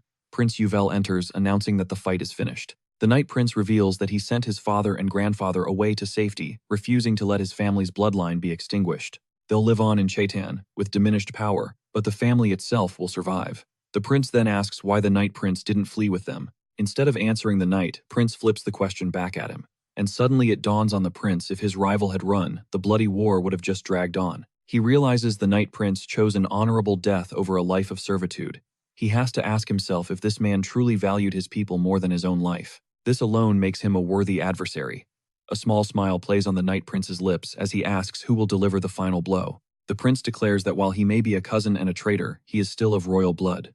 Therefore, only he has the right to take his life. He gives our hero a look to intervene if necessary. Then, in a flash, the prince leaps forward, his sword crashing against his rivals. As their blades clash, Karsus the Night Prince starts trash-talking Prince Yuvel, saying he heard all about him skipping night training to fool around with a dwarf girl. He mockingly asks if Yuvel was hiding his true power this whole time.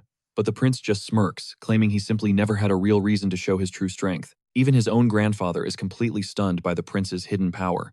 The prince had always just assumed everyone went easy on him because of his royal status, but now he's realizing that he's actually incredibly strong. He casually mentions that he'd been playing with Phineas since they were kids, and he had to do deadlifts and squats every single day just to keep up with her. Yeah, lower body training was basically a requirement, and for once Phineas isn't even blushing. The Night Prince confidently roars that he will crush Prince Yuvel and lunges forward with a powerful strike. But here's the twist. Yuvel's combat style was taught to him entirely by a dwarf, making all his moves based on traditional dwarven warrior techniques. A style that's incredibly awkward for a human's higher center of gravity. As the prince starts to struggle and calls for our hero's help, his opponent objects. He screams that this is a sacred duel and must not be interrupted. But our hero's unbreakable fighting style doesn't give a damn about honor. He simply steps in and slams Karsus to the ground with a single devastating punch, ending the duel instantly. Holding the traitor's head high, Prince Yuvel orders it to be put on display, and then places the crown directly upon his own head. This moment marks the birth of the new king of the Crovan Kingdom. News of the Civil War's shocking conclusion spreads like wildfire. The public is in absolute shock as nearly everyone had bet on the prince losing. Another hero's name also skyrockets to fame: Marshal King Reifenhart.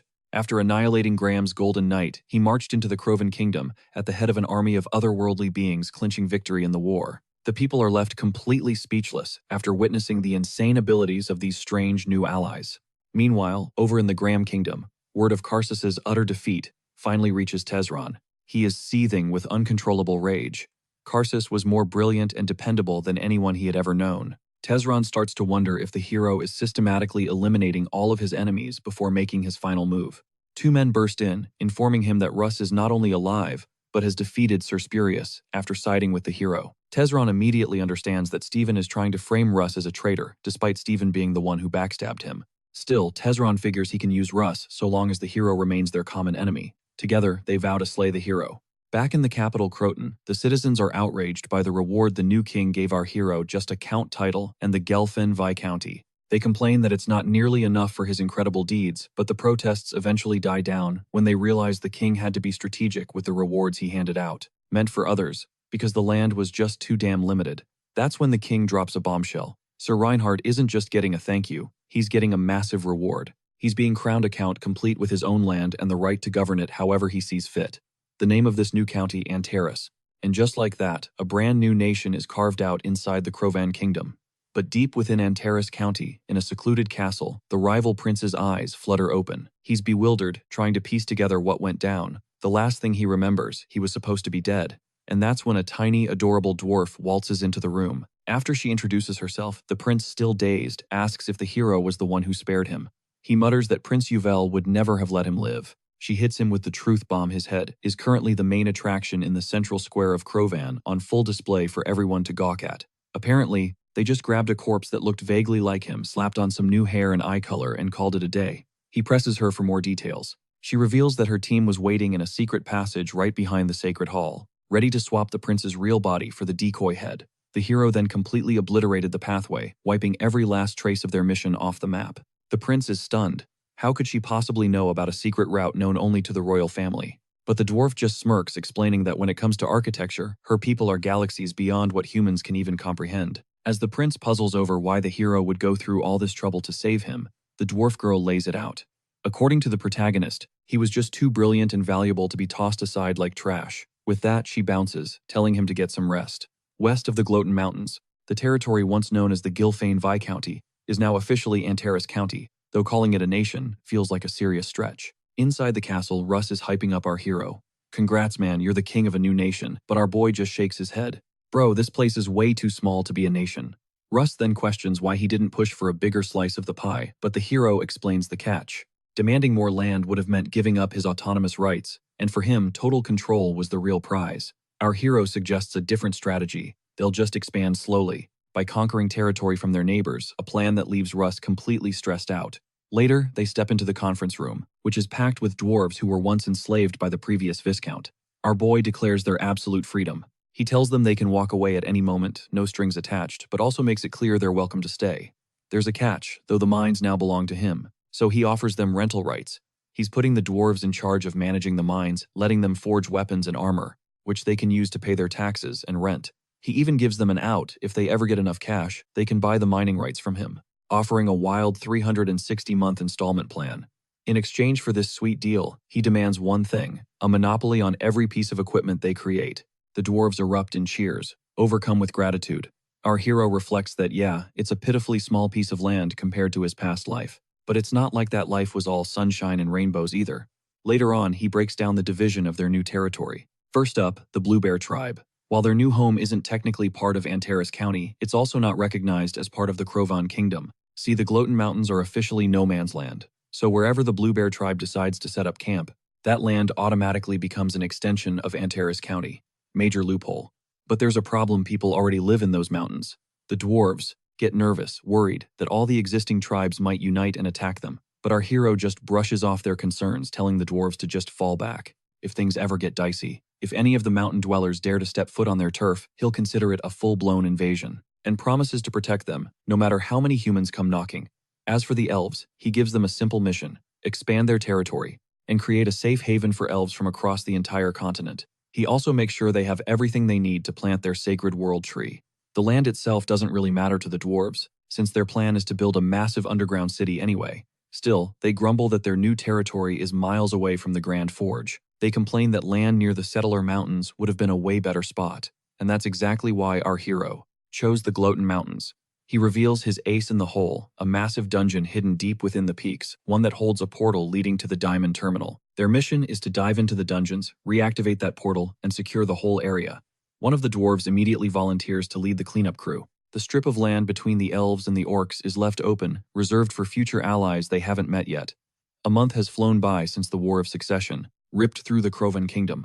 Back in Antares County, inside the castle, our boy Russ and an orc warrior named Tathus are locked in a fierce training battle. The orc suddenly hurls his sword, aiming for Russ's shoulder, leaving himself completely unarmed.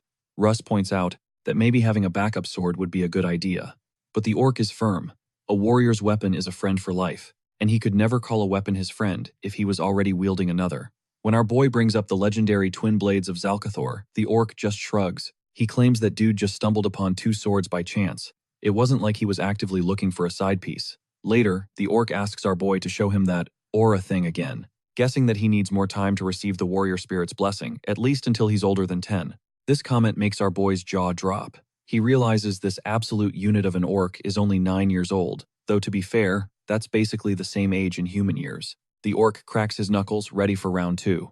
Across the county, the young saint is deep into her own brutal workout, and the little dwarf is busy carrying out her next secret mission. The Night Prince is now walking around in a whole new body, a little glamour, courtesy of our hero's magic. Tilla lays down the law, telling him to get comfortable with his new face if he wants to keep his identity a secret, because a slip-up would spell disaster for everyone.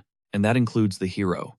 Meanwhile, the young dwarf girl cracks a joke, saying she's the second most chilled-out person in the entire castle. Number 1, of course, is our protagonist, who is still completely knocked out, even with the sun blazing high overhead. An elf finally nudges our hero awake, playfully warning him that he's going to get chubby if he keeps sleeping in this much. She even brings him a breakfast she whipped up herself, explaining that every single servant was swamped with their duties. After the meal, he fills her in on the plan. He reveals their next mission is to track down the fragments of the world tree so they can plant a new one in the alpine forest.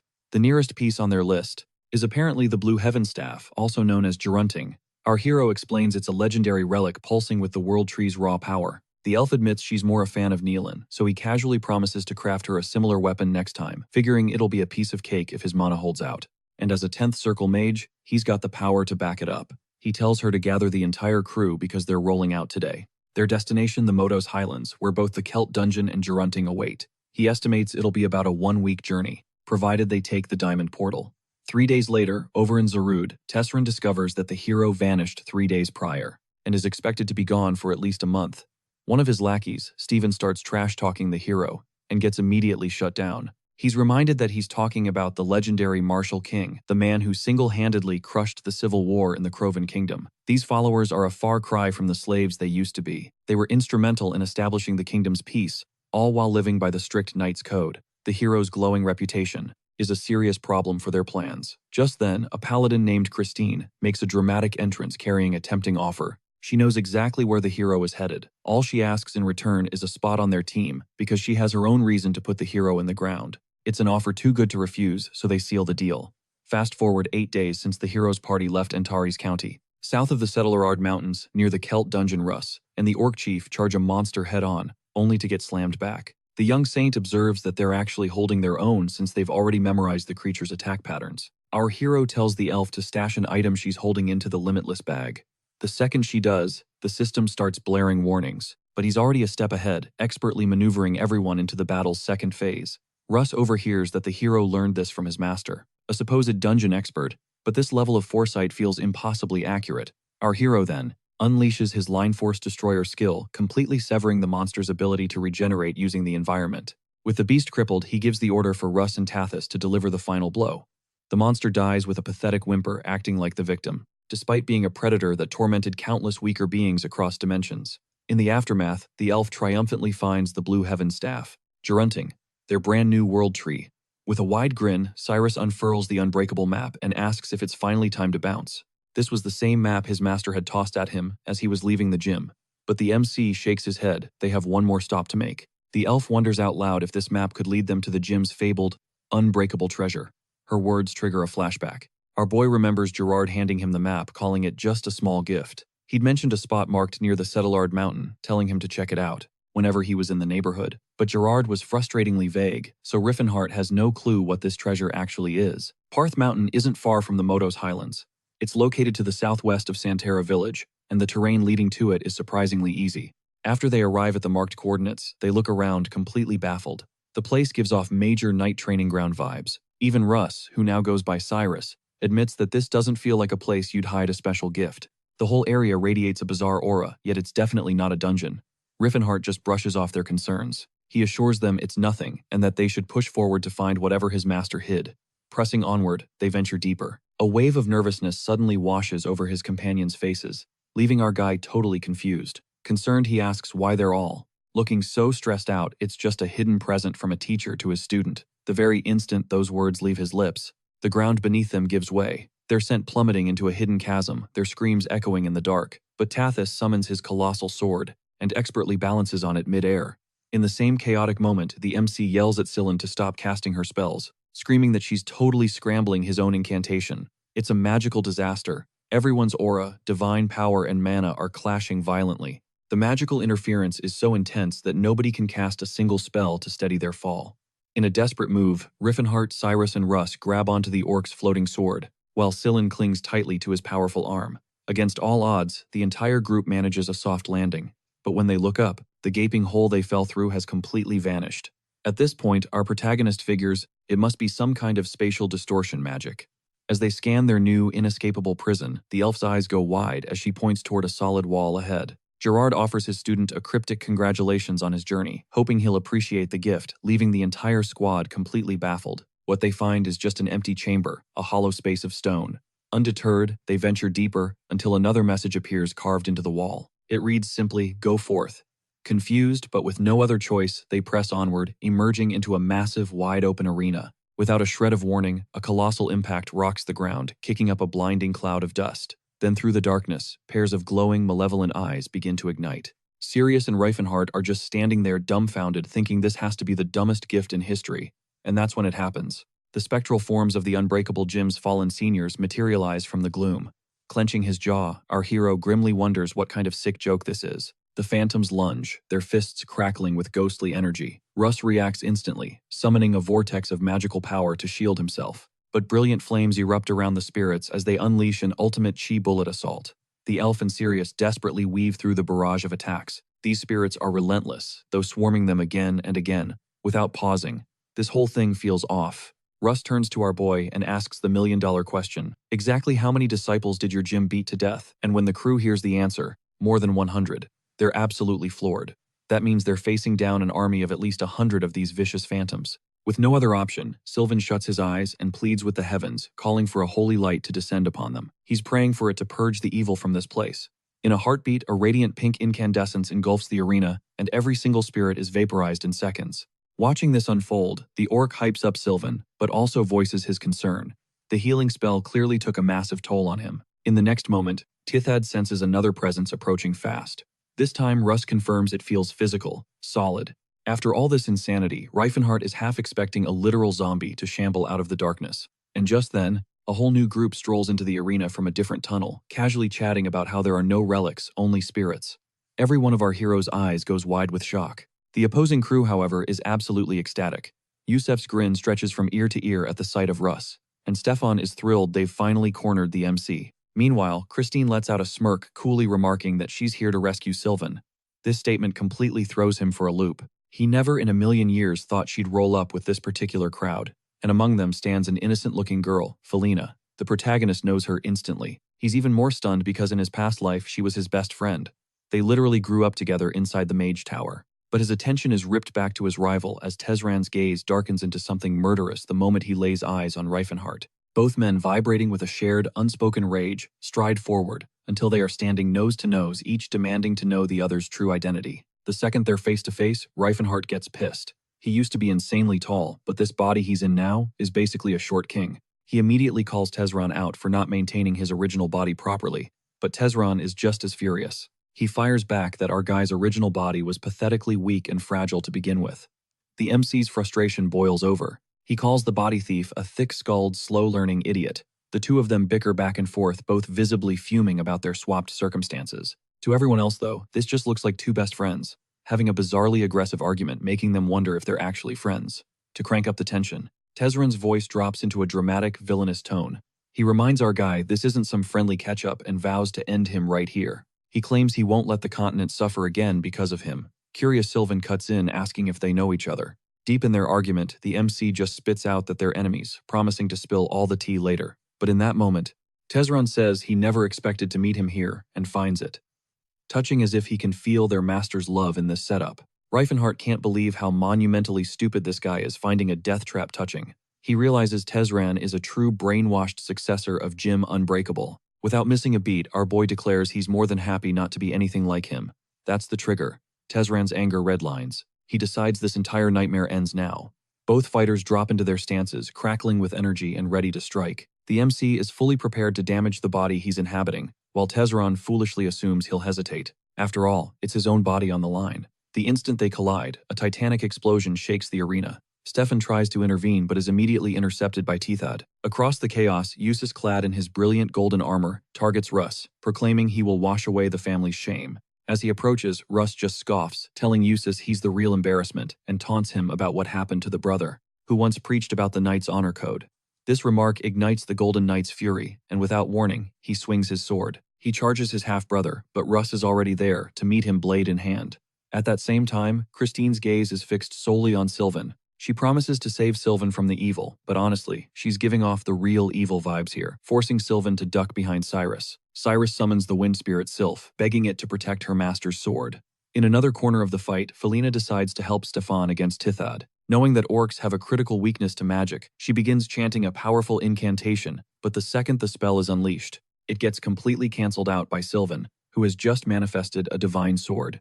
Seeing this level of holy power, Felina is left utterly speechless. All the while, Seelan is desperately pleading with the gods, begging for some kind of miracle to stop this woman from atomizing Tithad with her magic. Cut back to our protagonist, who is unleashing a devastating barrage of chi bullet spells. But this Tezran dude just weaves through them effortlessly, not even throwing a single punch back. And when Reifenhart roasts him for it, he disses our guy's original body, calling it too frail.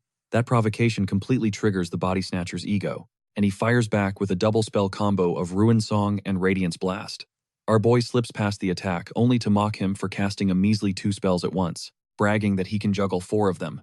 Tesran, however, notices a tiny delay in the MC's defense, as they both scream at each other about who stole whose body, which leaves Scylla and Cyrus totally shook with zero clue what they're even arguing about. In an instant, they both unleash some seriously advanced magic, and you can tell that deep down, they're both genuinely impressed.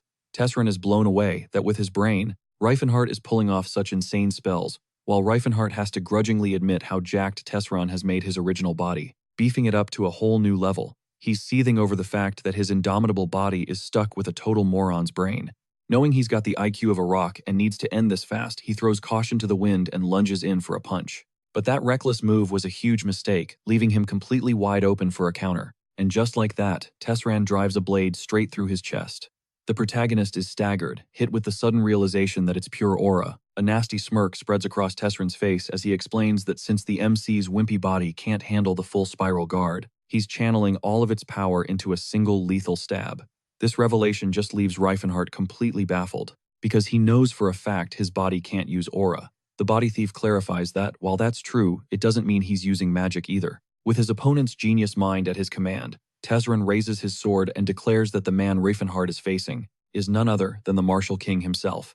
Grinning wickedly, Tesran demands to know if the MC seriously thought he couldn't do what he was capable of. A faint smile plays on the protagonist's lips as he acknowledges that this bodyjacker was one of the 2 strongest people on the entire continent, right up there with Cyrus, so he really didn't see this coming. As the 2 brothers clash in midair, Tesran admits he's still bitter that one of those 2 top-tier warriors is on the hero's side, especially since he never thought Yusu would backstab Cyrus and kick him out of his own home. He thinks back to being Russ's only friend, but now in this life he has a few more, adding that Russ is just really shy. Reifenhart immediately shuts him down, reminding the body snatcher that they are definitely not on friendly terms. Enough for a heart-to-heart. Ignoring him, Tesran mentions Felina keeps staring at him, as if trying to figure out if they're friends, from back home, which isn't exactly the truth, but also not a total lie, since they both hail from the same future. His eyes turn to ice, however, as he declares that they are most definitely not friends. The moment those words leave his mouth, Tesran unleashes raging torrents of fire, vowing to incinerate Reifenhart on the spot, screaming that this is what he trained for, this whole time. Engulfed in flames, our boy just scoffs, questioning if the body thief really thinks a little magic is enough to take him down. Tossing his sword aside, Tesran openly admits that he's absolute garbage when it comes to magic. But aura isn't everything in a real fight, a lesson he's about to teach him. On the other side of the battlefield, Yusu's magic shatters the ground in a colossal explosion. Russ taunts him for stabbing his own brother in the back, while Yusu shoots back that this swordsman has 0 honor. Then the 2 charge and their blades collide. They parry every blow from the other, screaming that neither of them ever even considered the other to be their brother. Elsewhere, Ciri summons Selena, unleashing a pressure so intense Christine can barely stand. Struggling to raise her sword, she can't comprehend how this slave is so powerful. She asks if Eris is also after Celine, which just confuses the elf. The woman then blushes, gushing that her little Celine is just so popular. However, Ciri has no time for her opponent's weird simp energy, so she summons Ignatius while Christine screams for Earsayer to protect her servant. At the same time, Felina watches the main fight, with a suspicious glare, clearly plotting something to secure a win. But from behind, Ceylon warns her she won't get a chance to do anything, though her eyes suddenly bulge in shock, and her face flushes bright red when she sees Tesran pinning Reifenhart to the ground. The sight makes her wonder what on earth those 2 are doing. In contrast, Tesran twists our boy's arm and mocks him, certain that the MC knows nothing about ground wrestling. After all, his master Jin, Unbreakable, never taught cheap moves like this. This wrestling is looking more like making out. And our guy is super uncomfortable, remembering Gerard telling him that it's better to just land another clean hit, instead of rolling around on the ground grabbing at your opponent's joints. Reifenhart gets flipped onto his stomach, and Tesran grabs his leg from behind. At this point, he's completely stumped, having no idea how to attack from this position. But then he remembers Gerard's words: if an enemy ever gets that close, you do whatever it takes to absolutely crush them. In that very moment, our boy unleashes Spiral Guard, flames erupting around his form, but his opponent saw that move coming a mile away. The world flashes white, the entire area engulfed in a blinding light, and that's when it hits our guy. It's an aura clash. Reifenhart's mind reels. He never learned any of this. The body thief perched casually on his leg scoffs at how basic the protagonist's aura skills are. He calls them amateur hour, explaining that his precious Spiral Guard can be completely shut down by just redirecting his chi paths. At this point, our MC is in full-blown panic mode, totally lost on what to do, but then a wild idea sparks in his mind. He begins chanting the verses of a spell, one that completely nullifies the force of friction between objects. The magic hits, and the MC's opponent is sent flying backward onto the dirt, absolutely stunned. He never imagined that such a spell could even be used on a human body. Pushing himself up, Reifenhart breathes a sigh of relief. The spell works. Just like it did with Ceylon, this possessed body isn't recognized as human. But before he can even mount another attack, he's ensnared again in Tesron's grip, who immediately transitions into a nasty jujitsu lock. Once again, our MC tries to cast a spell, but Tesron instantly counters with one of his own, completely nullifying it. Utterly frustrated, the protagonist calls him out on their master's teachings, saying it's just disgusting to see him writhing on the ground like some pathetic insect. A smirk plays on the body thief's lips as he states he's not Unbreakable's disciple. He claims that this kind of humiliation is a small price to pay for peace across the continent. Pinned to the ground, Reifenhart stares at him dumbfounded. It's a pretty unconvincing argument when his arm is literally caught between Tesron's legs. Still, the body thief doesn't even take it as an insult, calling it a highly advanced technique. All the girls have stopped fighting, their faces starting to burn bright red from watching this intensely intimate brawl. Thinking fast to create a distraction, Reifenhart tells his enemy to get a look at Felina, who is now the vibrant color of a tomato. This makes Tesron flustered and breaks his focus. Seizing the opportunity, our boy wrenches himself free from his opponent's grasp. However, their ridiculous fight keeps going, and our guy is just regretting this isn't a fight with long-range magic. He knows no one is coming to help him since Cyrus is completely tied up fighting Usus. On the other hand, when he glances over at Tethad and Stefan, he's totally floored because Tethad is getting wrecked, actually losing to a guy like Stefan. Standing over him with his sword, Stefan taunts the orc, asking him if he's finally grasped how hopeless his situation is and if he really thinks he can win. With that, he orders Tethad to drop his weapon and kneel. Even while struggling, Tethad snarls back that he will never surrender. Warriors of the Blue Bear tribe never lose. After hearing that, Stefan just scoffs, disgusted by the sheer audacity of an orc to think of himself as a noble knight. With a roar, Stefan's armor flares to life, crackling with streams of raw energy, and he tells Tethad to beg him to spare his life. But instead, the orc just goads him on, knowing a full-blown attack is about to drop. Tethad summons Dakar, his weapon. In a flash, Stefan lunges forward, thrusting his sword directly at the orc. The streams of magic lashing out from the blade tear a scream of agony from the orc's lungs. But seeing him still standing, Stefan mockingly applauds him for managing to stall for so much time. Tethad stares into his opponent's arrogant eyes. This was the exact way humans always looked down on orcs. Tethad had fought every single day of his life, becoming a fighter by swinging his weapon to survive. He had snuffed out the lives of countless enemies with his old beat-up sword. Sometimes it was his own kind. Other times he used this weapon against criminals. Basically, he had poured his entire soul into that blade. As these memories flash before him, something inside him finally snaps. He roars that his pride isn't just as a fighter, it's as a warrior of the Blue Bear tribe. He remembers making Reifenhart his mentor, how he vowed to repay the man, and how he declared himself Crota's son, the one true heir to Latz's axe. In a single crystal-clear moment, he realizes he is the descendant of legendary warriors. An insane surge of energy floods his body, and a brilliant blue stream of power explodes around him, engulfing both him and his weapon. Watching this happen, Stefan's jaw hits the floor. This was none other than Blade Aura. Stefan thinks this is unreal, refusing to accept that this is Aura, since there's no way an inferior creature could manifest such incredible power. Ignoring all the trash talk, Tethad surges forward with Dekar, ready to strike his opponent down. Even as Stefan unleashes a blast of magic at the orc, it does absolutely nothing to him. At this point, he's just completely stunned by this overwhelming aura. Raising Dekar high into the air, Tethad remarks on how pathetic it is that, even after witnessing this incredible power, his enemy is still living in denial.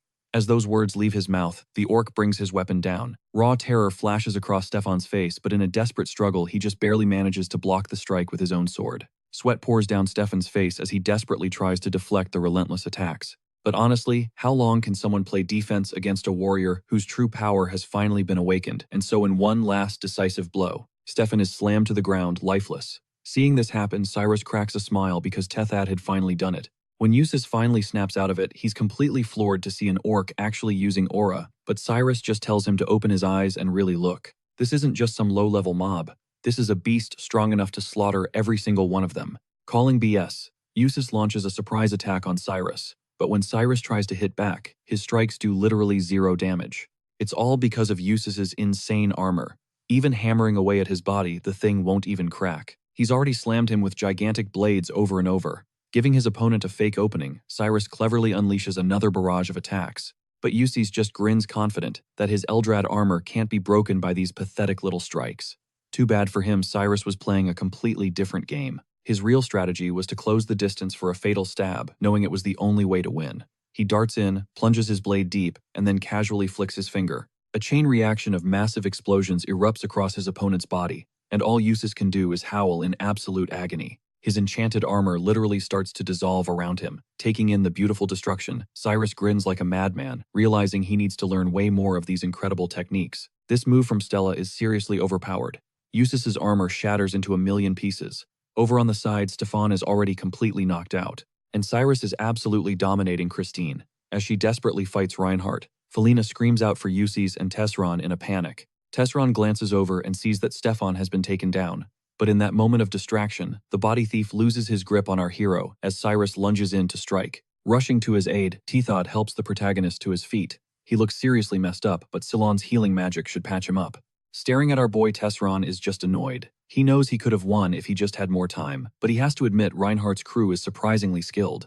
The game has definitely changed. With a sigh, he decides to retreat, vowing to win their next encounter, but our MC orders him not to move. Scoffing, our hero declares he's not letting him get away, but Tesseron just smirks because he's about to leave him with no choice at all. In a shocking twist, the body thief summons the gym's unbreakable spirits, the same terrifying ghosts. Reinhardt and his group barely survived fighting just moments before. The entire swarm of spirits descends on our heroes, while Tesseron, grabbing Yusis, starts to bail with his crew. He vows to take the MC's head the next time they meet. One of the spirits charges straight at our boy, but he just throws up a hand and stops it cold. He holds it back effortlessly, but man is he pissed. These things are programmed to attack only him, and they're completely ignoring the body thief. Is it because he's the rightful successor, or is Silon's divine power acting like some kind of ghost magnet? While they escape, Felina apologizes to Tesseron, feeling useless because she couldn't help. The loyalties are a total mess now. Felina, who was Reinhardt's best friend, is fighting for the other side, while Cyrus, once Tesseron's only friend, is now trying to kill him. Suddenly, their entire group freezes when they see a stone tablet. It holds the secret to surpassing the quintuple layer of the Calamity Horn. For a second, Tesseron panics, thinking the Demon King must have known about this too. After all, he passed through this area. It's why the body thief was so scared of him. But it looks like he was still stuck at the quadruple layer. In a flash of genius, he shatters the stone. If he can't reach the next level, then neither can his rival. They'll both be incomplete forever. With that single act, he's destroyed his own path to the quintuple layer. The moment the stone crumbled to dust, our boy felt the entire reason for his journey turn to ash. Back in the arena, the spirits are running rampant, forcing Silon to beg Philonance for help one more time. A brilliant pink light floods the area, and every single spirit evaporates in seconds. Utterly exhausted, Silon collapses to the ground. He's never had to use his divine powers on that scale before. He looks up curious and asks why those spirits were so ridiculously strong. So our guy explains that they were the souls of people who were beaten to death. The more resentment a spirit holds, the more powerful it becomes. At that very moment, the Demon King senses the warped space he created finally disappearing. However, his focus immediately snaps to Cyrus, who demands to know who the hell that Tesseron guy was. So our boy tells a little white lie: they used to be friends. But they became enemies because they had a major disagreement about otherworldly species. He claims Tesseron thinks freeing them would destroy the world, now that they've decided to hunt them down. Tatis points out two sets of tracks. It looks like the enemy went to the stone chambers and then immediately headed back up the stairs. That means their path is clear. Following the trail, they press onward until they find something smashed to pieces. It's the same headstone. Reinhardt guesses that their opponent threw a tantrum and destroyed it. The fact that their enemies are long gone makes Cyrus complain that this entire trip was pointless. But our MC just smiles, reminding everyone that it wasn't a waste at all because they gained a brand new aura user, Tithad. In the protagonist's previous life, the orc didn't awaken his aura until he fought Cameron of the Hallan Kingdom. He thought that awakening was still at least 10 years away, but it's clear the future has been massively accelerated. On top of that, they found Jerudin and a new aura user. This trip was a massive win. With their new mission accomplished, they all agree to head back and get some rest. Cut to a deep forest where a group of young trolls are being pushed through a grueling run by a senior troll named Yutrang, who barks at them to keep going. Because Yutrang knows these young trolls are on the verge of collapse, and if they're captured, they'll be rendered down into ingredients for potions. Meanwhile, Captain Landon and his squad are hot on their trail, methodically tracking their every move. Landon barks at his men to press the hunt, knowing that a single drop of troll blood is a prime component for healing elixirs. Each vial is worth a hefty 10 silver coins. Huddled behind a tree with the terrified trollings, a wave of guilt washes over Utrang for venturing to the waterfall, defying the stark warning from Guru Mataro. He had gambled thinking the human settlements were a world away. Left with no other option, Utrang urges the trembling baby trolls to stay put as he breaks cover, revealing himself. When a plover's nest is threatened, the parent bird feigns injury to draw the predator away. Utrang was about to do the exact same thing. Stepping into the open, he unleashes a blast of raw troll sorcery that stuns the knights, but Landon just screams for his men to riddle him with arrows. Even as arrows thud into his flesh, Utrang's wounds seal over instantly, so they pivot, throwing a massive net to immobilize him, with a plan to burn him alive. But before they can act, Utrang unleashes his gigantification, his body swelling to a monstrous size. Absolute terror paralyzes them.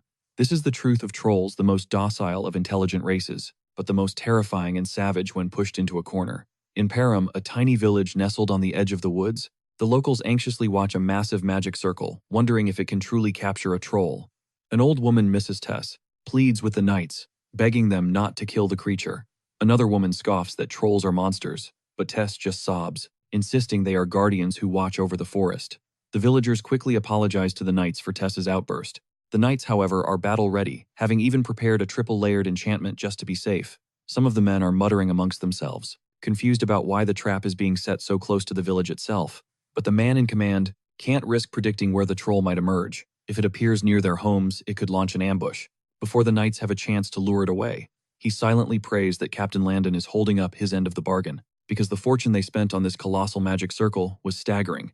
They absolutely need to bag some trolls. In a flash, Utrang bursts from the tree line, his face a mask of fury as he charges the humans. In response, the knights bombard him with a volley of fireballs and ensnare him within a crackling cage of arcane force. Poor Utrang roars in agony, but the cruel humans show no mercy, forcing the troll into the magic circle and sinking another arrow deep into his back. Utrang finally collapses, whimpering in pain before he loses consciousness. Moments later, the merciless men bind him with heavy chains and unceremoniously dump him into the back of a carriage. While the village celebrates their supposed peace, Tess's voice cuts through the cheer. You have all done something you will live to regret. She warns them that the forest's rage will soon fall upon them, but her desperate cries are completely ignored. At Zeaton Hill, deep within the Getherin Mountains of the Hallan Kingdom, a squad of Southern Region knights surrounds the carriage transporting Utrang. The men are giddy with excitement, dreaming of the mountains of gold they'll receive. As soon as they deliver their prize to Kaltazan, they can't wait to hand this troll over to the Alchemist Guild, the ultimate payoff for all their hard work. While on the move, one of the soldiers, a man named Dren, thought he heard a faint noise, but since they were close to their campsite, he dismissed it, and they pressed onward. But that momentary lapse in judgment proved fatal. Handan was just instantly killed. Panic explodes through the ranks, but a grizzled veteran roars for them to hold the line, claiming it's a simple monster ambush. They form a defensive circle around the carriage, but in a blur of motion, they lose 4 more men in a heartbeat. Russo, the squad's mage, desperately tries to cast a detection life object spell, sending a magical pulse into the air, but his incantation is violently cut short as he chokes blood erupting from his mouth. Sheer terror grips the remaining soldiers, and they suddenly remember Tess's ominous warning about an angered forest. Fear solidifies on every face as a chilling voice echoes from all around them. It tells them that they were never a threat to humans, yet humanity relentlessly hunts them for profit. In a fit of delusion, the captain raises his sword, confident that the Sayer's protection will save them, but beads of cold sweat trace paths down his face when he spots the ivory tusk, casually slaughtering his men right before his eyes. Landon recognizes the demon instantly. It's the same beast that massacred the infamous monster hunting squad and annihilated over 20 different branches of the Alchemist Guild. Before he could even formulate a plan, the ivory tusk leaned in its breath, hot on his ear, whispering a taunt that his greed had drowned out his fear. In the next moment, it rips his body to shreds. The only sound was his own scream, until death finally silenced him. 7 days after the fateful encounter with Tesron Riefenhart, he and his party returned to Antares County.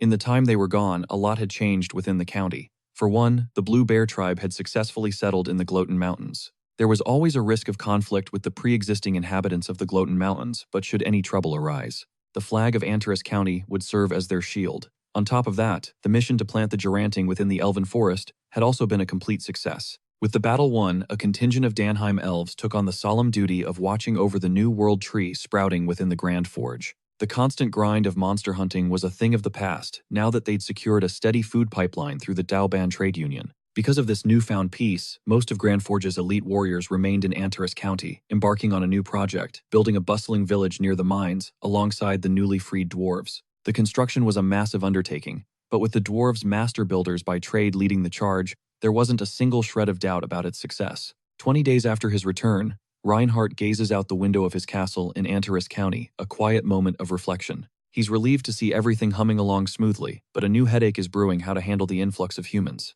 Today, a squad of veteran mercenaries captained by a guy named Gardwin has arrived to pledge their swords to him. Every last one of them is tripping over themselves to get his attention, shouting out their skills and accomplishments. Reinhardt could see it plain as day. A few genuinely skilled fighters were mixed in with a whole lot of posers who thought they were the main character. It struck him as ironic that in his past life as the all-powerful Demon King, not a single human dared to offer their services. Still, this time is different, and he genuinely voices his gratitude for them showing up. He promises them a spot on his roster, but only if they can back up their talk with actual skill. A predatory grin spreads across his face. His plan, to absolutely demolish them in combat, and then cherry-pick the survivors who were actually worth a damn. The knights and soldiers eagerly step forward, ready to prove their mettle. Their test, a one-on-one sparring match against the beast himself, Cyrus. All told, there were 20 knights and nearly 100 soldiers, not even counting the non-human warriors. As Reinhardt watches one of the knights clash with Cyrus, a cold realization hits him. All of these so-called warriors combined probably weren't worth even 10 of his dwarf fighters. But he knew they had to welcome humans into the fold, just not the ones who looked down on other races. The second a knight shot a contemptuous glare at Tethad, who was sizing him up, the other recruits knew immediately this guy was cooked. Showing prejudice towards orcs or any other species was a hard line you just didn't cross here. Seething with rage, Tethad unleashes his terrifying blade aura, putting his immense power on full display for everyone to witness. The entire crowd, including the arrogant knight, is left completely shell-shocked. That knight, of course, was unceremoniously booted out moments later. Shaking his head at the spectacle, our boy turns to Azrael and asks if any decent candidates actually showed up today. Azrael, confident in his team, assures him that Tethad and Roos have a sharp eye for talent, and that he shouldn't stress it. Azrael then adds that it takes more than just skill to make a true knight. Reinhardt, ever the troll, shoots back. Does that apply to orcs too? The jab leaves the captain of the Antares Knights flustered. He concedes that Tethad possesses not only incredible skill, but also the unwavering dignity of a true knight. Hearing that the protagonist can't help but wish everyone could be that open-minded. Then again, every last one of the county's knights was a former merc, so he figured he could eventually beat some manners into them. He does have a lingering worry though. If they keep filling their ranks with sellswords, they'll never build a true loyal knightly order. In Reinhardt's mind, the line between a mercenary and a knight wasn't all that thick, but knights brought a level of discipline that mercs just couldn't match. Before leaving, he gives Azrael a new directive from now on: prioritize recruiting real knights. Back in the war room, our hero asks Flora if he's got a busy day ahead. Her reply is a look that makes his eyes pop wide with dread. He's confronted by a literal mountain of documents demanding his signature. It's clear he's going to be chained to this desk for hours, all while dungeons filled with treasure are just waiting to be conquered. On top of that, he still has to track down the Four Symbols relic. As Flora pours him some tea, her curiosity gets the better of her, and she asks who handled all this paperwork in his previous life. Staring at the paper tower of doom, he explains that he rarely had to leave the palace back then, and more importantly, he had Mashalin to manage everything. But he can't lean on his non-human allies for admin duty now. The human nobles would riot if he let another species handle state affairs. At that moment, Reinhardt finally admits what he desperately needs: someone utterly reliable, a genius at administration. He needs a capable steward who can protect the castle and run the county, freeing him up to go out and handle bigger threats. When Flora suggests Azrael, our guy agrees the captain is solid. But he's not solid enough to be entrusted with the entire county. Not yet. A sly smirk creeps onto his face. He already has someone in mind, a man of such legendary skill that even the Demon King himself couldn't kill him. Meanwhile, down the corridors of that very castle, a tall, imposing figure walks alongside Tilla. None of the knights recognize this stranger. Even when they ask their captain Azrael, he just shrugs completely in the dark. As they stroll, Tilla glances at the man Carasis, whose eyes are fixed on the training grounds below. Feel like a sparring session, she asks, reminding him of his title as the Knight of the Knights. He simply declines. His mind is a storm of thoughts, convinced that the man known as Carasis died long ago, and that he is now just a shadow, a man without a name. Tilla's voice snaps him out of his trance. He murmurs how he always believed Yuvel was an extraordinary candidate for the throne. His words leave Tilla completely baffled. She doesn't get what could have possibly changed his loyalties. The man then explains that the woman standing right before him, Tilla, possesses a rare combination of beauty, wisdom, and wit. He confesses that these are the very qualities he's come to admire in the otherworldly species, and it's completely reshaped his worldview. Her cheeks flame red at his cheesy line, but then he offers her his hand. She takes it. And Tilla fires back that while he might be wise and witty, she's not totally sold on the beautiful part. Calling her cruel, he leans in, reminding her that her people can literally hear truth in a person's voice, so maybe she can tell if he's lying when he says, He's completely fallen for her. The confession sends a wave of crimson across Tilla's face, but just as it sinks in, he assures her it's okay. If she doesn't feel the same since he isn't a dwarf. She immediately starts stammering, and right then he knows she's all in. Her only request is that he grow a beard, insisting it would be a good look. Holding hands, they continue their stroll. Realizing he had no right to judge, Yvel Karsus finds our hero, who is genuinely thrilled to see him. Karsus confesses that out of all the prisoners of war in the entire world, he feels like the most blessed. Hearing this, Riffenhart asks if Karsus has ever considered dropping the whole prisoner of war title. Karsus immediately wonders if the MC wants him to stop leaning on him for support, admitting he feels a ton of guilt for just lounging around the castle. A smile spreads across the protagonist's face, genuinely pleased that Karsus picked up on what he was putting down so quickly. He asks for his help, and Karsus reveals he's already gotten the full rundown on the MC's master plan from Tilla. With some hesitation, he confesses that, at first, he thought Riffenhart was completely out of his mind. Our guy lets out a chuckle. Yeah, he gets that a lot. Even Sirius was skeptical, but Karsus soon realized his own perspective was just too narrow. These otherworldly races may not be human, but they are undeniably people. Karsus now sees this isn't about elves versus dwarves. No civilization can thrive when its people are treated like animals. He may not grasp the full scope of it, but if this is the dawn of a new age, he desperately wants to be a part of it. Lowering his head in a gesture of pure respect, he asks Riffenhart to command him. He doesn't care if his role is a servant or an administrator. A small knowing smile plays on the hero's lips, because he knew this guy was going to step up and ask for a position, even if he hadn't been summoned. Without missing a beat, Riffenhart extends his hand, offering the official seal and asking him to be his proxy. Karsus is absolutely stunned that the protagonist would place so much trust in a former enemy. As he takes the seal, he throws down a challenge asking what's to stop him from betraying that trust. But our boy explains that the seal's power is limited to commanding only humans and Antares. Then he flips the question asking what grand betrayal Karsus could possibly cook up. After mulling it over for a few seconds, Karsus just cracks up. He's got nothing. In that moment, he knows for sure he isn't serving some foolish lord, since the only humans around are the Night Order and over 1,000 starving refugees. Just to mess with him, Karsus asks, what would happen if he trained those humans into his own private army? The second, Riffenhart replies that Tilla would cry. A shy smile breaks across Karsus's face, and he promises to do his absolute best. Changing gears, the main lead asks if he should call him Sauce instead of Karsus, joking that a new face needs a new name. But the name is so lame that Karsus shuts it down, telling him to just call him Carl. Before Riffenhart can walk away, Carl playfully suggests that our guy should just make him prime minister, because it sounds way cooler than being the count's proxy. And once Carl was appointed prime minister, things started getting done at warp speed. His skills were on a whole other level than our boy had even imagined. First on his agenda, figuring out a plan for the female elves, and assigning them meaningful work. His brilliant strategy instantly boosted work efficiency by 30%.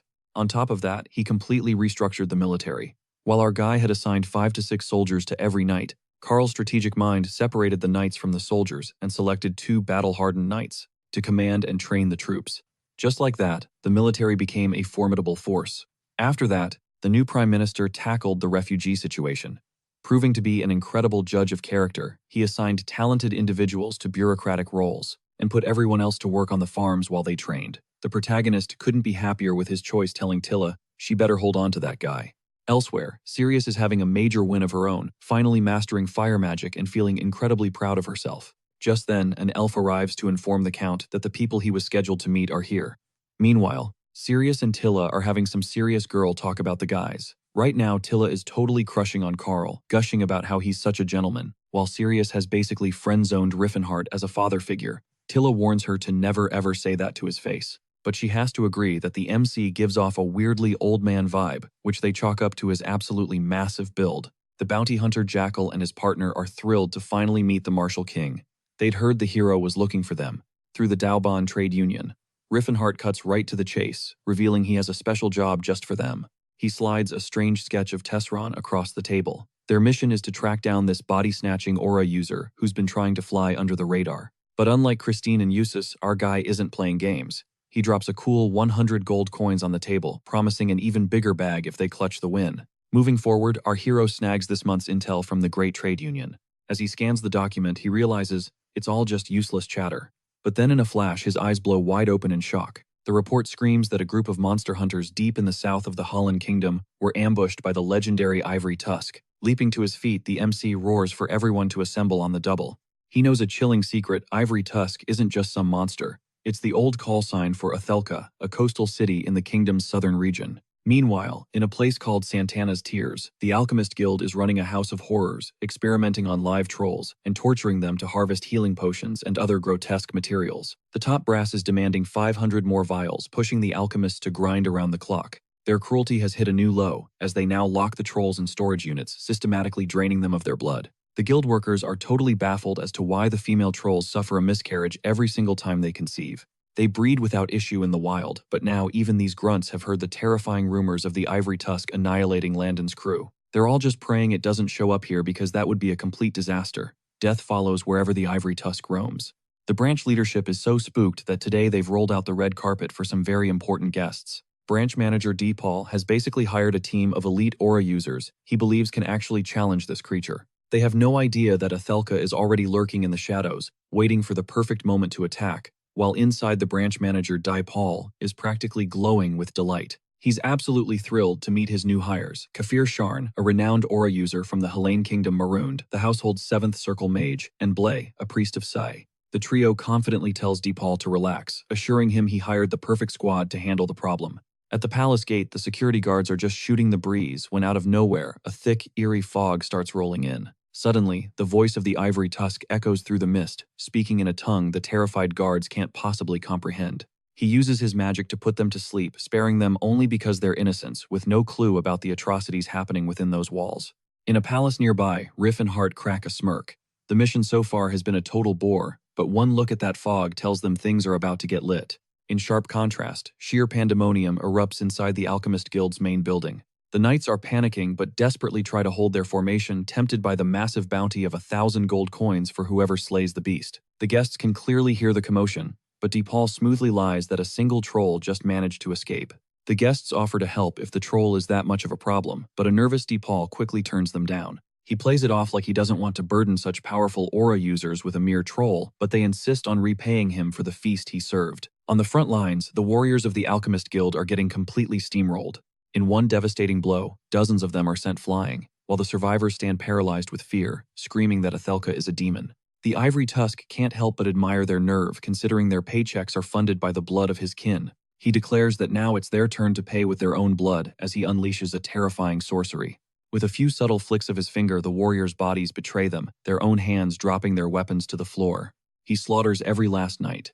Moments later, Blay, Marooned, and Kafir finally step out from their hiding place and lock eyes with the Ivory Tusk. It all clicks into place. They now understand why Paul was giving them the 5-star treatment. Feeling completely played, they vow to have a serious talk with that fat liar later. Athelka, meanwhile, studies the newcomers, recognizing that these three are on another level entirely. All three mercs are floored that a troll can actually speak.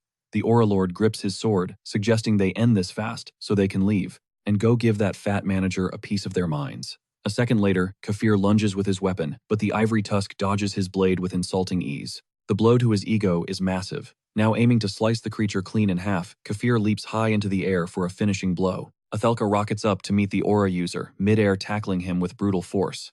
Marooned is visibly startled, and Blay's pupils dilate in confusion, because this creature is somehow in a real-deal dogfight, with an elite warrior blocking a blade shimmering with aura, using just 2 wooden rods. Athelka declares that with the Mother's grace flowing through him, nothing they do can ever harm him. Bathed in a magical glow, his body expands to a colossal size, and he punts Kafir so hard he smashes through an entire forest of juniper trees in the blink of an eye. The Ivory Tusk swings his weapon cleverly, closing the distance on his opponent while maintaining a perfect defensive gap. Unleashing his sorcery, Athelka creates a massive explosion, showering the area with deadly debris. Athelka then summons massive green vines from the ground, which instantly shoot up and ensnare the Lord of Aura's body. Seeing his chance, the Ivory Tusk blitzes forward, and though Kafir desperately tries to parry with his sword, Athelka's weapon smashes viciously into his side. Seeing their chance, Blay and Maroon lunge toward him as Maroon begins chanting an incantation for a devastating flame strike. A glowing magic circle erupts beneath the beast, but it sidesteps the trap, roaring in agony. A cold dread settles in. This is no ordinary monster. Blay spits, "Forget honor. Let's drag this thing outside and finish it for good."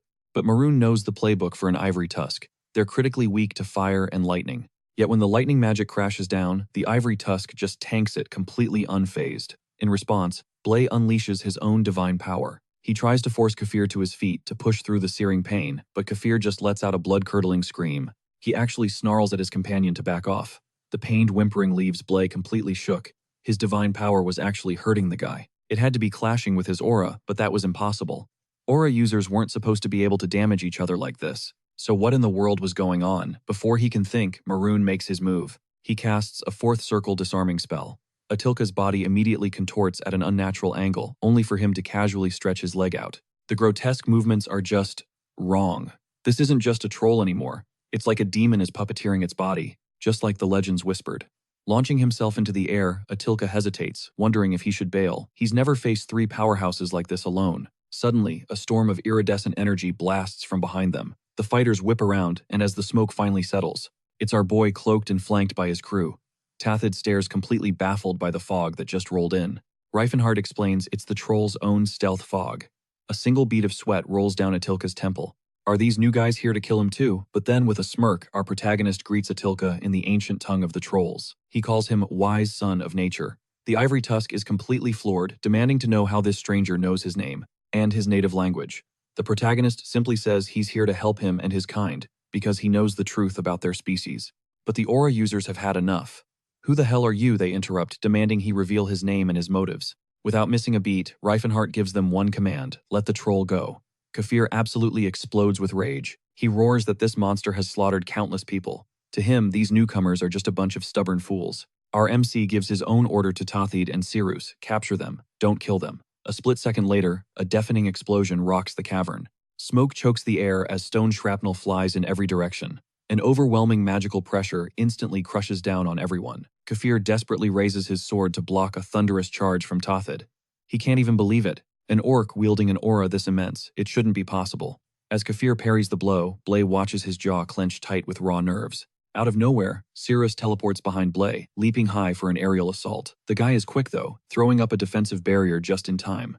To protect himself, Sirus taps into her spirit powers, summoning a massive, fiery salamander that materializes above her. She gives a single order, and the blazing creature charges straight for Blay. Witnessing all of this, Atilka is in a state of absolute shock. He'd never dreamed of an orc with a battle aura or an elf commanding powerful spirits.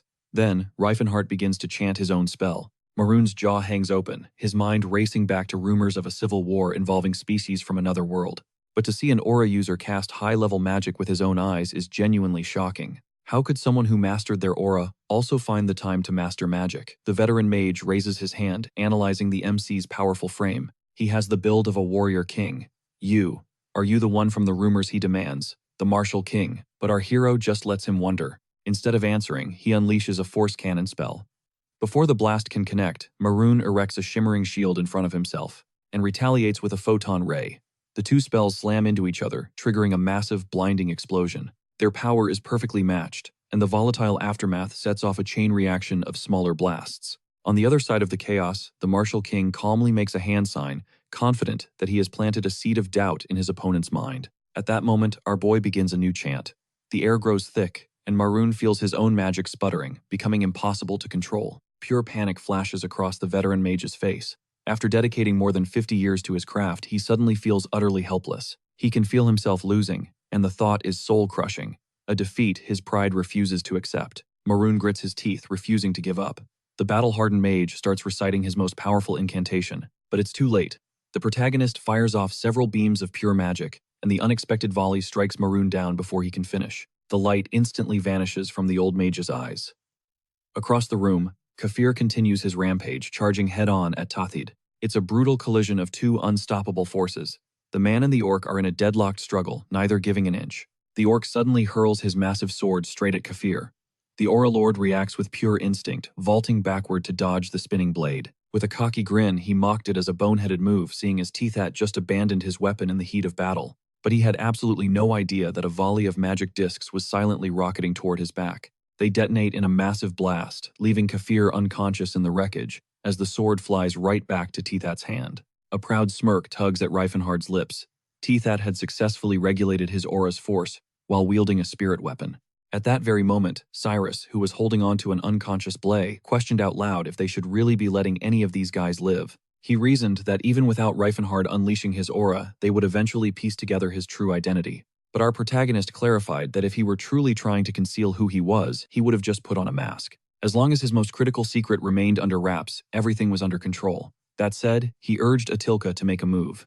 With enemy forces potentially arriving at any minute, a monstrous fire had now swallowed the entire structure. The warriors fought to remain composed. A desperate evacuation was underway, filled with panicked screams and cries for help as countless carriages fled down the mountainside. Inside one of those carriages, Silone's distinct pink aura enveloped the orcs, much to Cyrus's terror. He stared at the miserable orcs who'd been forced into slavery, their voices a stream of a language that no one could comprehend. Once they reached safety, the group gathered around a bonfire where Athelka looked absolutely shell-shocked. He just witnessed the martial king himself using magic. Reifenhard just smirked, pointing out that this changes nothing. He is still the martial king. And yet the troll found it impossible to believe even after witnessing that incredible aura firsthand. He finally confirmed the rumors were true and demanded to know how Reifenhard knew him or could possibly speak his native tongue. Weaving a tale from fragments of his past life, our hero lied, claiming he once knew a troll who was a survivor of the Bavard tribe. Feigning curiosity, Reifenhard pressed Atilka, asking if he'd ever heard of this particular troll, knowing full well there was no way to verify his story. After a moment, Atilka admitted he'd heard of the name, but he was still deeply bewildered. He couldn't figure out how Reifenhard was so well informed about his people. So our protagonist slowly laid out a proposition. And for Atilka, it was an incredibly alluring offer. This troll had spent his life fighting and slaying humans to win justice and rights for his kind. But it had all been for nothing. With a knowing smile, our hero invited the troll to join his cause. His eyes narrowing, Atilka needed to know, why would a human like Reifenhard go to such lengths for them? In response to the question, Reifenhard asked the troll if he had ever visited southern Takon, a land where people once engaged in cannibalism without a shred of remorse. The sage put a stop to it. And even though the locals insisted it was just their culture, everyone listening fell silent, but they knew exactly what he was implying. Deep in the south of the Gotham Kingdom lies Alchemist's City. Within a place called Arcanbrook, the Santana's Tears Guild has its headquarters. Inside, Orenmei, the guild leader of Santana's Tears, slammed his fist down, demanding to know who was behind the incident. A nervous Depot started to answer. But Orenmei cut him off, declaring that he had chosen to ignore the ivory tusk situation because that cursed monster was always a liability. But the game completely changes when humans get involved. The seemingly innocent but cunning man confessed they had a few leads, but they were lacking any solid evidence, and one of their main suspects was the martial king Reifenhard. Maroon had reported back to them. He saw our protagonist use magic without his trademark aura. Further digging revealed the MC was absent when the fire broke out, but the timeline was too tight to make the journey. It's a 1-month trip each way, and he was gone for less than 2 weeks. The guild leader speculated that perhaps a decoy was used, but they all knew the hero was far too conspicuous for such a tactic. Every guild member had their own theory, but no matter the conclusion, they couldn't afford to handle Reifenhard recklessly. Not only is he the legendary martial king, but he's also the lord of a county. On top of that, they'd received reports of him rescuing trolls. Hearing the full story, the guild master began to suspect it really was the MC, especially given his prior antics at the entries. Back at the county castle, Reidenhart leaned back in his office chair with a sly grin, knowing full well those alchemist clowns were losing their minds. He figured he just needed a solid alibi, as long as those idiots never find out about his portals. The plan was unfolding flawlessly, and he was successfully building up his forces. And doing it while keeping human aggressors at bay was the perfect bonus. He gazed out the window. He remembered the sheer joy on his companions' faces when they finished all the preparations. And with that, the most critical phase of their master plan was about to begin. In a different location entirely, rows upon rows of minecarts appeared. A miserable group of dwarves was being worked to the bone. The overseer barked at them to move faster, branding them all as lazy. The dwarves had no option but to comply. Their families' lives were hanging in the balance. The man in charge then demanded to know. Viscount Kelburn is absolutely fuming, demanding to know if his men have unearthed any adamantium or orichalcum. Sheer panic washes over their faces, as they spot their companion shrieking at some figures in the shadows. Before they can even process what's happening, a squad of dwarves led by the Grand Forge warrior Eustia storms in, throwing everything into chaos. Sloitiel immediately body slams a goon, declaring he'll let him live. Not out of mercy, but because to him they're just worthless pawns.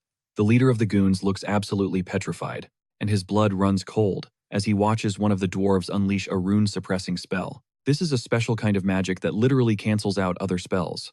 All the thugs who were flexing on the dwarves just moments before are now completely shook, seeing the rescue party effortlessly cast magic together. Eustia announces to everyone that they are the warriors of Grand Forge, sent to liberate the Stellhammer tribe. The captive dwarves are stunned when the warriors command them to form a line to have the cursed collars on their necks shattered. One by one, their shackles are broken. A dwarf named Ruthik frantically tells Sloitel that their families are being held hostage too. But Sloitel gives him a look of solid reassurance, promising they will also be freed. An entire army has already been deployed to the village to rescue their loved ones. At that very moment, Tilla's axe carves through an enemy as she cries out for her grandfather Hethos. She crashes into his arms for a tearful hug, quickly explaining that Riffenhart sent them to save every last one of them. She figures she'll hit up Father Gelfried later. Back at the Kelburn Viscounty, the freed Stellhammer dwarves are getting ready to leave this nightmare behind. Hiller has an emotional reunion with her father Ruthie K, and the air is thick with tears of joy as other families are brought back together. Now Gelfried is stumped on what to do next, but Sloitil calmly tells him it's all handled.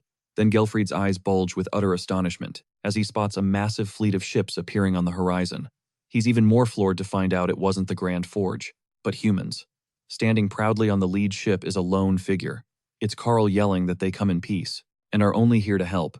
The dwarves are all looking super confused, but their jaws hit the floor. When Tilla spots Carl and sprints into his arms, they have a total rom-com moment, while Ruthika turns bright red with a mix of shock and pure embarrassment as Carl cheerfully greets him, calling him his father-in-law. Cut to Dilo, the largest city in the western kingdom of Helene, where massive explosions are rocking the walls of the Santana's Tears branch building. Cloaked assailants are lobbing firebombs, screaming that the ivory tusk is cornered inside.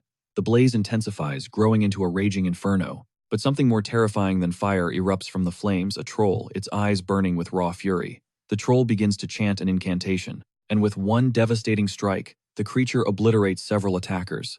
Absolute pandemonium breaks out. Still, they decide to keep launching firebombs at it. Weaving through the explosions, the ivory tusk vaults onto the ramparts, glances up at the sky, and realizes its time has come. The ivory tusk then rockets into the air, leaving only a dark silhouette against the brilliantly lit moon. Seeing this, the citizens start cheering, actually thinking they managed to scare the ivory tusk away, because it looked like it was fleeing. Even Romdrin, the branch manager for Santana's Tears, cracks a smug grin with pride, declaring that not even the ivory tusk can lay a finger on his trolls. But his colossal ego is instantly shattered when one of his men runs up gasping for air to inform him that the trolls have escaped. Over in the city of Kentry in the northern kingdom of Rastiel stands a gigantic coliseum. The roar of the crowd is deafening. Inside, spectators are going absolutely nuts for what they're seeing, a hulking monster standing in the arena, as an equally powerful ogre fights it. But with a single brutal swipe, the lion-like beast knocks the ogre out cold. Meanwhile, at the Wild Bane Gladiator facility, an old man, a Mr. August, sits on a couch directly across from a woman named Sillon. Behind her stands the colossal orc Teethad. Seeing him, August is completely stunned, as this orc is bigger than any gladiator he's ever seen, by a full head at least. He's seen his fair share of orcs, but none were built like this. As the greasy old man starts scheming, Sion interrupts him, asking if something is wrong and what kind of price he could offer for the orc. With a sly chuckle, this guy informs Sion that most orcs fetch around 5 golden coins, but because this one is unique and seems to be in prime condition, he'd offer 7 golden coins. Of course, this conniving old man knows deep down that even your average orc sells for 10 golden coins. She immediately agrees, and August is over the moon, realizing this girl has zero clue about the market. This dude is getting a premium orc, a slave he's buying for way less than what he would have paid just a few years ago. Since slaves are a rarity now, the girl explains that this orc was incredibly compliant, so August just needs to treat him well and everything will be fine. At the same time, the poor orc begs his master Ceylon, promising to work even harder if she just won't sell him. But it's too late. The orc is sold and the deal is done.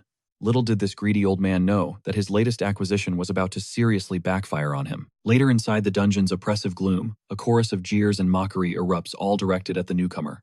A veteran orc, his wrists bound in heavy iron, shoves his way to the front. Pitying the fresh meat thrown into their pit of despair, he gently queries the new guy for his name. But the kid's response sends a jolt through him, his eyes flying wide in disbelief. This isn't just some nobody, it's Tothid, the son of Crota and heir to the legendary sword of Kalkan. Sometime later, the prisoners are killing time, gossiping about how August was completely unfazed when one of their own barrack met his end. They start fantasizing about a better existence, the kind of freedom the orcs of Antares County enjoy, but a grizzled old-timer barks at them to shut up and go to sleep. He scoffs that they're just delusional, but a sudden silence falls, as every eye in the cell locks onto Tothid, who poses a single question. What if you had the chance to live like them? The question hangs in the air, leaving them utterly baffled. Before they can even begin to formulate an answer, an explosive wave of aura bursts from Tothid, and the chains restraining him are blasted apart. Absolute chaos breaks out as the inmates realize he's a warrior, their fear turning into desperate demands to know who he truly is. In a flash of light, his sword Dakar materializes in his grip, as the young orc declares he's from Antares, and he is here to carve out a new path